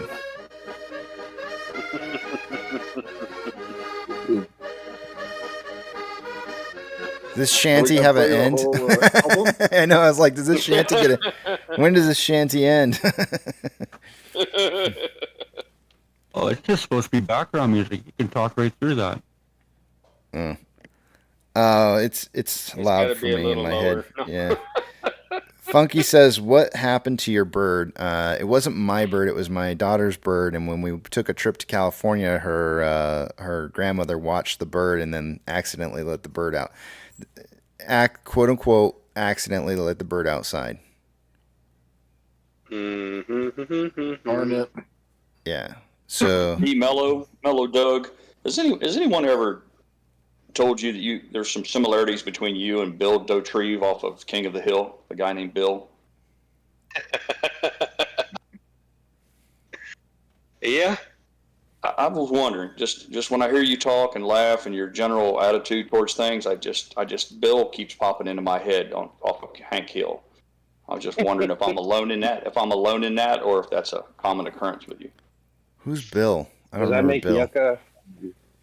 I'll look him up. Does that make Yucca the John Redcorn? You know, you had Hank Hill. They hung out in the alley out back. You had Hank Hill, and you had his buddy Bill, and then you had Boomhauer. Oh, Bill. Yeah, Bill. Yep. I just had to look up the picture. Boomhauer is Yucca. Yeah. I'm just wondering if anyone else noticed a similarity there. Yeah, I was trying to see if they could give me some royalties, but I still haven't received any. That dude always wore a tank top. That is definitely not Doug. Well, yeah, the wife beater. You call them tank tops, we call them wife beaters. But I can see Mellow Doug in a dirty wife beater and he doesn't and a beer in his wear hand. shirts. He doesn't wear shirts. Nothing the same. Here, let let me put this on camera real quick. Oh no. Oh hell no. Oh hell Let me no. flip it. Let me flip it. I can't. Okay, do I have a shirt on? Oh. I was trying to rush to get to the Randy from Trailer Park Boys. I was trying to get to rush to. I was trying to rush to get the oh hell no out, and then your image popped up before I wanted to. I didn't want to. I was going to close Discord out so I couldn't see it, and then it hit me. Oh, ain't right. Well, there you go. I'm getting off the camera. Is Doug naked again? Damn it, I'm not even looking. That boy ain't right. You gotta give it to him though. You gotta give it to him. He looks happy, man. I mean, Oh, if yeah. everybody looked that happy and felt the way he looks, if I felt the way he looks, I wouldn't need half the meds I take or the gummies. Mm. He just looks like a happy man. Well, I do take Tramadol for my leg pain, so you know. Your third leg? Yeah, my third leg. It doesn't get up like it used to. Oh no.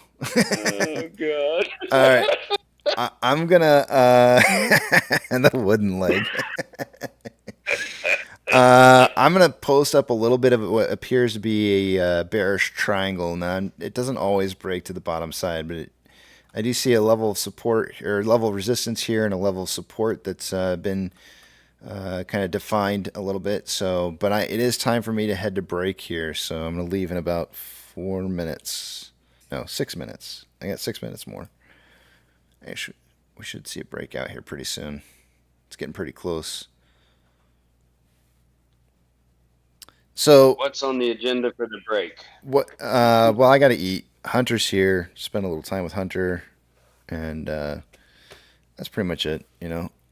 What did you guys talk at all this weekend about the proxy material that came out? Oh, the 132 pages I had to read? Are you serious? Is it? I didn't actually look to see how many pages it was. I just saw that it was a crap ton. Yeah. Is it really 132? Some of it's stuff that you don't really have to look at. That's just like repeat information that they're pulling from like the yearly yearly reviews. Yes, sir. No, the I just lost it. I can't even think of what it's called. For some stupid reason or another, all I can think of is 10Q, and it's not 10Q. Hold on a second, I gotta pull this up. It's one of those days when you can't remember. Let's see, SEC filings. 10Ks? 10K. I don't know why I wanted to say 10Q over and over and over. That's all I could think in my head was 10Q, 10Q. It's 8K and 10K. But the annual report is the 10K. And so we should see the quarterly reports are the 10Qs.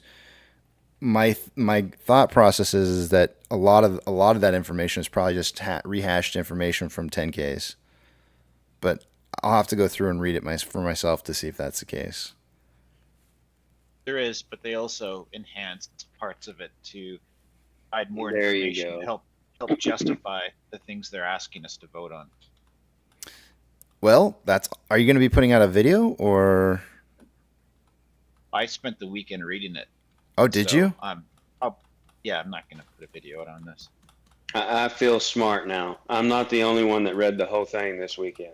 But we can talk about it if you want. I mean, not right now. You're going to break. Yeah. Yeah. Night or something. I want to read through this. So I'm seeing 80 pages here showing up on the things on mine, and of course it's just all matters on formatting. But I'll try to go. I need to go through most of this, and I need to wait for like a good reading day for me, and that may not end up happening until. Unfortunately, probably it may not happen. Actually, tonight might be a good night for me, but then I wouldn't have another good night again until probably like Friday. So I'll try to get through some of it tonight. Well, whenever you want to. We need to we need to table that topic for a future. We have more pressing issues right now. We had a 2-hour heated argument over whether or not you can use the word pecker to describe manhood. I need all of the older fellows in the chat to come to my defense. All this, it's a critical issue. It needs to be resolved.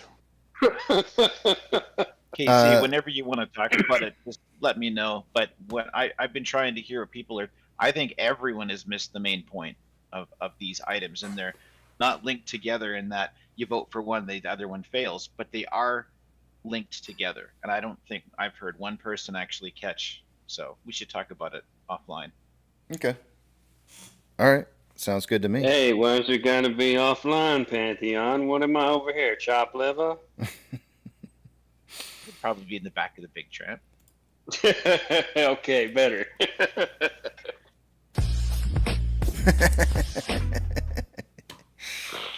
Oh man, like a focus study group.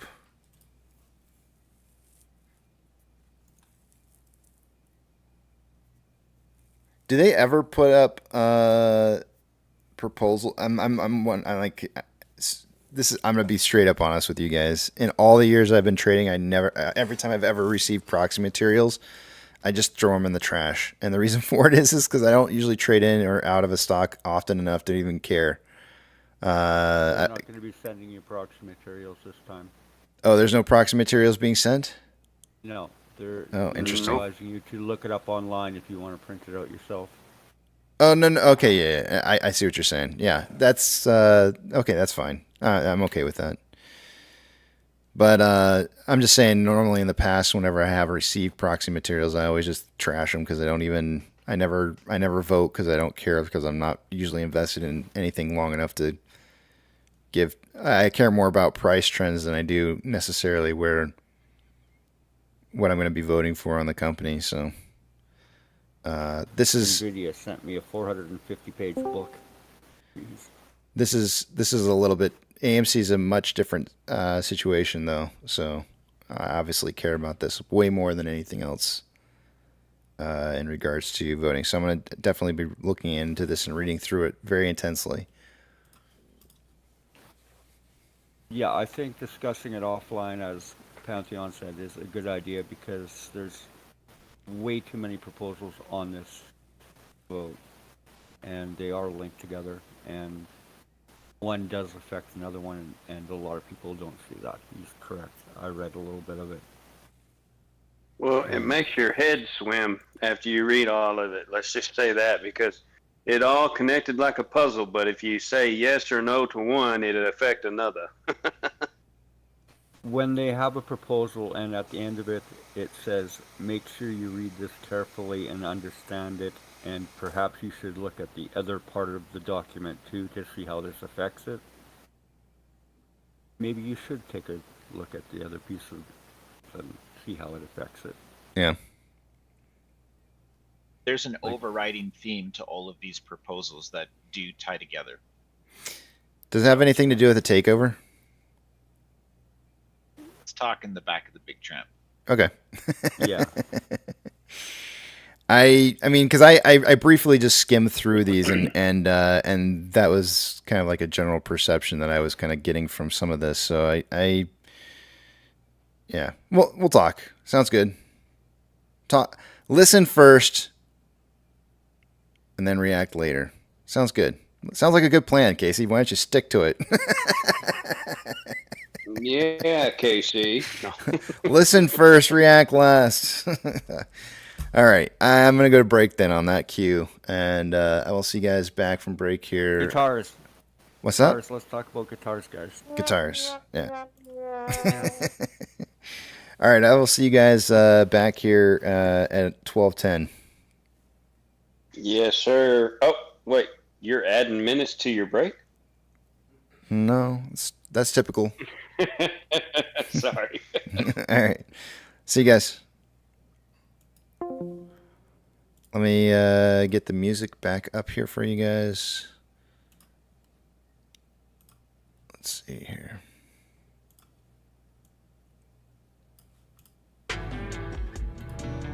All right, see you guys in a bit.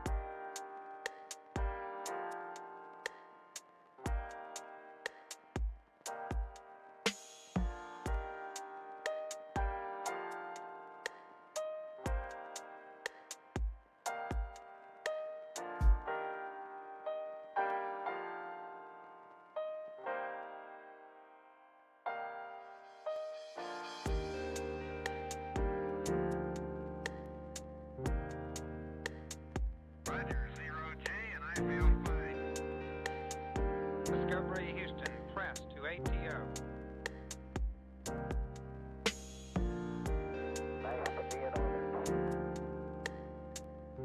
Liftoff of mission 41D, the first flight of the orbit of Discovery, and the shuttle has cleared the tower.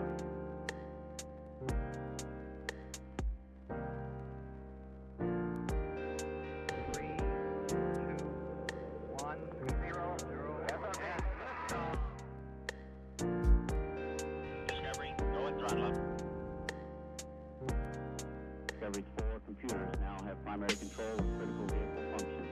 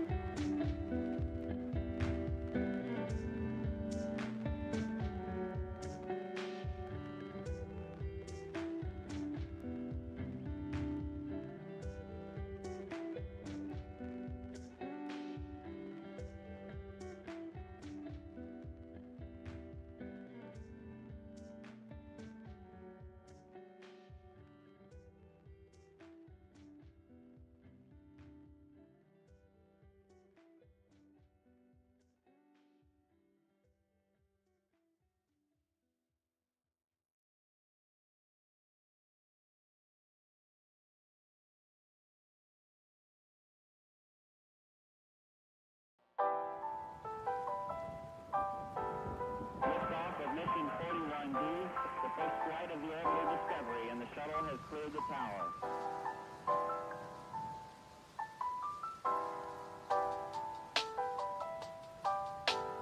Discovery's 4 computers now have primary control of critical vehicle functions.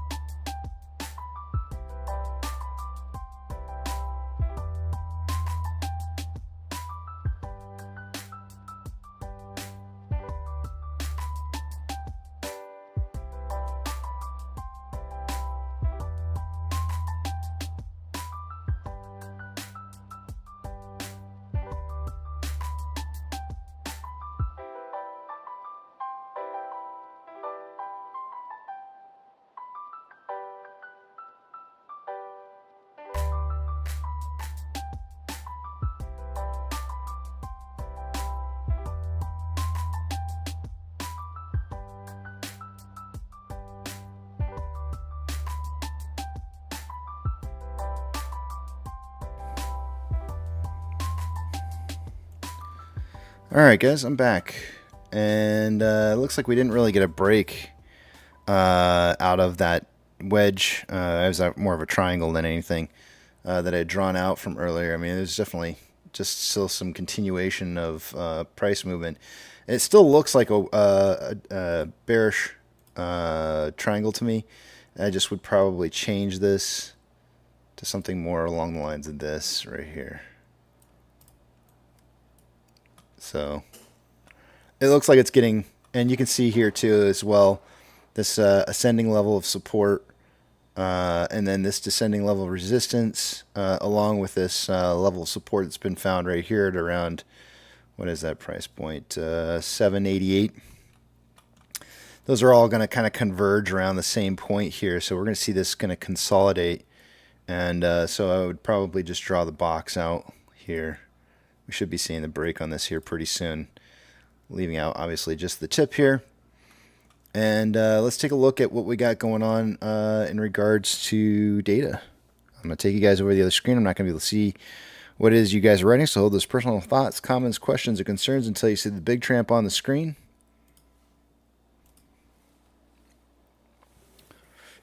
Two-factor authentication. If you don't have it, you may want to consider getting it, as it could prevent somebody from getting into your account that shouldn't be in your account. When you do set that up, if your broker allows you to put in a secondary device to be able to receive that access code, probably not a bad idea to set that up, as you never know when something's going to happen to your primary device.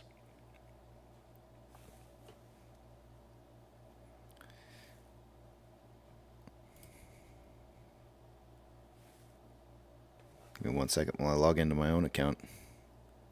Eventually.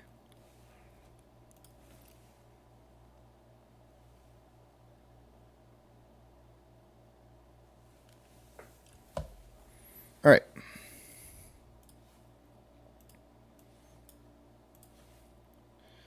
Starting with off exchange. By this time of the day, I would expect to see about 63% going through off exchange and EDGX combined.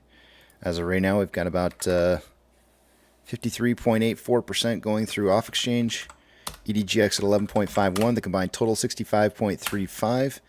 That's approximately 2.35% higher than what it should be by this time of the day.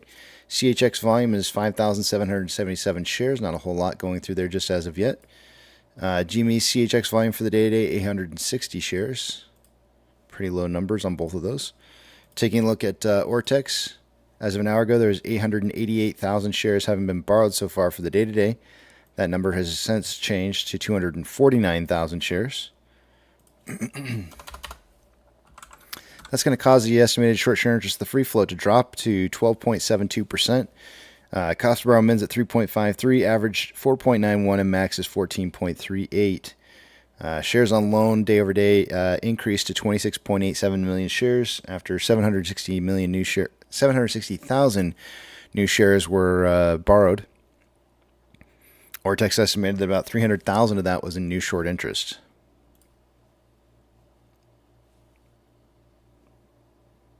Taking a look at options. Highest amount of call volume as of an hour ago was approximately at a $8.50 strike with 6,500 contracts, and it's now 7.2 thousand contracts.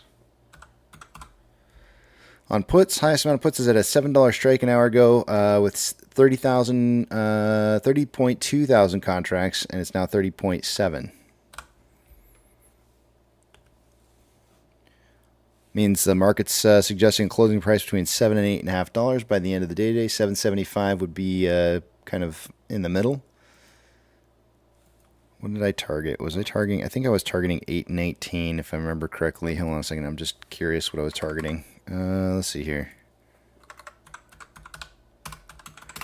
Yeah, 8.18 is what I was targeting. So it's going to be a little bit lower if that is indeed where we end up closing at. Taking a look at orders by Fidelity customers.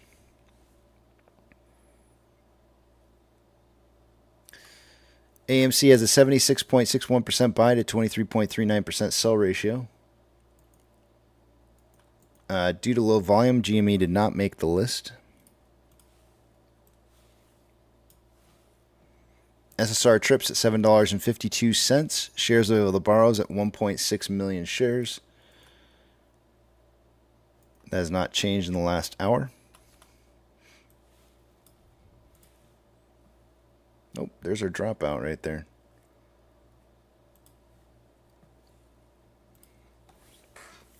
NASDAQ is up 0.15. Dow Jones is up 0.24. S&P 500 is up 0.22. We have 3,524 decliners to 2,621 decliners. The market is fractionally, very, very fractionally more declining than it was an hour ago.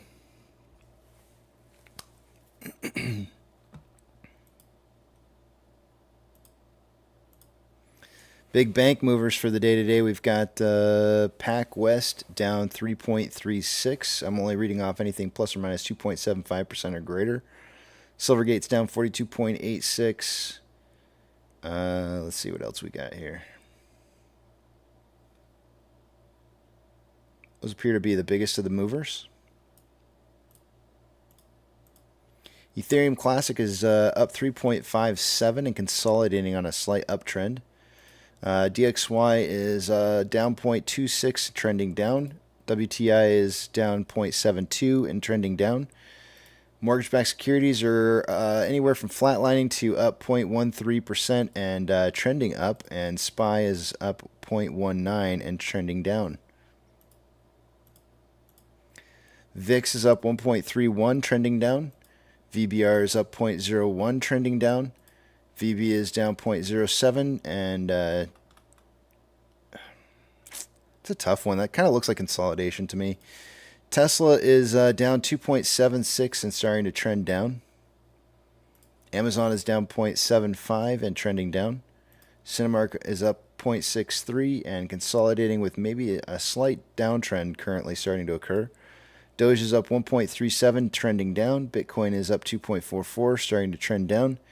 GME is up, or down rather, 3.12, consolidating. HYMC is up 4.91, consolidating. NCMI is up 0.41, consolidating. HOOD is up 0.56 and consolidating. And AMC is down 6.04 and starting to take a downtrend. Inflow versus outflow for the day today, we have approximately $1.9 million more inflow than outflow. 11.95 million shares traded so far for the day today. Holy crap, they killed volume this last hour. Just absolutely trashed it. Let's see here. 12:18. We're looking at 228 minutes. We are now on a pace. So we were on a pace to hit over 30 million share. We were like on a 37 million share pace as of an hour ago. And now all of a sudden we're down to a 20.4 million share pace today. They absolutely trashed the volume. I do anticipate there to be some late afternoon volume that kicks in, but it might not be enough to cause that number to go back up to above 30 by any means. Actually, I take that back. We were on a 27 million pace, not 37. So we dropped to 7 million pace in the last hour, and now this is at the bottom side of my 20 to 40 prediction level. It's a very strong chance now that we don't see 20 million shares traded today. A much better chance anyways. Usually by an hour from now is about what we normally hit by the end of the day, so we'll have to see how much volume we get in that last hour. On a 4-hour time interval, we have more selling pressure than buying pressure with an RSI of 40.1, which is below average, and more selling pressure than buying pressure with a divergence in the last 4 hours. On the 1-hour time interval, more selling pressure than buying pressure with an RSI for 33.42, which is below average. On a 30-minute interval, we have more selling pressure than buying pressure with an RSI of 31.56, which is below average.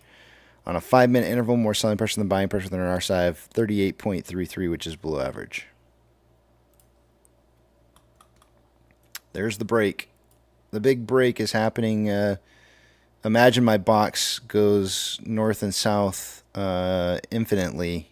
I only just draw it just outside the box here to kind of show. But if you were to see it infinitely, it looks like everything's within this wedge that's kind of been formed here. And we're seeing the big breakout once it started to occur right back here. You can see it's breaking this lower level of support.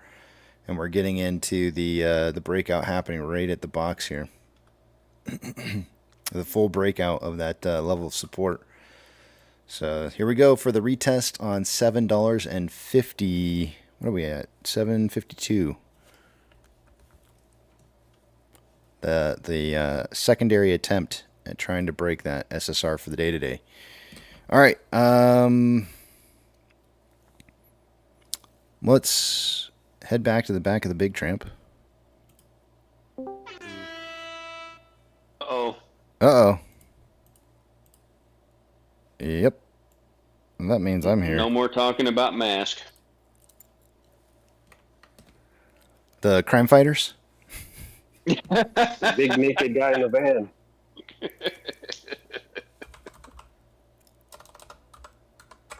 We were showing off our third legs, KC, and then it went to mask.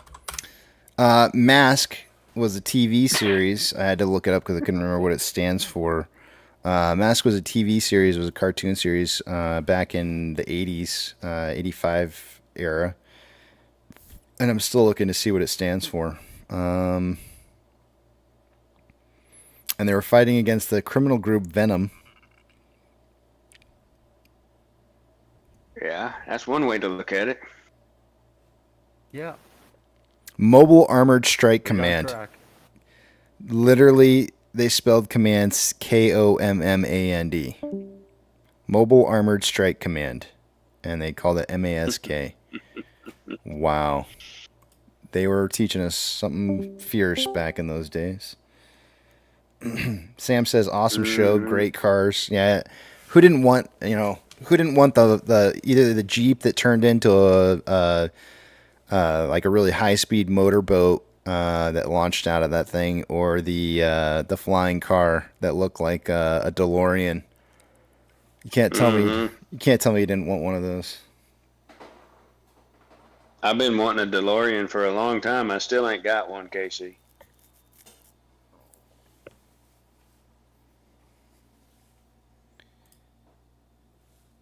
Dario D says, I know it's hard to admit, Casey, but it looks like my volume prediction was the closest.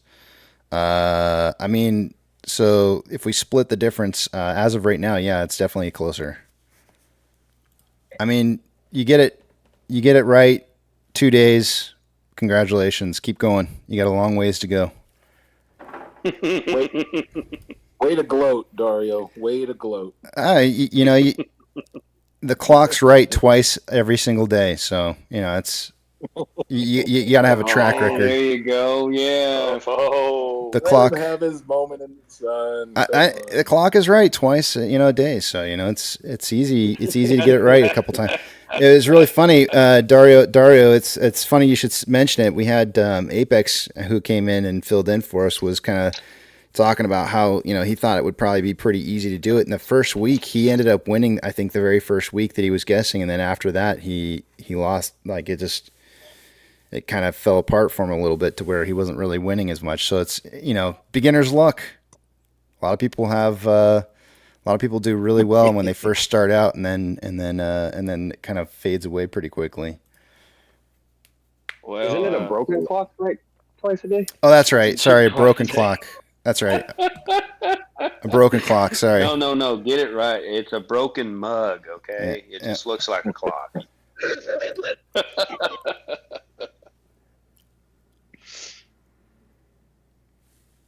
Is everything shifted to the right of your screen, folks? No, Ariel, you need to open your left eye. No, that wasn't him that said that. I don't think. Pretty sure it was. Was it? Wait, where did it go? Now y'all got me looking in chat. No, Ariel said it. Is everything shifted to the right of your screen, folks? Oh, I thought I said Ariel. Did you? Son of a bitch. I swear you said it. Maybe you did. Maybe you did say it. Never mind. Maybe I said Ariel, like Ariel from... it sounded like you said Dario, and I don't know why, but it sounded like Dario to me when you said it. Yeah, so I was like, I don't think you said that. It sounded like Dario to me too, but you know how Foo is. I mean, you guys need to enunciate correctly. Yelio.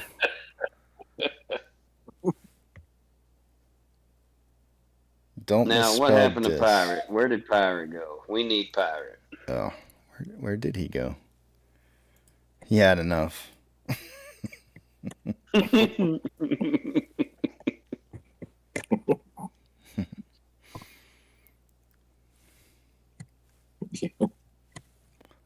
me see here.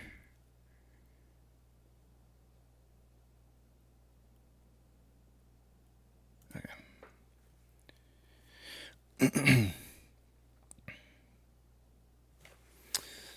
Let's see. What do we got going on? 1225.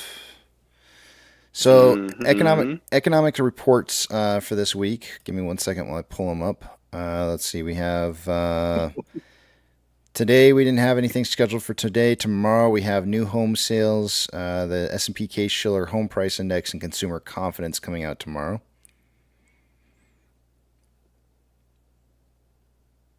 And then I guess 2 days from now, which will be Wednesday, we'll have the for sure notification as to the FOMC rate increase or not. Pause. Pause. No. Yeah, I don't think they're raising rates.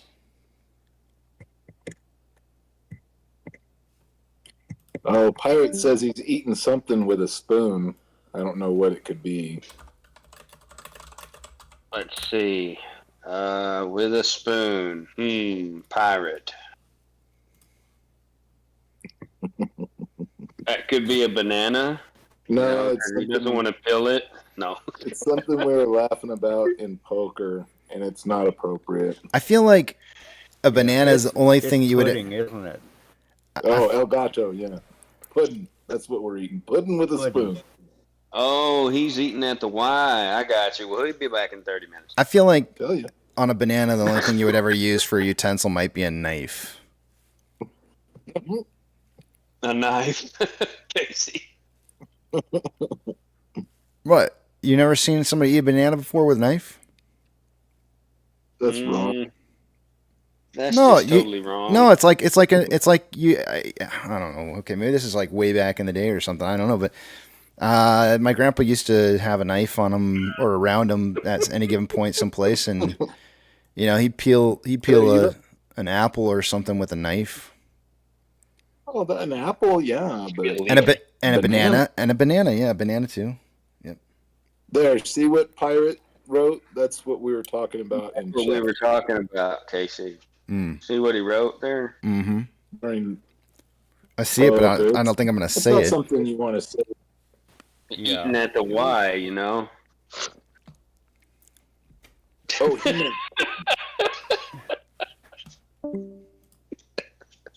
It was more of a comment on our politicians these days and their ability to eat pudding. It should perhaps be taken into context when re-electing them. If they can no longer have the urge to eat pudding, perhaps they're not the right person for the job. I think Bill Cosby ruined all of that for us. Yeah.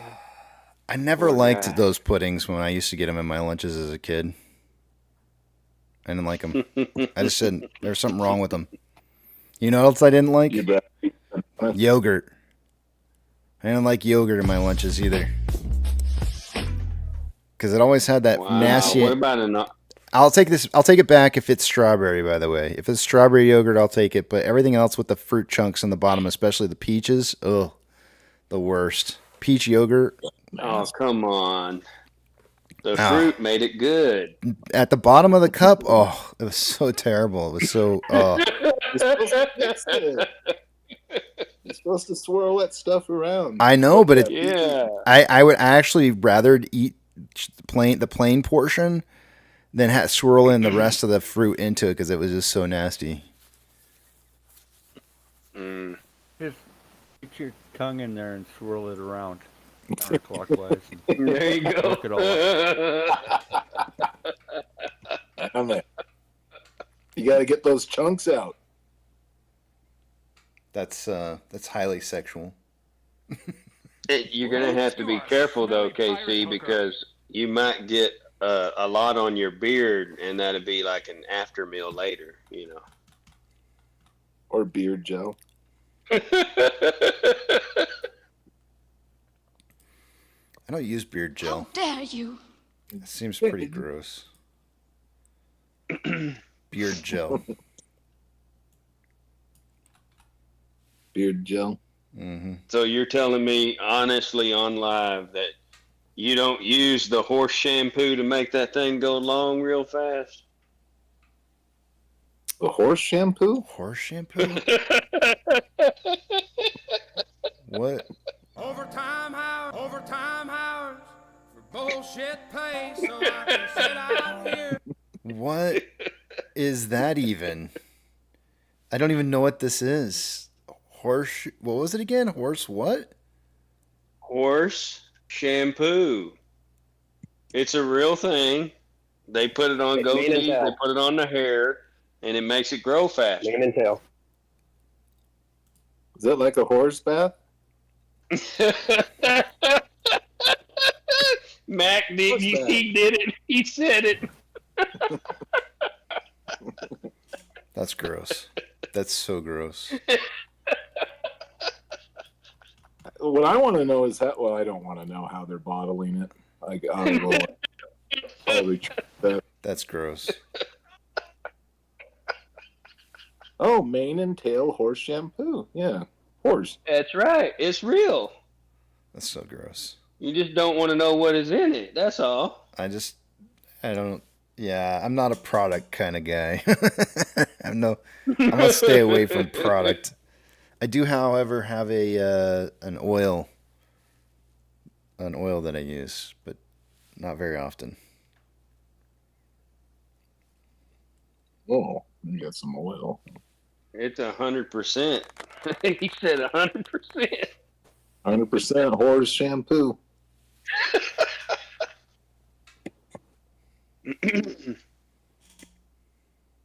It's organic.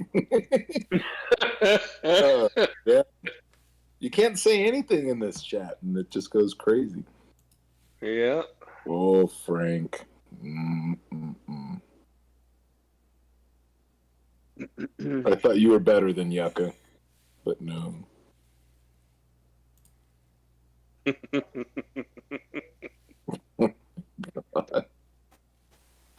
Numbers? Oh, yeah, we got 30 minutes till numbers. Sorry. This is going to go on for a while. I can just see Casey now, can't you, Foo? On live, just stroking it in his beard, you know? No, I'm shaking my head. I don't even know, again, second or third time today where I'm just lost for words. I don't even have anything to say. Like, I gotta do some dishes, man. I got dishes. Yeah, I gotta go do some dishes. Yeah, I hope my mom's not listening. I feel dirty just listening to you. I need to go wash myself. Jeez. Well, I do apologize, but it is real. I wasn't making it up. That's the disturbing part. You guys won't even let a pirate eat in peace, man. I know. Did you have your pudding? Did you have your pudding? Yeah, I try to make a joke about eating pudding with a fork, and you guys try to make something naughty out of it. How dare you? So wait, hold on. Now see this I can touch on. On eating yogurt with a fork. Was it pudding or yogurt? Pudding. Pudding. Okay, so eating pudding with a fork, is that to make it last longer? Oh wow!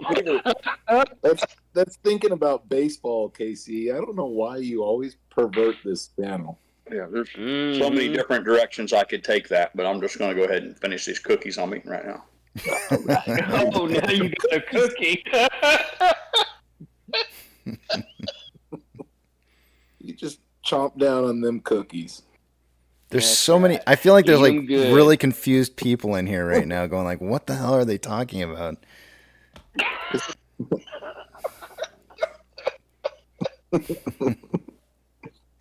Damn it. Oh man, it's never a dull moment with KC Live.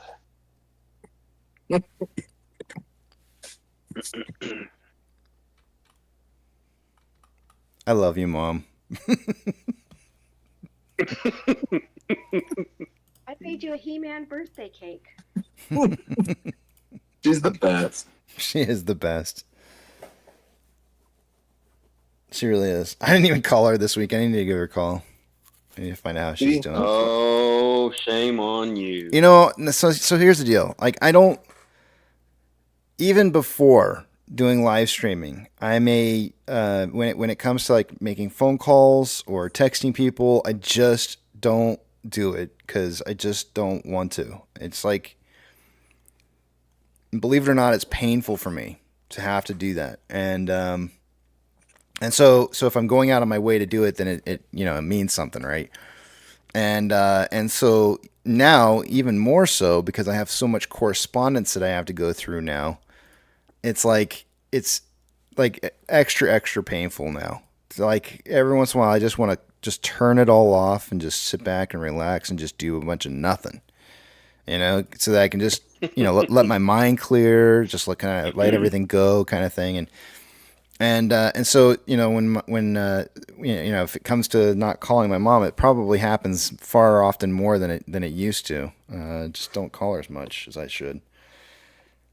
But it's mainly because I just want to put the electronic device down. It feels like a constant fire. I feel like I'm constantly putting out fires on the internet all the time. That's what it feels like. You go to the clinic, you get a penicillin shot for that. The fire. Yeah. It's this burning sensation. Well, you can also do the home remedy. You get somebody to pee in your ear for you. That works too. My ear? How dare you? Dare you? But yeah, it's like, I don't know. So I need to give her a call and find out how she's doing.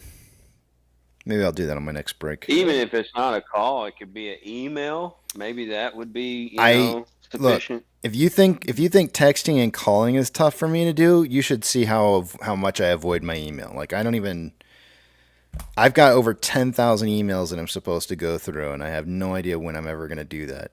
And it's ridiculous. I just don't even bother with email. Right.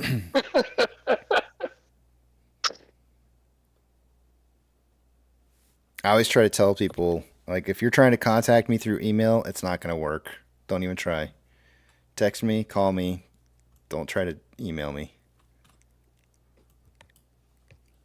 Well, I was surprised that one time that I called and we had something important to discuss, and I couldn't believe that you answered in the Discord. I felt so special. So it's really weird with the Discord. Like it'll show me that I have messages that came in that are showing up in the Discord, but when I click on it, it doesn't take me right to the message all the time. So sometimes it does, sometimes it doesn't. And if it takes me to the channel without actually taking me to the comment, so there's a lot of times where they just go missed completely because it just doesn't drive me to the spot where I need to see it, and then. I think what that has to do with is it just takes me to the channel where the message is, and then I have to scroll to find it.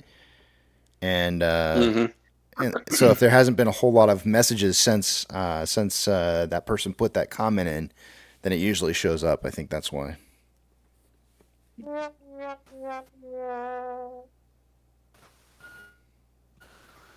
Yeah, you probably just saw it. Oh, it's from him. Ignore. No. English Jim was on here, I think, earlier this morning, if I'm not mistaken. Oh, good. Okay. I think he was. If I'm not I think he was. Since John's here right now, and it's on my mind, I'll go ahead and mention this. I did create a new channel in the Discord called Where is it? I'm looking for it and I can't find it now. Data collab. It's like the fourth one down now. And John has taken a lot of the data and put it in there in case anybody wants to use the data to kind of see if there's trends that they might see for whatever purposes you might want to use the data for. So he's put it all in there. Yep, I look Which at it. channel is that again? Eagle 5 or what is it? Data collab. It's on the pudding. Yeah, it's under general. It's under the AMC Ape one. It's like 3 under general. Gotcha. And then John saying thanks to me. No, thanks to you. Thanks to John for putting that out there for us, for anybody who wants to use the data. We appreciate it, John. Yep, I always do. call him What John. kind of data is it? It's got everything. It's so he's got ticker, open, close, high, low, volume, CHX percentage, data, the data date, search index, CHX volume at failure to deliver, short percent, T35, long volume, short exempt volume, source, short exempt, short exempt, what's this, POF, FTD POF, CHX POF, and buy point. Nice. Those are the Okay, different I'm columns. looking at it now. Those are the columns that he's got in there. English Jim left. He got mad because I said that Foo's seen Queen Elizabeth naked. What?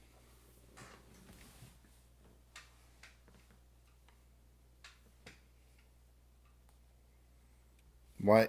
That should be offensive to who? Is it true? Of course it's true. Are you English Jim. Yeah, he got mad because I said Foo seen Queen Elizabeth naked. He's seen everybody naked. She's no different. I think he got it. I've seen Pirate naked. I mean, What? Oh no. EO's asking, can you get me into the Discord, EO, if you contact me through Twitter or you can also look me up straight up on Discord and send me a friend request. And I'm AM. I think it's # AMKC or just AMKC is what you want to look up. I think it's just Pound Casey. Pound Casey. Uh-huh. Now, isn't EO a lyric to a Police song? EO. Okay, that was really bad. Oh my gosh. Don't quit your day job. Don't quit your day job there, boy. Well, I mean, you did have a way better joke earlier this morning, but that's not going to not give you this. Yeah. But your He-Man birthday cake. Your joke earlier was way better, by the way. It was really good. In fact, I'm trying really hard to remember it so I can tell it to my wife. Because it was so funny? Yeah, she'll laugh. I'm sure she'll laugh at that one. Oh, Mexican word of the day? Or Mexican word of the day, man. Yep. Come on, it was wheelchair. What's wrong here? Wheelchair, bro. No. I remember that part of it. I don't remember the first portion, like what they were missing. Oh, they only had They one. only had one burrito. Oh, one burrito. Okay. I can remember the rest of it then. Okay. All right. He said, "No worry, Jose. We share." No. Okay. Your delivery was impeccable. Mine will probably be half substandard or subpar. So, but I'm really bad at delivering on jokes. In fact, that's probably why I'm funny, is because I'm just really bad at telling jokes. You have to put in the time. You know, it's like playing a guitar. You got to put in the time. You got to watch all of the Speedy Gonzalez, cartoons. Look, I'm brush up on the accent. I just want to get it over with for me when I tell jokes, and so it's always like straight to business, and so that's why it's not very funny. Straight to the business. Straight to the business. Mm-hmm. Is that like a kick straight to the business? Yep. Straight to the business. No fooling around. So I never understood that, and this isn't going to be great, but my mom always called our wieners the business. well, did you clean your business with a washcloth? I mean, it was like, yes. My mom never called it business. I don't know why she called it the business. Then the business became like the business, you know. And then I was embarrassed because I would always call it the business. All right, I'm gonna go whip out my business. And Dario, the answer to your question is market makers. So the only person who can utilize creating of short exempt volume are market makers. So they're the ones who want to see price trip SSR for the day so that they can make a market.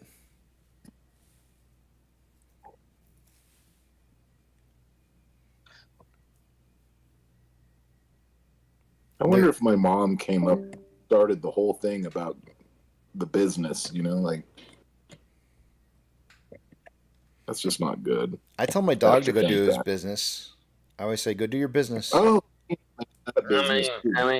I guess it's the way you grow up because my mama called it the tallywhacker. Did you clean your tallywhacker? Did you clean your tallywhacker good? The tallywhacker. Myself, I'm partial to the term twig and berries. Twig and berries.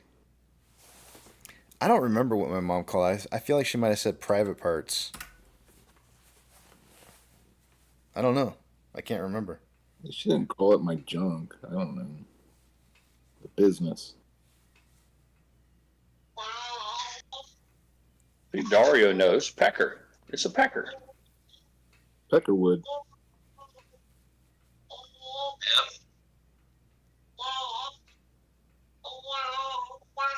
But why can't they just say, why can't a mom just say, go and clean, you know, take a shower and make sure you clean all over? And you're like, all right, I'll clean all over. Instead, you have to single out the business as the one thing that needs to be cleaned. I don't know, but this conversation's kind of uncomfortable. Well, I will say this. I had to learn how to clean the business on a baby girl because I never had a daughter, and I realized that they have more parts than a man does. Oh. And I had to learn how to wipe. This is no joke, guys. I was at the hospital, you know, and they did a test on me. They said, you've got a certain amount of time so she don't get cold to clean her stuff. That's what they called it, stuff, and put a diaper on. And if you pass, well, then you're good. If not, well, they said I was too slow in the hospital to put a diaper on, that I needed to speed up. And I told them, well, I'm doing huh? They said you were too slow? Yeah, they said I needed to do a more thorough job, but faster. And I said, well, how can you if you're breathing down my neck? Oh, man. That's like being in a threesome and it's like, you need to go faster and do better. And you're like, well, now hang on.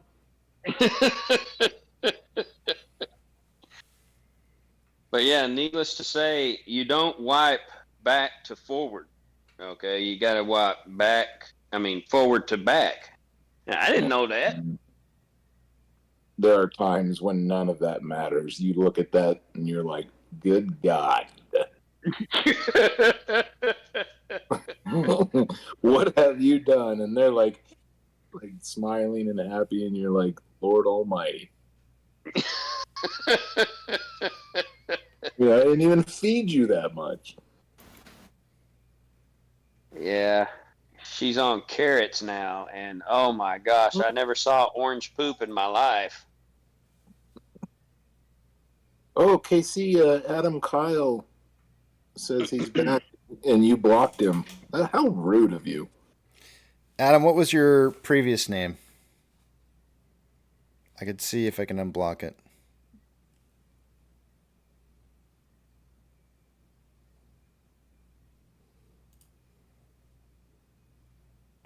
Oh, he wants to talk about AMC proposal number 5.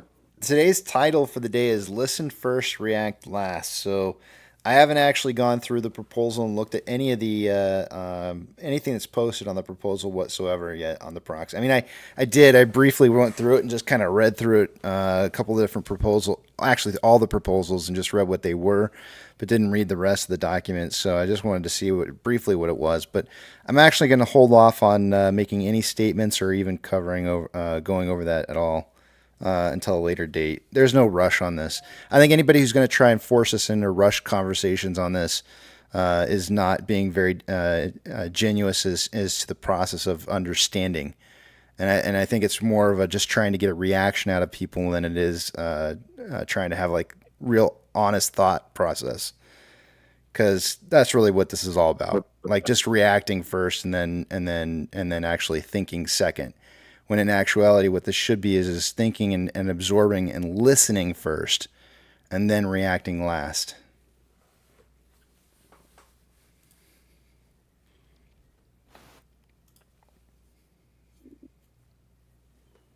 But everybody else is going to be pushing to try and make sure that this is a topic that we have to talk about right away and make up our decisions right now, here and there. That way that everybody who stands against AMC shareholders and seeing AMC be successful want you to create a decision process that you're going to be forced into and sticking behind no matter what, tooth and nail, because you're going to rush into making decisions or comments on stuff that you have plenty of time to think about. We're not in any kind of rush here whatsoever in regarding this. So take some time to read through it, maybe read it 3 times. Kind of make sure you understand what it is that you're seeing, and then maybe discuss privately with some people some of the information and say like, hey, what do you think about this before making it a big huge scene?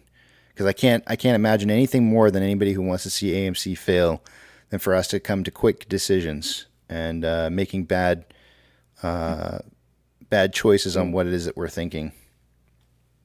KC, I would like at least the opportunity to read it myself and have an original thought. Think for myself and formulate my own opinion before I start letting the masses on this in the YouTube world immediately start to brainwash me with what they want to tell me to do. Absolutely. Just like a brief moment to make my own decision. Yep. Before I go to all of the geniuses in the Ethernet to tell me how I should think and how I should vote. Just a tiniest moment to think for myself. I thought it was really interesting that as soon as it came out, I knew that was going to be the very first thing that would happen. I was like, oh, it's going to be, we're going to get inundated. And I've actually been pleasantly surprised that we haven't really seen that today a whole lot. I very, very thought for sure today was going to be blown up with, accusations as to what certain proposals were meaning. And I'm very, very happy to see that has not been the case. But I know it's coming. I know there's going to be these people out there that are censor content. He immediately called it out and said the people on both sides, the yes voters and the no, all they're going to do is use it as a way to stir up division, create more FUD, and create more angst and anxiety on either side of it. So I'm with you. I'm pleasantly surprised that it hasn't become a juggernaut this morning of people with strong opinions on either side. And I'd just like to take the time to absorb it, think on it, formulate my own opinions, and then perhaps I'll listen to what others have to say about it. Yep. I agree. can break it down for you really quick. Break it down. Break it down. Break. We're not going to break it down. Let me tell you what's happening.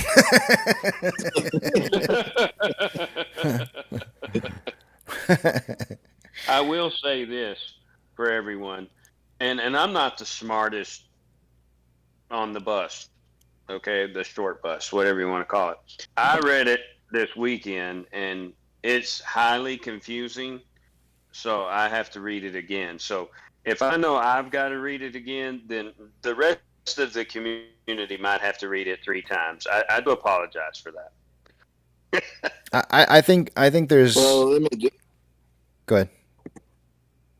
Oh, I was just going to add my 2 cents that every company is trying to limit their liability. Every single one. And when I used to do that type of work, I would offer people $500 to sign a paper that they wouldn't sue us. And they'd be like, really? I'm not even this or that. I'd be like, yeah, I'll still give you $500 if you'll sign this paper.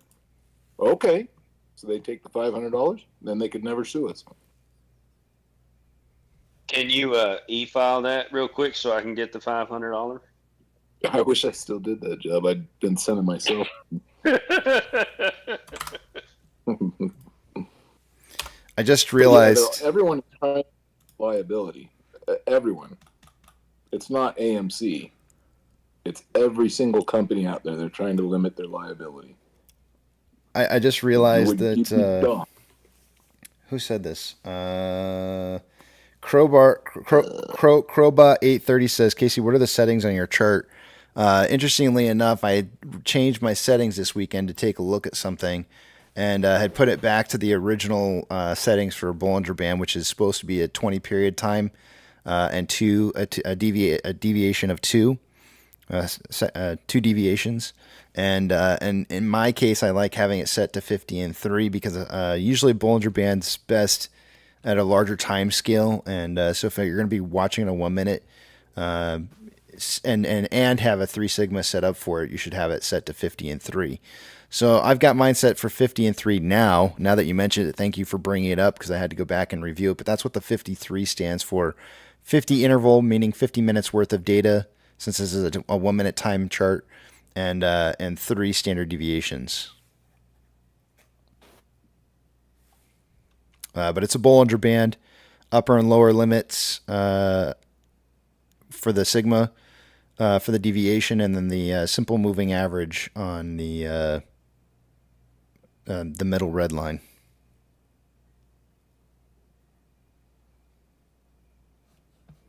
Yeah, I looked at it, Mike. I'm not really into the whole Bollinger Bands on volume.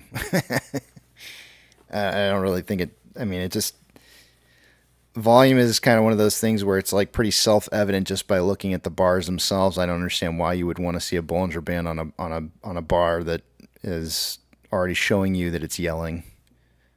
I view volume as yelling, right? And it's only because I am been in the music industry, or I shouldn't say industry, I should say I've been in music production most of my life, and whether it be mixing soundtracks or whatever, I know what an EQ looks like, and I've seen plenty of instances of volume impacting an EQ, and seeing where where you're peaking out on a trend and everything like that. So when I see volume, I see it as yelling, and it's very, very obvious to me when volume's increasing that it's yelling, right? And that's essentially what a Bollinger Band is doing, is telling you that it's yelling. Yelling and volatility. And so I don't really need a Bollinger Band to tell me that there's some volatility happening on a volume chart. Now that volume... Are you saying that volume is like girth and that yelling is yelling? No, but it is easier to not see volatility on a standard price chart. It's a little bit more difficult on a standard price chart to see where that volatility is kicking in at. And so I think that's probably why it's a lot better to have Bollinger Bands set up on a price chart versus a volume chart.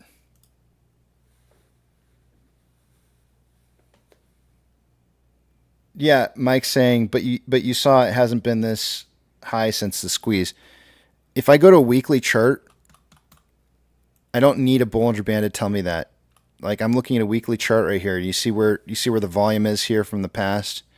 I don't need a Bollinger Band to show me that it's yelling right now, right? Like, it's pretty obvious. I don't need Bollinger Bands to tell me that.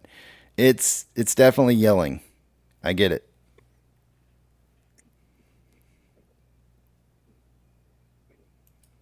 He's talking about Ron Jeremy. Is that a financial advisor? Or?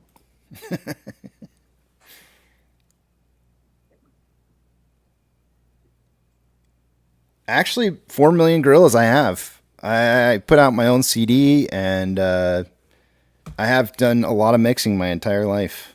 Since I was, if I had to guess, since I was probably in junior high, middle school. When I was in middle school, I started working on soundboards at a church, and so I'd had, by the time I got out of high school, I already had probably 6 years worth of mixing experience. So, and then after that, I went into college and did some more with the college.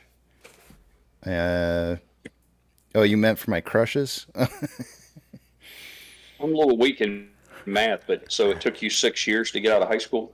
No, I said I was doing it since middle school, so it was 4 years in high school and about 2 years in middle school. So 6 years total. You said. Yeah. And 6 years of summer school. But if you want me to take 6 years to get through high school, I'll do it for you. Whatever floats your boat. Be honest, did you have any ISS for being a bad kid? You know. Yeah, one time. But it wasn't that actually being at a party and doing the turntables? Or No, it wasn't my fault. Well, and this was actually again middle school. I walked into. I had a period where I was helping out in the office in school. So I was like the kid that would deliver like the notes to somebody in a classroom or something like that. And because of that, I was able to leave early to go to my next classroom. And so I was always the first person into the classroom. In fact, I would have to wait for people to come out of the classroom before I could go in. And it was kind of a standard routine for me to every day to just do the same thing over and over and over. Well, one day I walked into the classroom and I think I might have been just a little bit late, but not much. And the classroom was empty.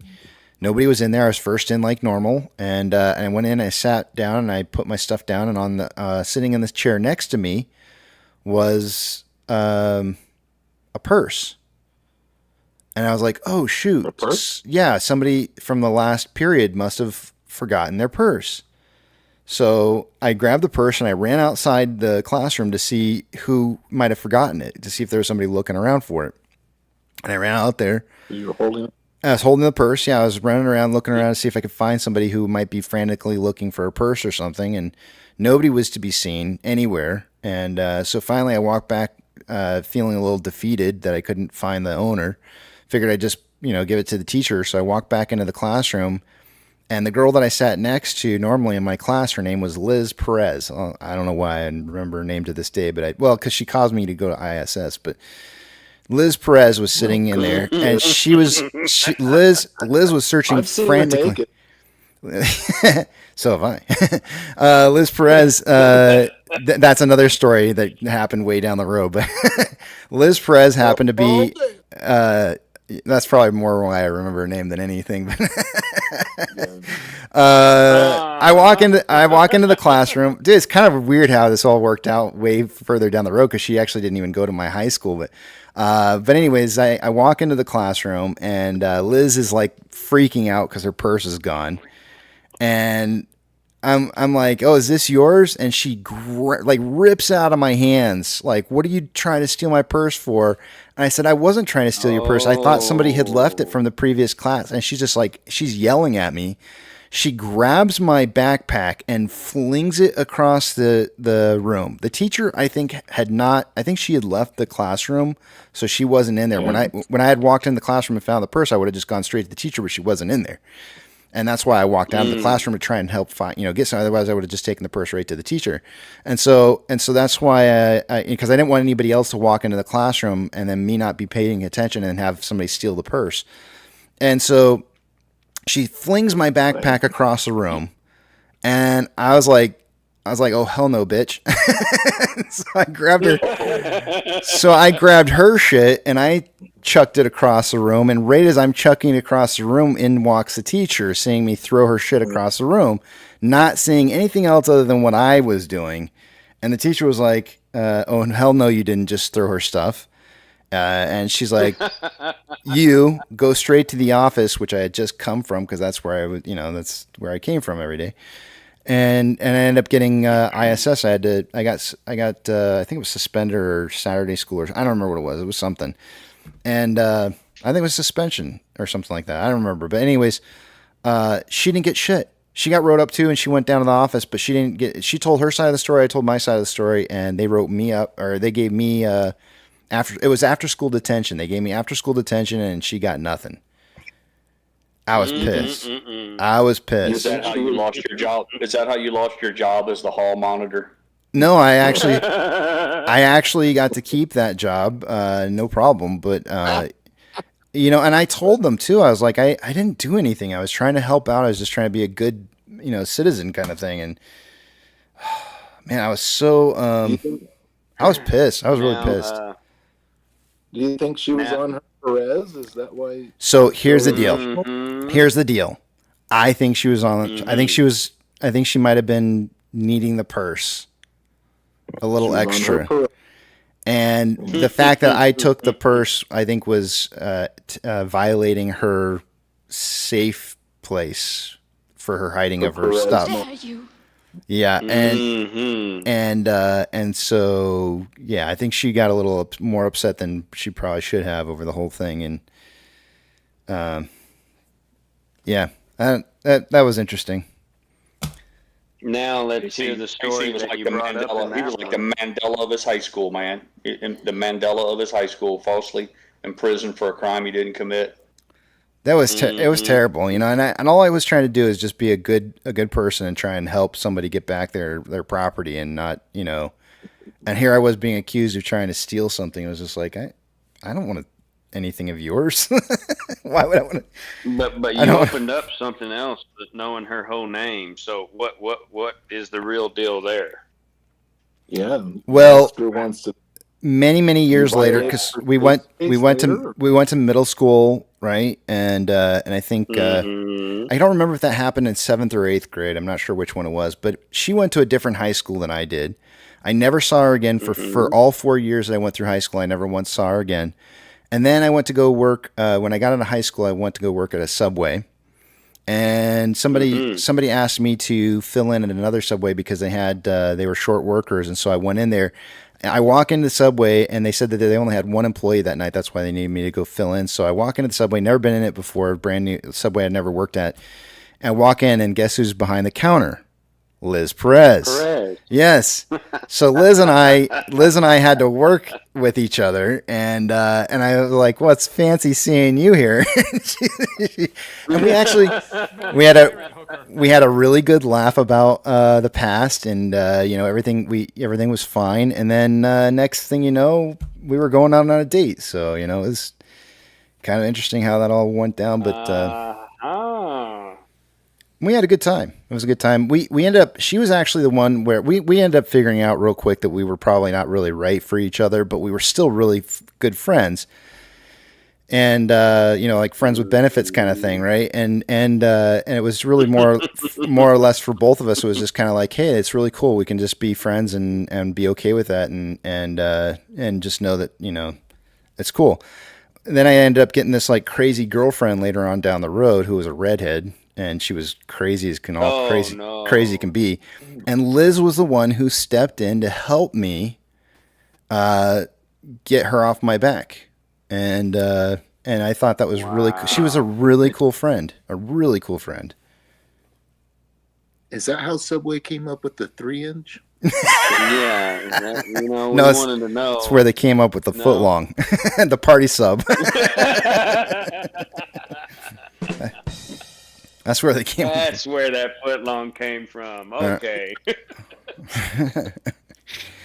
So yeah, it was interesting. It was really, but she was a really cool person, and I'm so glad that you know, you go from hating somebody's guts to finding out that you guys can be really good friends is kind of cool. You remembered the whole name, so I had to ask. I mean, you would think I think I still would have remembered her name even if it hadn't been for, you know, later on down the road. But yeah, she was really nice. I owe her one. She saved you. She saved me. I owe her one. saved I really do, quite honestly, owe her one. I mean, she went above and beyond the call of duty because I'm talking about the kind of girl that would stab you if she found out you were going to break up with her, and like just really psycho kind of stuff, right? And Liz is like, "Oh yeah," she's like, "You sound like you got a problem," and I'm like, "Yeah, I got to go meet her and break up with her at this restaurant that we're meeting up at." And she's like, "Well, why don't you take me with you?" I was like, why would I do that? And she goes, well, I'll just pretend like I'm your new side piece. I'll pretend like I'm your new side piece, and then that way she can just get mad at me. And if she wants to fight me, I'll fight her. but you have to understand. You have to understand. Liz and I had already had our thing, and we knew we weren't getting back together. And this was not her saying, I really want you, and I'm doing this for you because I want you. She was literally doing this because, and she was just trying to help a guy out.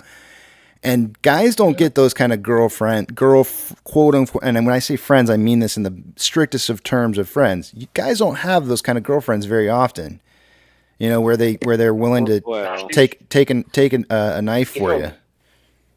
I think it's because well, you taught her how to make the 3-inch sub, and she was excited. So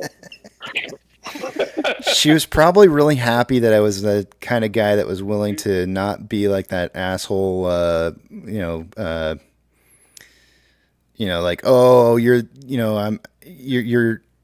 breaking up with me, and woe is me, and I was kind of like, yeah, we're not going to work out, but that's cool. We can still be friends. And she was happy that I didn't like become this like super clingy kind of guy, and I just was like, yeah, whatever. You go figure. Go find the right guy. I want the best for you. So and she was like kind of the same for me. So I was like, cool. And protected you from a redhead. Yes. Oh my gosh, man! You don't understand how. You don't understand how much like I really was dreading that. I was so dreading it. And she did. She went outside. Did you have fun though? With Liz? With the redhead. Yeah, at first. At first. So it was worth it. No, nothing's worth it. Nothing's worth that. I would rather, no. If I had to go back, if somebody asked me, like, would you go back and do it again? I'd say I'd rather gouge my eyes out first with spoons or something. I don't know.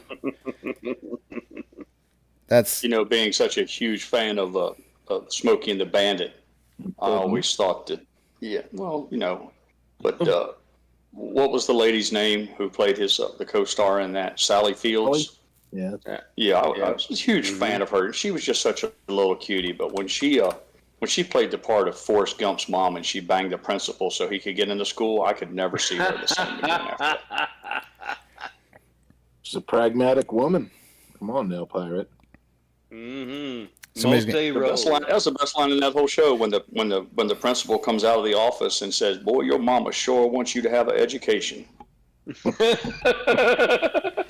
Hayden says, is Liz in Santa Monica now currently asking for a friend? She might be. It's fully possible. I mean, we grew up in San Diego, and she doesn't strike me as the kind of person that would probably leave too far away from home. So Santa Monica could be a potential possibility. Wait a minute. So you're from California? Originally, yeah. I never knew that about you. Orange County? I mean, I'm more interested in what kind of action you're getting out of this church soundboard thing. Like none. Scam there. There was no action. None. I legitimately have a love for music and everything that has to do with the production of music, and I think it was just absolutely fascinating for me to learn that at such a young age. So no church girls on the side. Nope. No, there was nothing involved in that other than the fact that I got to learn some really cool shit at an early age. Just the church sound tapes and stuff. Contrary to popular belief, I don't think the roadies actually get all that. I think the roadies kind of go without. This is a church roadie. Yeah, especially the church roadies. KC was the one that you called when you had the high school keg parties, and he would show up with the turntables. Waka, waka, waka, waka. I'm trying to, it's sad. I'm trying to remember the redhead's name, and I can't even remember what it is. It's kind of sad. That's a good thing. That's a good thing. What was her name? That's weird because I don't remember. Oh, well, I had a strawberry but there was another redhead that was like fiery. I can't remember her name either. She scratched We our used to luck. call them. We used to call them the fire biscuits. Oh, I'll just tell you one thing. I remember. My first redhead in high school, I'll never forget her name. Her name was Kelly Walker, and she was the first woman that ever successfully kicked me in the cods. Successfully? Yeah, I couldn't say it. Consecutively? She consecutively kicked you in the... Consecutively. Yes, she consecutively kicked me in the balls. In the codfish? Wow. Yeah, and it hurt. Yeah, man, I bet. That sounds like repeated pain. It was. Joe. No, I didn't like it, but I learned my lesson. Got him!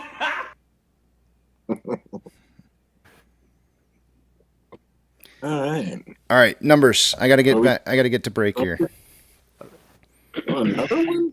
Yeah, I know. It's shocked that he had to bring up the fact that he didn't like it. It's like, no, I didn't like it. All right, numbers then. All right, numbers it is. Here we go. Remember, I'm not going to be able to see what it is you guys are saying until you see the big tramp back up on the screen again. So those personal thoughts, comments, questions, or concerns until you see that. Starting with off exchange. By this time of the day, I would expect to see about 64% going through off exchange and EDGX combined. We have 54.74% going through off exchange, EDGX at 11.05. The combined total 65.79% or 1.79% higher than it should be by this time of the day. CHX volume for the day is at 5,931 shares. It's pretty low. GME's CHX volume is they're at 34,160 shares. That's quite a bit of shares for them today. That's a total of 1.3%, 1.36% of their total daily volume with a 30-day average of 0.14. Definitely some elevated volume going through there on GME. Taking a look at Ortex. As of an hour ago, there was approximately 249,000 shares having gone through the borrowed amount change.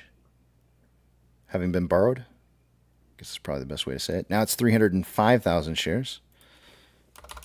That's not really going to change the estimated short-term interest of the free float too much. It's at 12.73% right now. Cost per borrow mins at 3.53. Average 4.9 and max is 14.38. Shares on loan for the day today is at 26.87 million shares. Ortex estimated that about of that 760,000 new shares on loan, 300,000 of it was in new short interest. Taking a look at options, highest amount of call volume so far for the day today. Sitting at, well, let's start with an hour ago. An hour ago it was 8.5 strike with 7.2 thousand shares. It's now 8.6 thousand share or contracts. Sorry. Highest amount of volume on puts is at a $7 strike with 30.7 thousand contracts. Is now 31.8. Markets, that's suggesting market's going to close somewhere between $7 and $8.50 by the end of the day today. Orders by Fidelity customers. AMC is in the top 30 list here. We have a 76.97% buy and a 23.03% sell ratio. GME is not on the list. SSR trips at $7.52. Shares available to borrow is still at 1.5 million shares. Oh, actually, I say still. It's actually dropped 100,000 shares. It was 1.6 earlier. So in total for the day, according to IBKR, we've seen about 6.3 million shares having been borrowed so far. Quite a large percentage, or amount of shares. Sorry, not percentage. Taking a look at the market here, we've got NASDAQ up 0.22, Dow Jones up 0.19, and S&P 500 is up 0.22. We have 3,660 decliners to 2,554 advancers. The market's more declining now than it was an hour ago.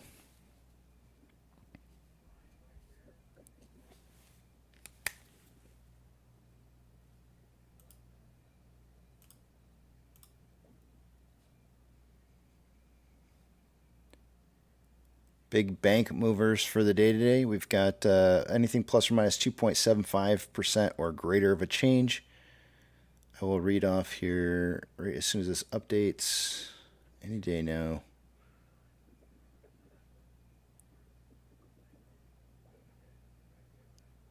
Silvergate's down 42.86. PacWest down 3.66. Bank of California down 2.86.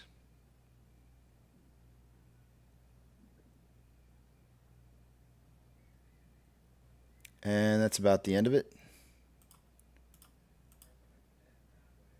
Ethereum Classic is up 2.26 and consolidating after a downtrend.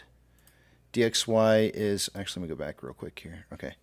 DXY is currently down 0.17 and a little bit of consolidation currently on a slight uptrend.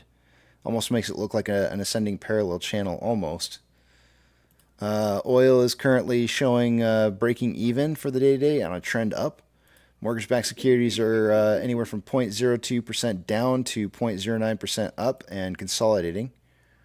SPY is up 0.21 and on a slight downtrend. VIX is up 1.31 and consolidating. VBR is down 0.05, trending down. VB is down 0.1, trending down. Tesla is down 2.9%, trending down. Amazon down 0.43 and starting a trend up. Cinemark is up 2.15 and trending up. Doge is up 0.51 and trending up. Bitcoin is up 1.02 and on a slight trend up. GME is down 2.14, trending up. HYMC is up 4.63 and consolidating. NCMI is up 0.62, consolidating. HOOD is up 0.33 and starting a trend down. AMC is down 5.38 and starting to trend back up again here towards the end of the day. We have approximately $1.2 million more inflow than outflow, with 13.09 million shares traded so far for the day today. Let's see here. After 300, almost 300 minutes, 292 minutes worth of trading, putting us on a pace for 17.48 million shares traded by the end of the day today. We're going to have to see a lot of volume in the end portion of the day today for me to get that volume prediction right on 20 to 40 million shares. And on a 4-hour chart, we've got more selling pressure than buying pressure with an RSI of 41.89, which is signal or below average.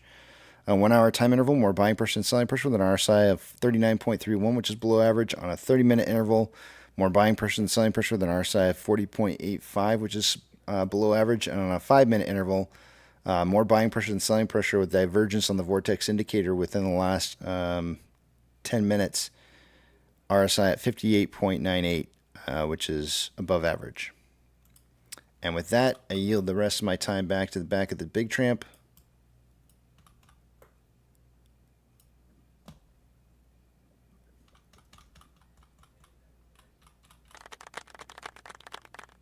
Thank you.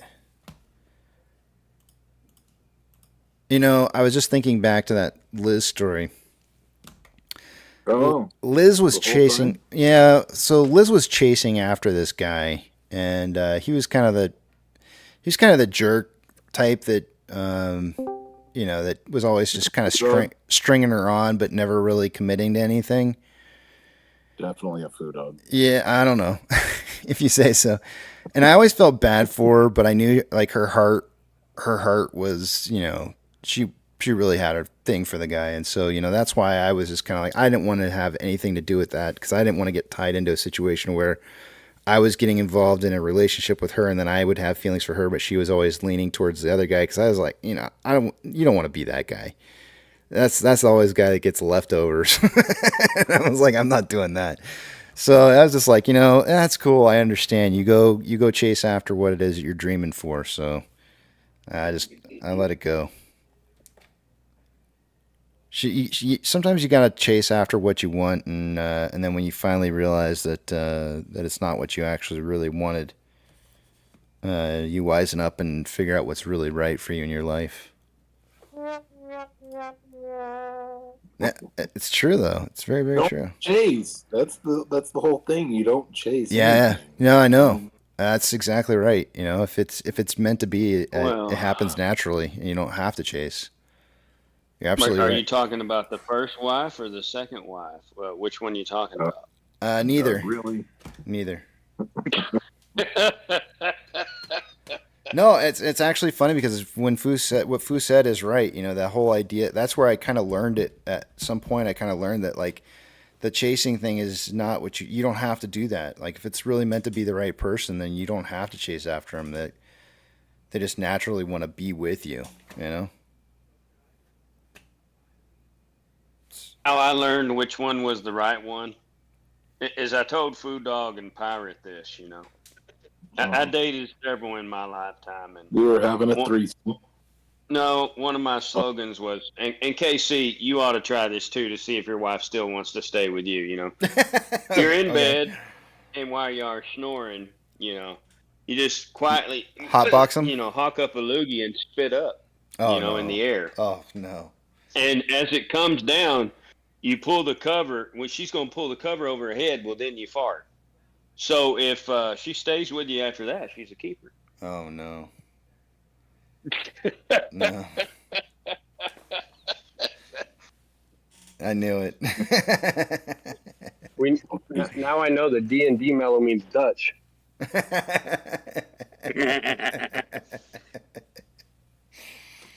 Oh man. Well.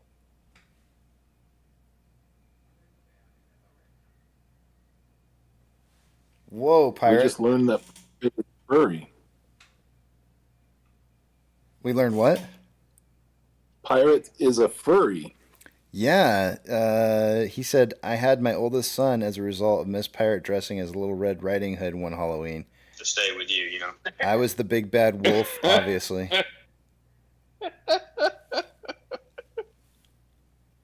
Yeah, who did the blowing? Huff and puff and blow your house down. I think that's the wrong. You're mixing them up. The wrong fable.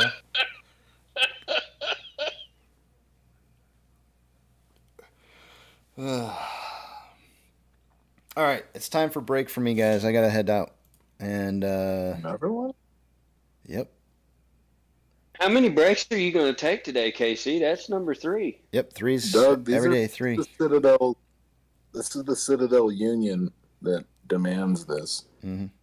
I paid you a man birthday cake. Yep. I gotta go eat some cake. All right. Enjoy your cake. Have some pudding too. I will. I'll see you guys in a bit. All right, later.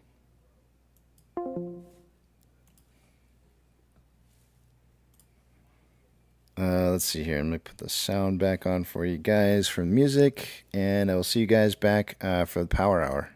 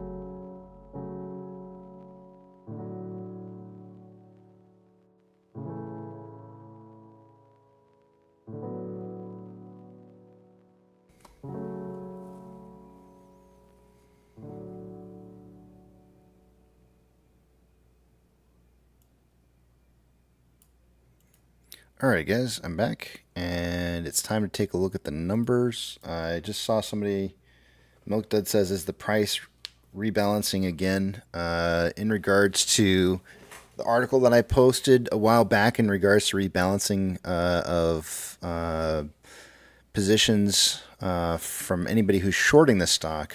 No. In regards to rebalancing for consideration of market cap, not excluding shares that are going to be sold into the marketplace eventually. No. Also, because remember, if I don't know if you, I mean, you're talking about the rebalancing. $7.99 was the rebalance point. So where we're right now at $7.88, that's very, very close to where we were talking from before. So I don't think that there's any kind of rebalancing going on right now.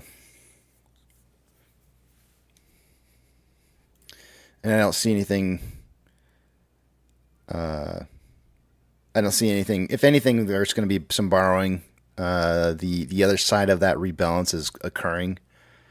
So the lending of more shares is occurring. And I have a feeling that you're going to see so Stonko Tracker reported like I'm trying to remember off the top of my head how many shares it was. 5.8 million shares this morning available to borrow, and we watched them borrow all of those. But if you take a look at the total amount of shares that have been borrowed so far, when you account for borrowed change, 4.1 million shares have been reported as being borrowed, 3.8 returned, leaving a net difference of 305,000 shares, which is what we were seeing an hour ago. So there's not like a whole lot of positive side borrowing showing up right now, but I do think that that's going to start changing fairly quickly. Mike says, are tokenized shares still out there? I don't know. I would assume so.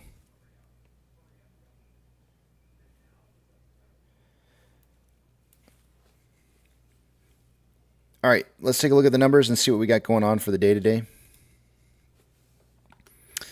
I'm going to take you guys over to the other page here. I'm not going to be able to see what it is you guys are writing, so hold those personal thoughts, comments, questions, and concerns until you see the big tramp back up on the screen again. Let's see what we got going on here. Starting with off exchange.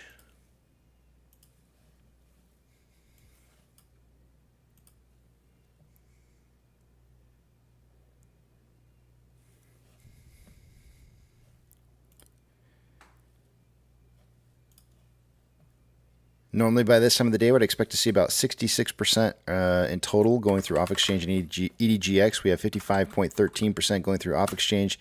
EDGX at 10.93. The combined total, 66.06%, almost dead on where it's supposed to be by the end of a day. So nothing unusual going on there. CHX volume is 6,403 shares. That number is low, which is what I want to see. CHX for GME, on the other hand, is high right now at 34,160 shares. Which is 1.36% of their total daily volume with a 30-day average of 0.14. Taking a look at Ortex, as of an hour ago, like I was saying, 305,000 shares having been borrowed so far for the day today. Towards the end of the day, we typically see this starting to go back up again. And it is going back up, 710,000 shares now having been borrowed. It's going to cause the estimated short share interest of the free float to rise to 12.81%. Cost of borrow mins at 3.53, average 4.95, and max is 14.38%. Shares on loan for the day today is at 26.87 million shares. That's 760,000 more shares on loan from Friday. Excuse me. Ortex is estimating that about 300,000 of that is in new short interest. Taking a look at options. Highest amount of call volume so far for the day today has been an $8.50 strike. It was 8.6 thousand contracts in volume so far for the day. It's now 8.9 thousand contracts. And on the put side of things, there an hour ago at $7, there was a $7 strike. There was 31.8 thousand contracts. There's now 32,000 contracts. Market suggesting a closing price somewhere between $7 and $8.50 by the end of the day. Orders by Fidelity, 775, by the way, would be the middle point in that range. Orders by Fidelity customers AMC on the page here with a 77.24% buy to 22.76% sell ratio.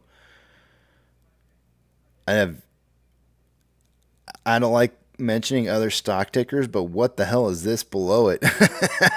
Wow. Yikes. Anyway, I mean, you see something but nothing but red like that. That stands out. AMC doing pretty well here. GME I don't think is on this list as of right now. Likely due to low volume for the day today.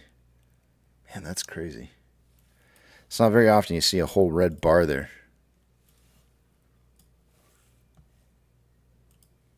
Trigger price for SSR for the day today is at $7.52. We have not triggered it for the day. Shares available to borrow. Looks like they did borrow another 100,000 shares before the end of the day was over. Fees are sitting at about 3.7%. We've seen now 6.4 million shares borrowed according to Sanko Tracker.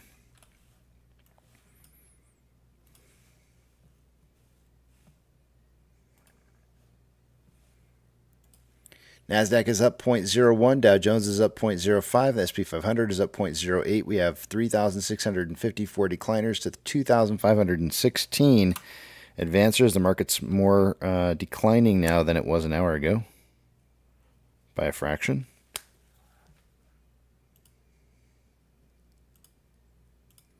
Big bank movers for the day today. We've got Silvergate down 42.86%. PacWest down 3.66%. Bank of California is down 2.98%.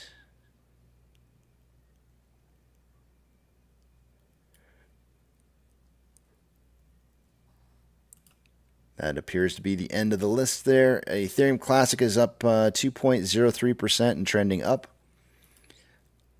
The US dollar is down 0.13, but on a trend up currently. Oil is up 0.6 and on a trend up. Mortgage-backed securities are down anywhere from 0.02 to up 0.09 and consolidating. SPY is up 0.07% and starting to trend back up after having been down as low as 443.18. VIX is up 2.39% and trending up. VBR is down 0.04 and consolidating. VB is down 0.16, consolidating. Tesla is down 3.06, trending, actually consolidating. Amazon is down 0.59 and consolidating. Cinemark is up 1.61, consolidating. Maybe slight downtrend. Doge is up 0.37, consolidating. Bitcoin up 0.82, trending up. GME is down 2.68 and trending slightly down. HYMC is up 4.75, consolidating. NCMI is up 0.21, consolidating. Hood is up 0.14, consolidating with a slight downtrend. AMC down 6.1% and consolidating. Inflow versus outflow for the day today. $1.3 million more inflow than outflow. 14.16 million shares traded so far for the day today after 348 minutes worth of trading puts us on a pace for 15.86 million shares traded by the end of the day today. It's super low compared to what I thought we were going to see between 20 and 40 million shares. That is significantly lower. It's going to be about 4 million less than what I was anticipating. I do expect there to be some larger quantities of volume towards the end portion of the day, though. On a 4-hour chart, there is more selling pressure than buying pressure with an RSI of 40.77, which is below average. On a 1-hour chart, more buying pressure than selling pressure with an RSI of 35.99, which is slightly below average. On a 30-minute interval, more selling than buying pressure with an RSI of 36.48, which is below average. On a 5-minute interval, more selling pressure than buying pressure with a divergence on the Vortex indicator currently occurring, an RSI at 47.65, which is slightly below average.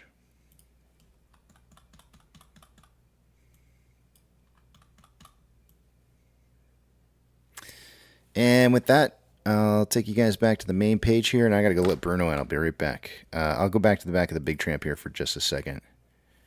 Actually, I'll be right back, and then I'll go back to the back of the big tramp.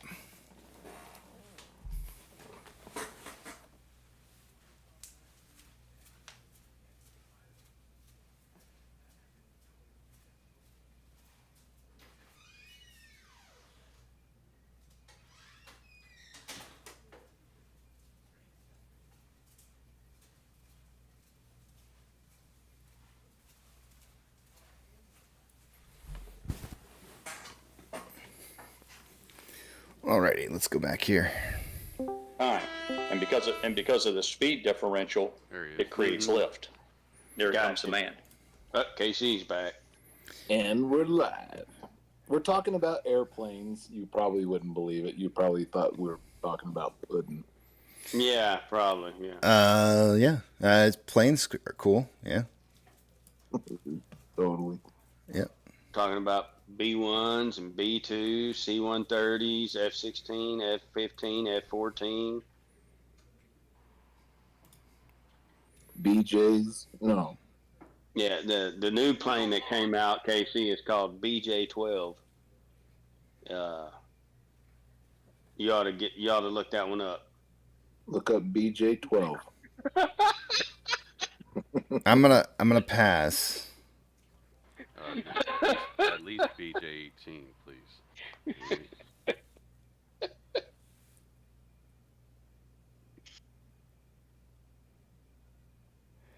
Attendees plus. Says yeah, go ahead. Yeah. Oh, he's real close to that missing F-35. He wants to get the. What is it? The reward. Reward. Yeah. More likely, he's after the scrap metal. You know, aluminum probably brings about $20 a pound at the junkyard, so he's probably scrapping that thing. Aluminum. Boy, the leading edge of those wings could bring you 100,000 pounds. Aluminum. $100,000 a pound, I bet. What makes you say aluminum? Frank nailed you, Foo Dog. A lot of aluminum in aircraft. Frank, it's not very high grade aluminum. Yeah, but them leading edges, they're all like a composite. They're almost like a rubber. Even the rubber, but like a rubber. Yeah, like they use carbon fiber. They use carbon fiber, fiberglass. There's a ton of different materials, but in almost every aircraft, there's a boatload of aluminum.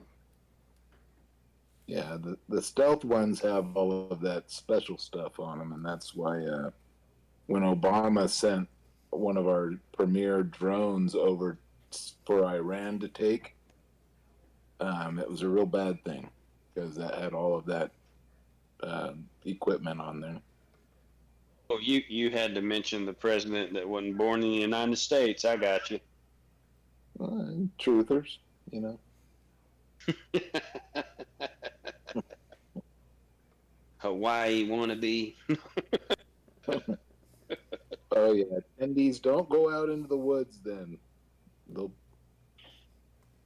shoot you up. They used to say in Oregon not to stray far away from the beaten path. A lot of the illegal pot farms were not too far off of hiking paths, and some people, they would rig them with booby traps and stuff like that, and so some people were getting shot. This is, of course, this is like almost nearly a quarter of a century ago that this kind of stuff was being talked about. But now that Oregon's a legal state, I imagine that's probably a much lesser of a problem.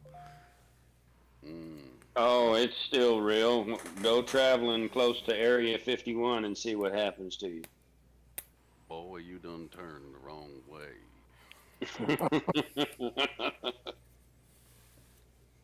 Have y'all heard the stories of Area 51? Oh, yeah.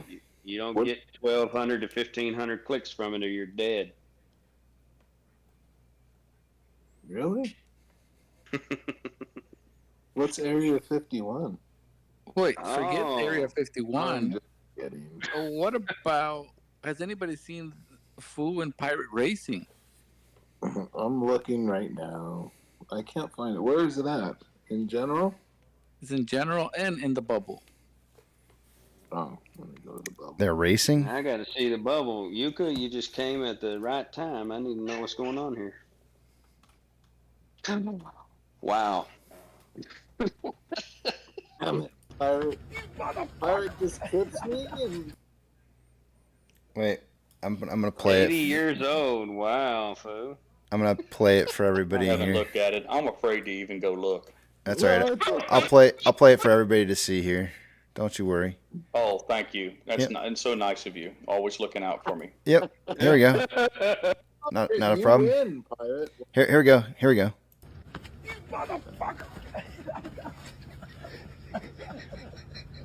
Now that's pretty good. Which one's who? Which one's which? You'll see. I'm the one on the ground.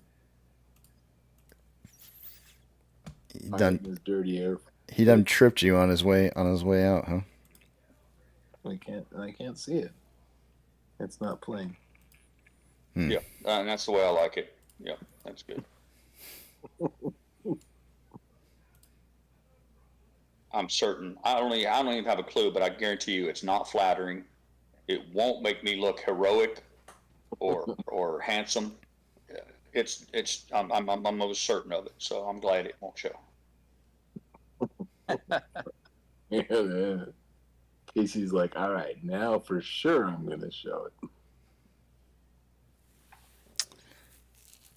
I just wait. I showed it. I just showed it. There's Foo in the blue. Oh, there. See, Foo goes down, and pirate just runs by. Later.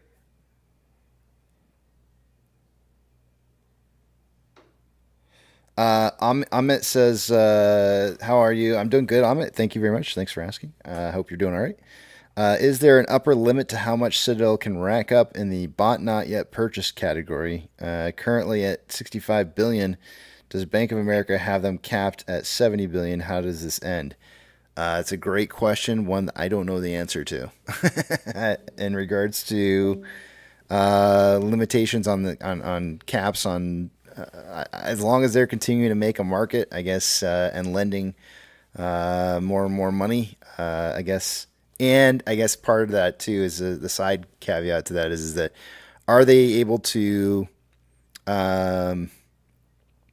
effectively turn a position into something that's being held as collateral for another position?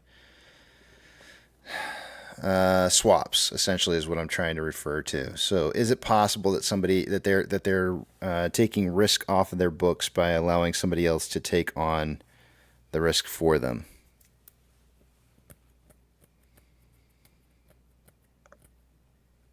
Hot potato. Yeah.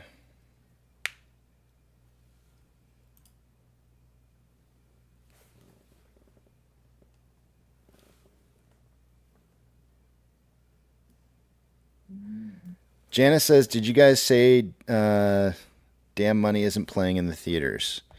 So, Damn money. Yeah. It's not. It's Damn Money. We're calling it Damn Money from now on. It doesn't matter. I like that. Yeah, Damn Money. No. So I actually was going to go see it this weekend, and I went to go pull it up in my area, and then found out when I looked it up on the internet that the actual release date's not until I think it was like the 29th. I don't know. I have to pull it up on the computer again, but the actual hold on, let me see.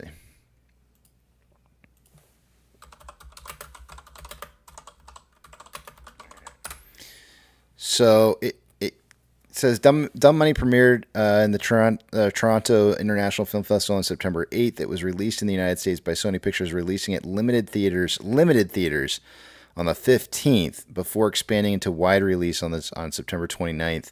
I've heard that the 29th date has been moved up, but when I went to go look to see if there were any movie theaters showing in my general area in Austin, which is kind of an artsy kind of place, there were no theaters in my area showing Dumb Money. So I had no opportunity to see that this weekend. Let it be written in the big book, henceforth it shall be called Damn Money. Damn Money. Chiseled in granite for all eternity. Yeah, I did not have a chance to see dumb. Damn Money. Casey, I'll be right back. I've got that thing called Scarlet Rose is fussing. Okay. Have a good one. Mm-hmm.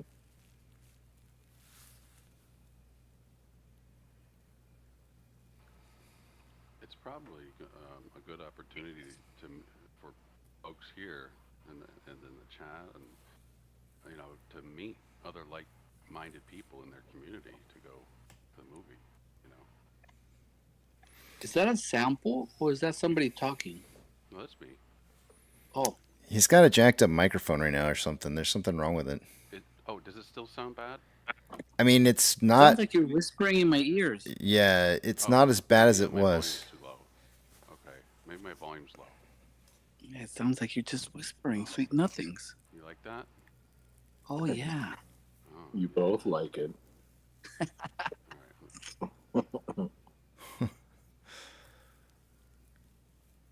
Get real loud fast. Mm-hmm. But it sounds like you have like a fan in the background that's just like on overtime. Hold on. A pan? Fan. With an F. It is. Hold on 1 second. I'll explain. All this time he's been skydiving. It sounds like he's at a workplace. That does sound right. Casey, you're absolutely right, and I apologize. It should be down now. Are you in an IT server room? No, sir. No, sir. Okay. So I'll explain. The neighborhood is repaving the road, resealing them in the area, and it smells awful. Oh, I bet. My air purifiers are cranked, and so I apologize. They're working overtime right now. They sound like they're like on full blast. Yeah. Trying to blow the stank off you, or what? Yeah, I was trying to keep those VOCs and whatnot away from the children here. I thought for sure you were working in an IT server room. No. If you've ever been in one of those, they're pretty loud too. Oh yes. Yeah, I'm very close to where the internets is here in Nova. So, yep.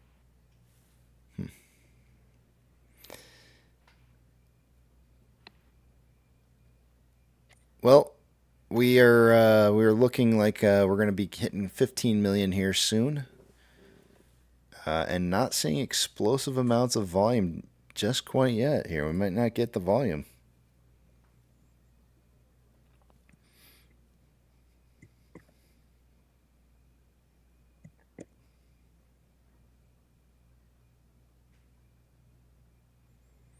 Albert says one of the YouTubers thinks the ape wine Saint Simeon tweet has caused retailers to sell, hence the red day. I clicked it off mid video. Yeah. I don't really think it has. I don't think any of the price movement has anything to do with that. I'm scraping the bottom of the old content barrel. The old content storage room's empty. They're down to the last drum, and they're upside down in that barrel with a spatula trying to scrape that last little bit of clickbait off the bottom of the drum. Doesn't know how to censor content, that's for sure.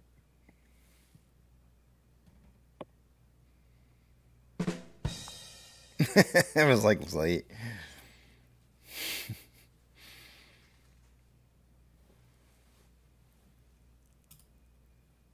Damn money.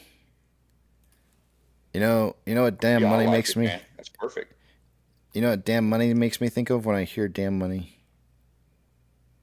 Wait, what is all this other stuff? Do we have new sounds? Oh no. Oh man, I'm telling you, I'm surprised that today we haven't just been flooded with sound bites, because they spent the entire Saturday and Sunday fleshing out volumes and possible applications as punchlines, and they had an entire repertoire of new giggle bites, and all we got today out of him was static. So he's getting an F for today, as far as I'm concerned, on his report card. This is That's me. I got a new soundboard for you. It's a human soundboard. You want to hear it? Yeah. Okay. Here we go. It's called the Human Blender.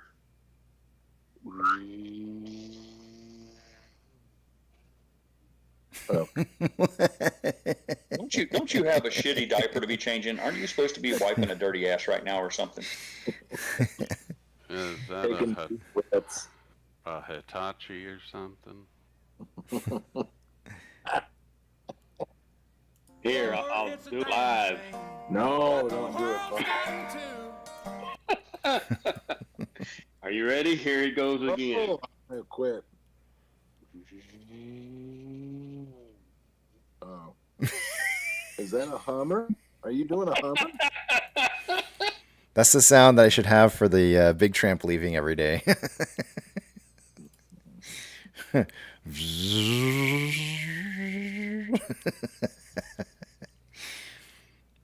I'm sure Scarlet Rose is entertained. Always. She loves Daddy.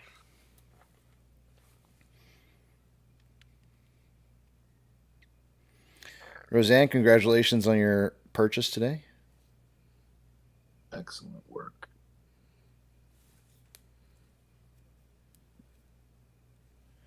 I was just noticing Bitcoin earlier. Looks like it retraced most of that big run-up that it had earlier today.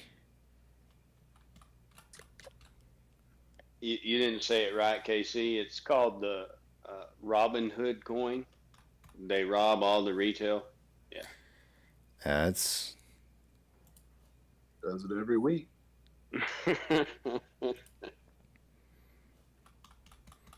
I'm sure. I know there were some individuals that were in the AMC well, maybe still, I don't know.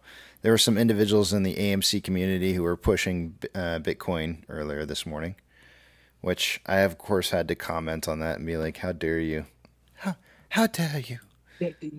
Here, hold on a second. How dare you? I had to admonish. I had to admonish them.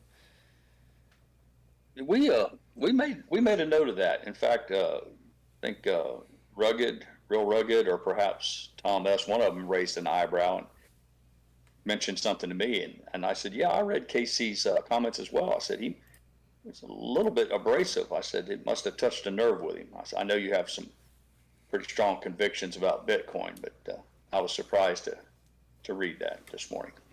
Yeah, I kind of let loose a little bit more on than I do here. You let them have it, that's for sure. Yeah. I just think it's. Wait a minute. I think it's very yeah. You got angry? I got to write No, this down. no, it wasn't anger at all. No. Didn't mean to imply he was angry in any way. No. No. I wasn't angry at all. It was. I was actually disappointed, if anything, because there's been like the main staple of people that have been in our community from the get go, and when I see them, doing some of the things that they're doing, it makes me sad, because I know there's a couple different things as to reasons why they would be doing what it is that they're doing. One is to potentially be staying relevant. Two is that somebody's paying them to push the product. Three is that I don't know what's three. I guess three could be. I understand. I want to say three is that they're just not even calling it right, but I know better. I know they know how to read charts, because I've seen them do it before. And look, I'm sorry, I got to show this. I got to show that. Maybe I can I'm just going to take a screenshot of what it is that they showed. When you take. That'd be great. When you take a small snippet of a picture. Well, let me find it here. This is their snippet. And they said, hold on, that's not it. They said the last time Bitcoin did this maneuver right here, and this maneuver right here, that it ran up to 30K. Right? And they're basically like, "Oh, get ready to buy in. It's, it's ripping, it's going to 30K." And then they're sitting here showing, currently this morning, they're showing this as their picture next to it. right here, and they're like, "This is it. It's going to 30K. It's starting to head in here. It's going to 30K, guys. We're it's going to take off. That's for sure thing." And it's like, and then they just don't even really look at the bigger picture, right? And you come in and you look at Bitcoin, and you pull up the bigger picture on this thing, on a 4-hour chart. I guess I think I got to do it on a daily. You look at the bigger picture on this thing, and you can see this ascending, broadening wedge that it's broken out of, with a head and shoulders that was building to end really close to the end, and there was like this weird 28-day extension on the head and shoulders, which is going to be ending here in a few days. And I would expect the backside of a head and shoulders like this to be the exact opposite in the direction of which it went into the head. So a steep, sharp run to the bottom would be a steep, sharp run to the top, followed by a breakout going down. And that's when it's going to go back down and probably retest something like 19.4K a coin. But they're taking it down to 1 minute and going like, where was it?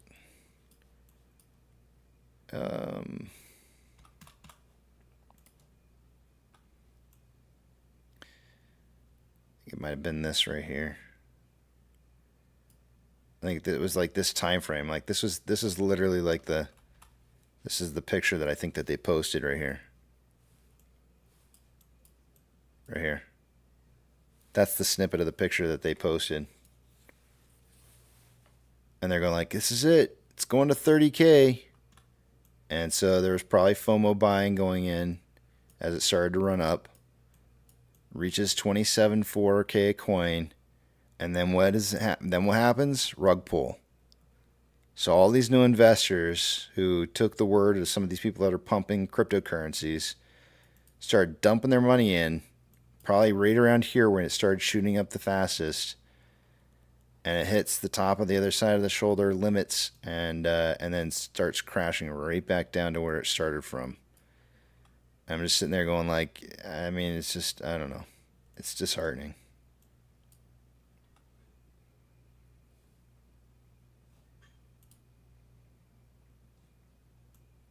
I hear you. I'm just glad the two of you won't be sharing a golf cart for the back nine this afternoon, because it can make for an uncomfortable golf ride in a golf cart. That's all I'm saying. A lot of chatter. Yeah.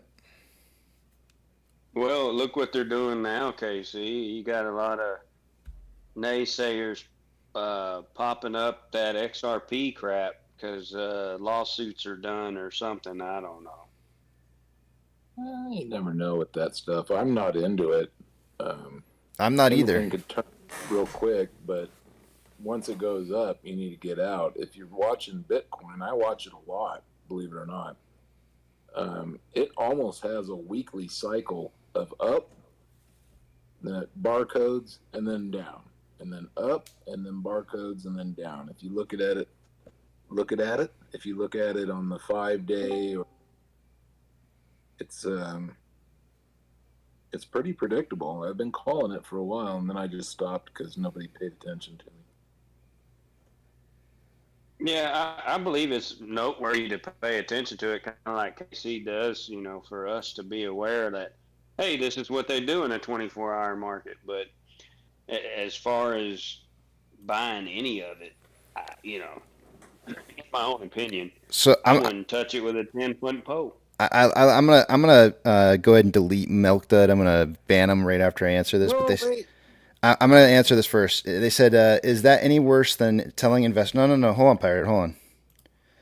Is that any worse than telling investors to hold AMC through multiple dilutions and a 95% drop? Nobody's told anybody to do anything here. So if you're suggesting that, Milk Dud, then you're certainly not in the right place. But you won't be here for much longer. He's not. Because nobody here tells anybody what to do with their money. I won't allow that. I don't think that's right to do. And we were having a good day, and then somebody dumb got to come in. The Earth. The Earth is flat. I repeat, the Earth is flat.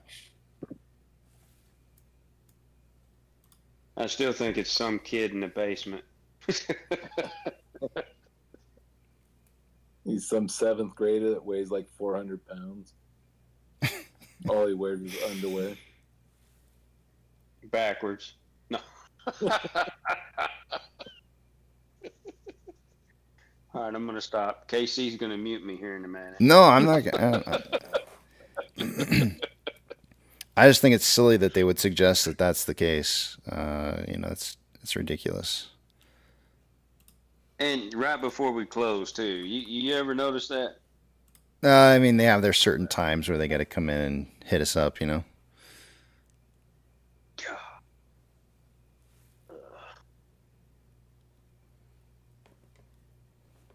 I wish I was in charge of everybody's IP address so I could see where they live, and then I just come politely go say hello. You have to think just a tiny bit harder on it. It's more likely that he's a huge fan of the other YouTube, the content creator, that KC pointed out the flaws in his TA and his charting, probably butthurt over that. It's more likely that's the case than anything.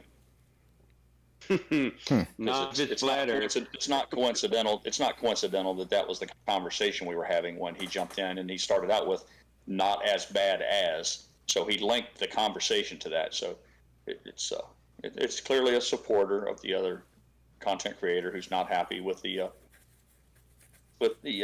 analysis that perhaps the guy's interpretation of the chart was 180 degrees out. But instead of coming in with some good, well thought arguments and DD and promoting his side of the story, he resorts to that kind of shit that we're used to seeing, and that's why you just zap him. Well, KC, can we do a toast? Sure. I don't have any alcohol on me right here in the second, but I can always clink some glasses together and make it sound like it. You don't have a Coors Light in the refrigerator? Oh, son of a gun. You know what? While you're making a toast, I'm going to take my blood pressure. Do you know why? I started working out. Last night. I'm really curious to find out how my blood pressure is doing after just one workout. I think it's going to be kind of fun to track that. Working out? Maybe I can. Were you working out with your left hand? No, I was working out with both my feet. Thank you very much. Oh, wow, you're very flexible. Very flexible. Not as much as I used to be. I used to be way more flexible, but now just kind of partially flexible. I got a big old gut that I got to get rid of. You worked out on your Pantheon? Is it like my Pantheon 3000 or what? Peloton. Peloton. Yeah, Peloton. Yeah. You're looking pretty fit this morning. Oh yeah, it's already. I'm there. Damn it! You're gonna give me. I can already tell that the guns are showing. You're gonna when you lean back in your chair. You're gonna cause my blood pressure to be high. Damn it! I'm not supposed to laugh while I'm doing this. I don't care so much about the Peloton, but I would pay good money to see KC ride one of those penny farthings and trade in his hat for one of those little, like a derby, the little English derby, and ride one of those penny farthings. Isn't that what they call the bicycle with the giant wheel and the little tiny wheel in the back? Oh my God. penny farthing. Is that what those are called? Farthing. Yeah, I think it's called a penny farthing. But I'm telling you right now, you could rock the penny farthing. But it's mandatory that you wear the black bowler hat. Is it penny farting? No. Who am I talking to? Yucca? Is this Yucca on here? Or where's KC go? Yucca. It's KC. I'm here. What happened? Penny farting. We're doing penny farting. Casey, you said don't laugh while you're taking your blood pressure, but humor lowers your blood pressure. Yeah. Not while you're taking it. It might lower it, like from, less stress in life, but. So you're not supposed to rub one out while you're taking your blood pressure? Yeah. Probably bad idea. Yeah. Bad idea. You know, it gets the blood pumping. Why Joe's over here all like, what are you wearing, Casey, when you do your workouts? JC, look, I told you he's getting off today. He's loving it. Hey guys, I'm 115 over 81. All right, yeah. Yucca was right. Casey, as a younger man, I never really got into any of the goth stuff or any of that. And despite my proclivity towards the whole pirate thing right now, I do have a certain fascination with the whole steampunk thing, the whole steampunk thing with all the apparatus that comes with it and their outfits. There's something about that speaks to me. What are you pumping with it? No, I get it. No, I get what you're saying. There's something neat about like future and past mixing together. Like it just. Yeah, and it's just cool. I keep getting sucked into these rabbit holes where they've mixed it sometime in the past. On your stream, or Discord, I posted a picture of a motorcycle, but it's reached into all sorts of things. And it's just this whole steampunk idea and it's real mechanical. It's heavy with brass and exposed gears and turn of the century type stuff. And then along with it, there's this, it's the whole thing with the girls wearing the bustiers and the men with the top hats. And like I said, I was never into the steampunk the goth and all that as a young man, but I must admit I'm getting ever more interested in this whole steampunk thing. The ping pong? It's the. Never mind. Never mind. Back to the fart jokes. Back to the penny farting. The penny farting. Penny farting. All right, here we go. I'm about to do a cheers, and Casey, I've never done it like this, so I hope everybody takes it very seriously. Oh, okay. Uh-oh. Cheers to Casey for being still with us, still doing live, still recording data history, still being with us, not giving up, and just being him as a whole, not changing for anyone, maintaining a level of patience that I've never seen before in any man. And I'm not kissing your ass either. Well, that's good. You might take it back if you had to see this ass. Cheers. Oh, wait, I gotta do the glasses here. There we go. Clink. Joe. Is it my turn yet? Oh, go for it. Real quick before you do though, AA Ron says, Casey, will SSR be the same tomorrow, or will it change in the morning? It changes every day to 10% less than whatever the closing price was the previous day. Sorry, go ahead.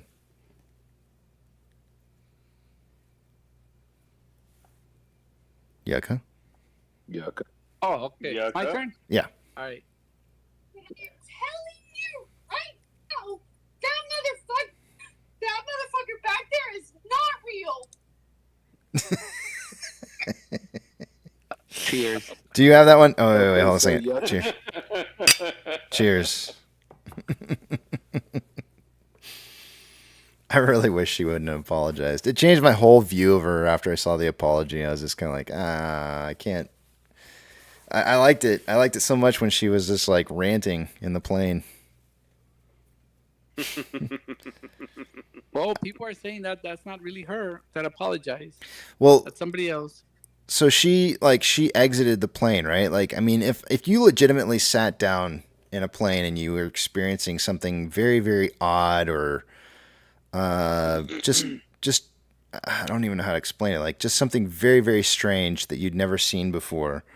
Would you feel comfortable flying on that plane, or would you like be like, eh? You have to ask the stewardess for an extra blanket if something odd is going on, so that you can cover it all up while it's happening. I know you're not a fan of the country music genre, but Melissa Lambert did a song about this, and it was called "About Girls Letting Their Crazy Show," and she just let a little bit of her crazy show. That's all. Yeah, could be. I remember one time, and this was shortly. after 9/11. I don't remember how many years after, but it was within a few years after 9/11. And I remember that I took a plane ride, and when I boarded the plane, there was a gentleman that was sitting across the aisle from me, and he, like, the stewardess had walked through and she asked everybody to put their phone away, and he kept messing around on his phone and kept texting and doing stuff with his phone constantly. She had to walk by like 3 times and ask him to put his phone away. And I could tell she kept seeing it. I kept seeing it, and I was getting to the point to where I had my hand over my buckle, like I was ready to like undo the buckle and like start leaping at the. I was gonna leap at the guy. I was ready to take him down, and finally she walked by and she's like, "If I see that phone out one more time, I'm gonna take it." like she was a teacher or something, and the guy put it away finally. But and it just bothered me the whole time that he was just so. Disrespectful and I can understand, like, getting asked once, maybe twice, but like 3 times to be asked to like put your phone away, just doesn't, it was kind of. Please tell me that you've seen the Sacha Baron Cohen, the comedy bit where he's on the plane, little small commuter plane, and he's talking, and they mistake him for a terrorist. Have you seen that comedy bit? No, I haven't. But it's too much for us to go into this late in the day. But if you get a chance, you need to review it. It's worth the time. It's one of those things where I was I thought, huh? You were going to regulate? No, I mean, I don't know what I was going to do. I was contemplating in my mind what I was going to do, because if I saw people start standing up and yelling or something like that, I was gonna feel like I was gonna have to tackle somebody or something and at least take somebody out. I don't know. I was ready. I was like ready to go, because I just don't ever want to be in one of those situations where I'm in a plane and I don't do my due diligence in trying to make sure that I stop something from happening before it happens, and he, and so I she, whatever she saw or thinks that she saw when she was exiting that plane, at least she stood up for what she believed in at the time. I mean, she obviously felt she saw something, so I don't know what she saw. That would get an eye gouge from me. You're gonna get your eye poked out. You shut your shit down, or I'm gonna pull your eyeball out of your brain. How does that sound? He was just being really rude about it. I was really surprised. I feel like I was the only person that was having a problem with it too, because everybody else seemed to not really care. I was like, "What the hell's going on here? Y'all's lives are on board with this guy that's not listening to the stewardess when she asked him to put it away." It's not stewardess, flight attendant. Sorry, I don't know what. Am I supposed to? I'm supposed to say, like. I'm not supposed to say stewardess anymore. It's supposed to be flight attendant now, or whatever. Whatever. And no more master bedroom and things like that. Well, Hayden Johansson, our resident aircraft expert, he gave me a whole list of words you're not allowed to call them. Top of the list was sky whores. Apparently, you're not allowed to call them sky whores any longer. Oh shoot! Well, I have whores. It's time, guys. I didn't realize it. Attendees just plus. You can blame them. Alrighty, I gotta wrap it up. I gotta go. I will see you guys later. Take care. Well, it is that time of the day, guys. Unfortunately, all good things must eventually come to an end. Eat, sleep, drink, get plenty of rest. Tomorrow's another trading day. Spend time with your family, spend time with your friends, take your pets out for a walk because they like getting outdoors too. And for crying out loud, go see an AMC movie, because after all, that's what we're here to do, is support AMC. But above all else, don't have a good night. Have a great night.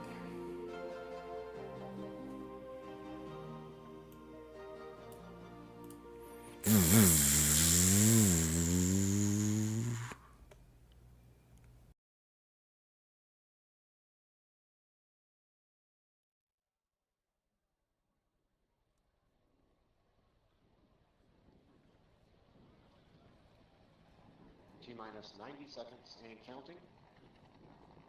All systems are go. We're about 90 seconds from the launch of Space Shuttle Discovery.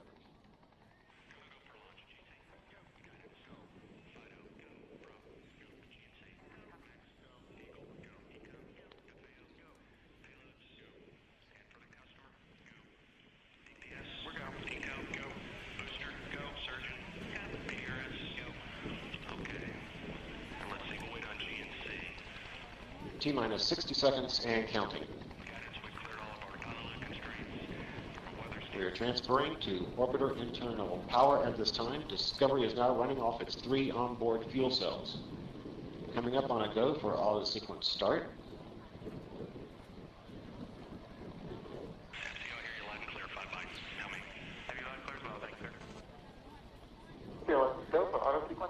And we have a go for auto sequence start.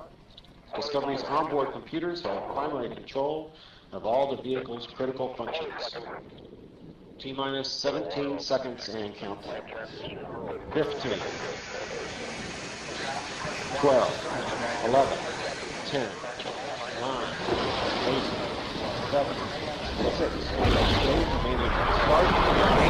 start, 2, 1, booster ignition, and liftoff of the Space Shuttle Discovery, returning to the space station, paving the way for future missions beyond.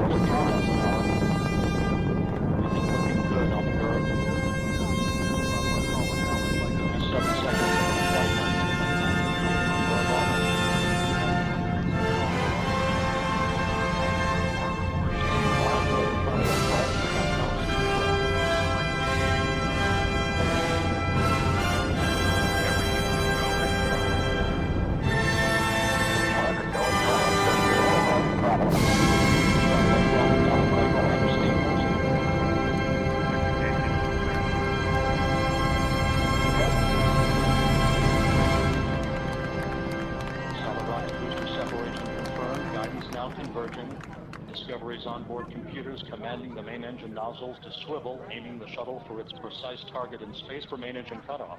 Should have a good forward link now on SM. Okay, you sound good.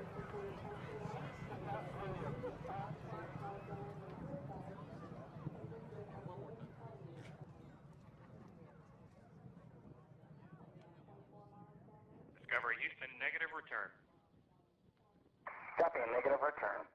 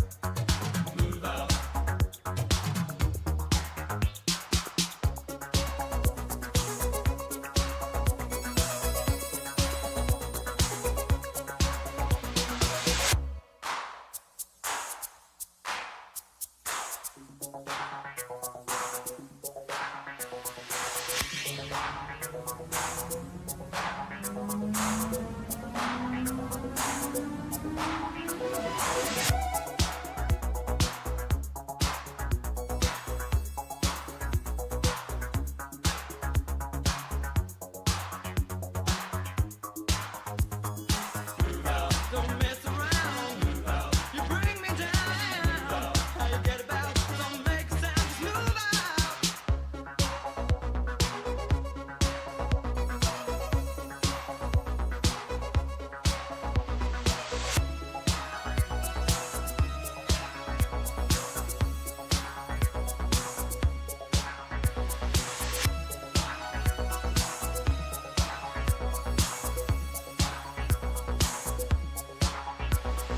Now he's in control. He's my lover. Nation stand against him. He's your brother. Been a long time now. I'll get to you somehow. Don't mess around. You bring me down. How you get about? Don't make sounds. Move out. Don't mess around. You bring me down. How you get about? Don't make sounds. Move out.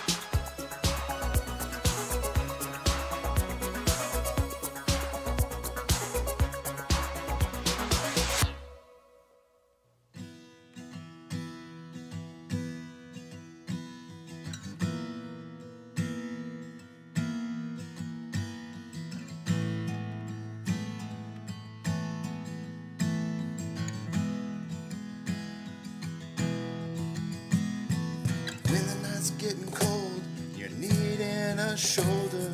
Puff out your chest and be a little bolder. All we do is we buy and hold. There will be shills who wanna steal your thrills.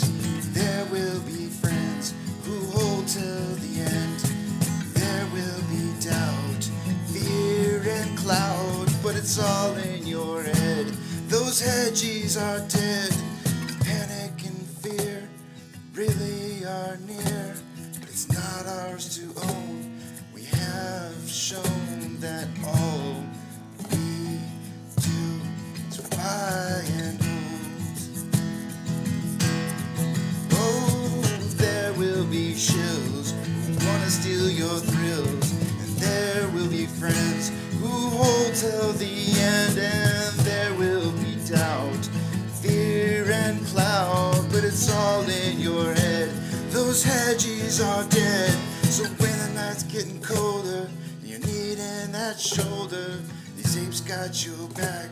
We got each other. All we do is we buy and hold.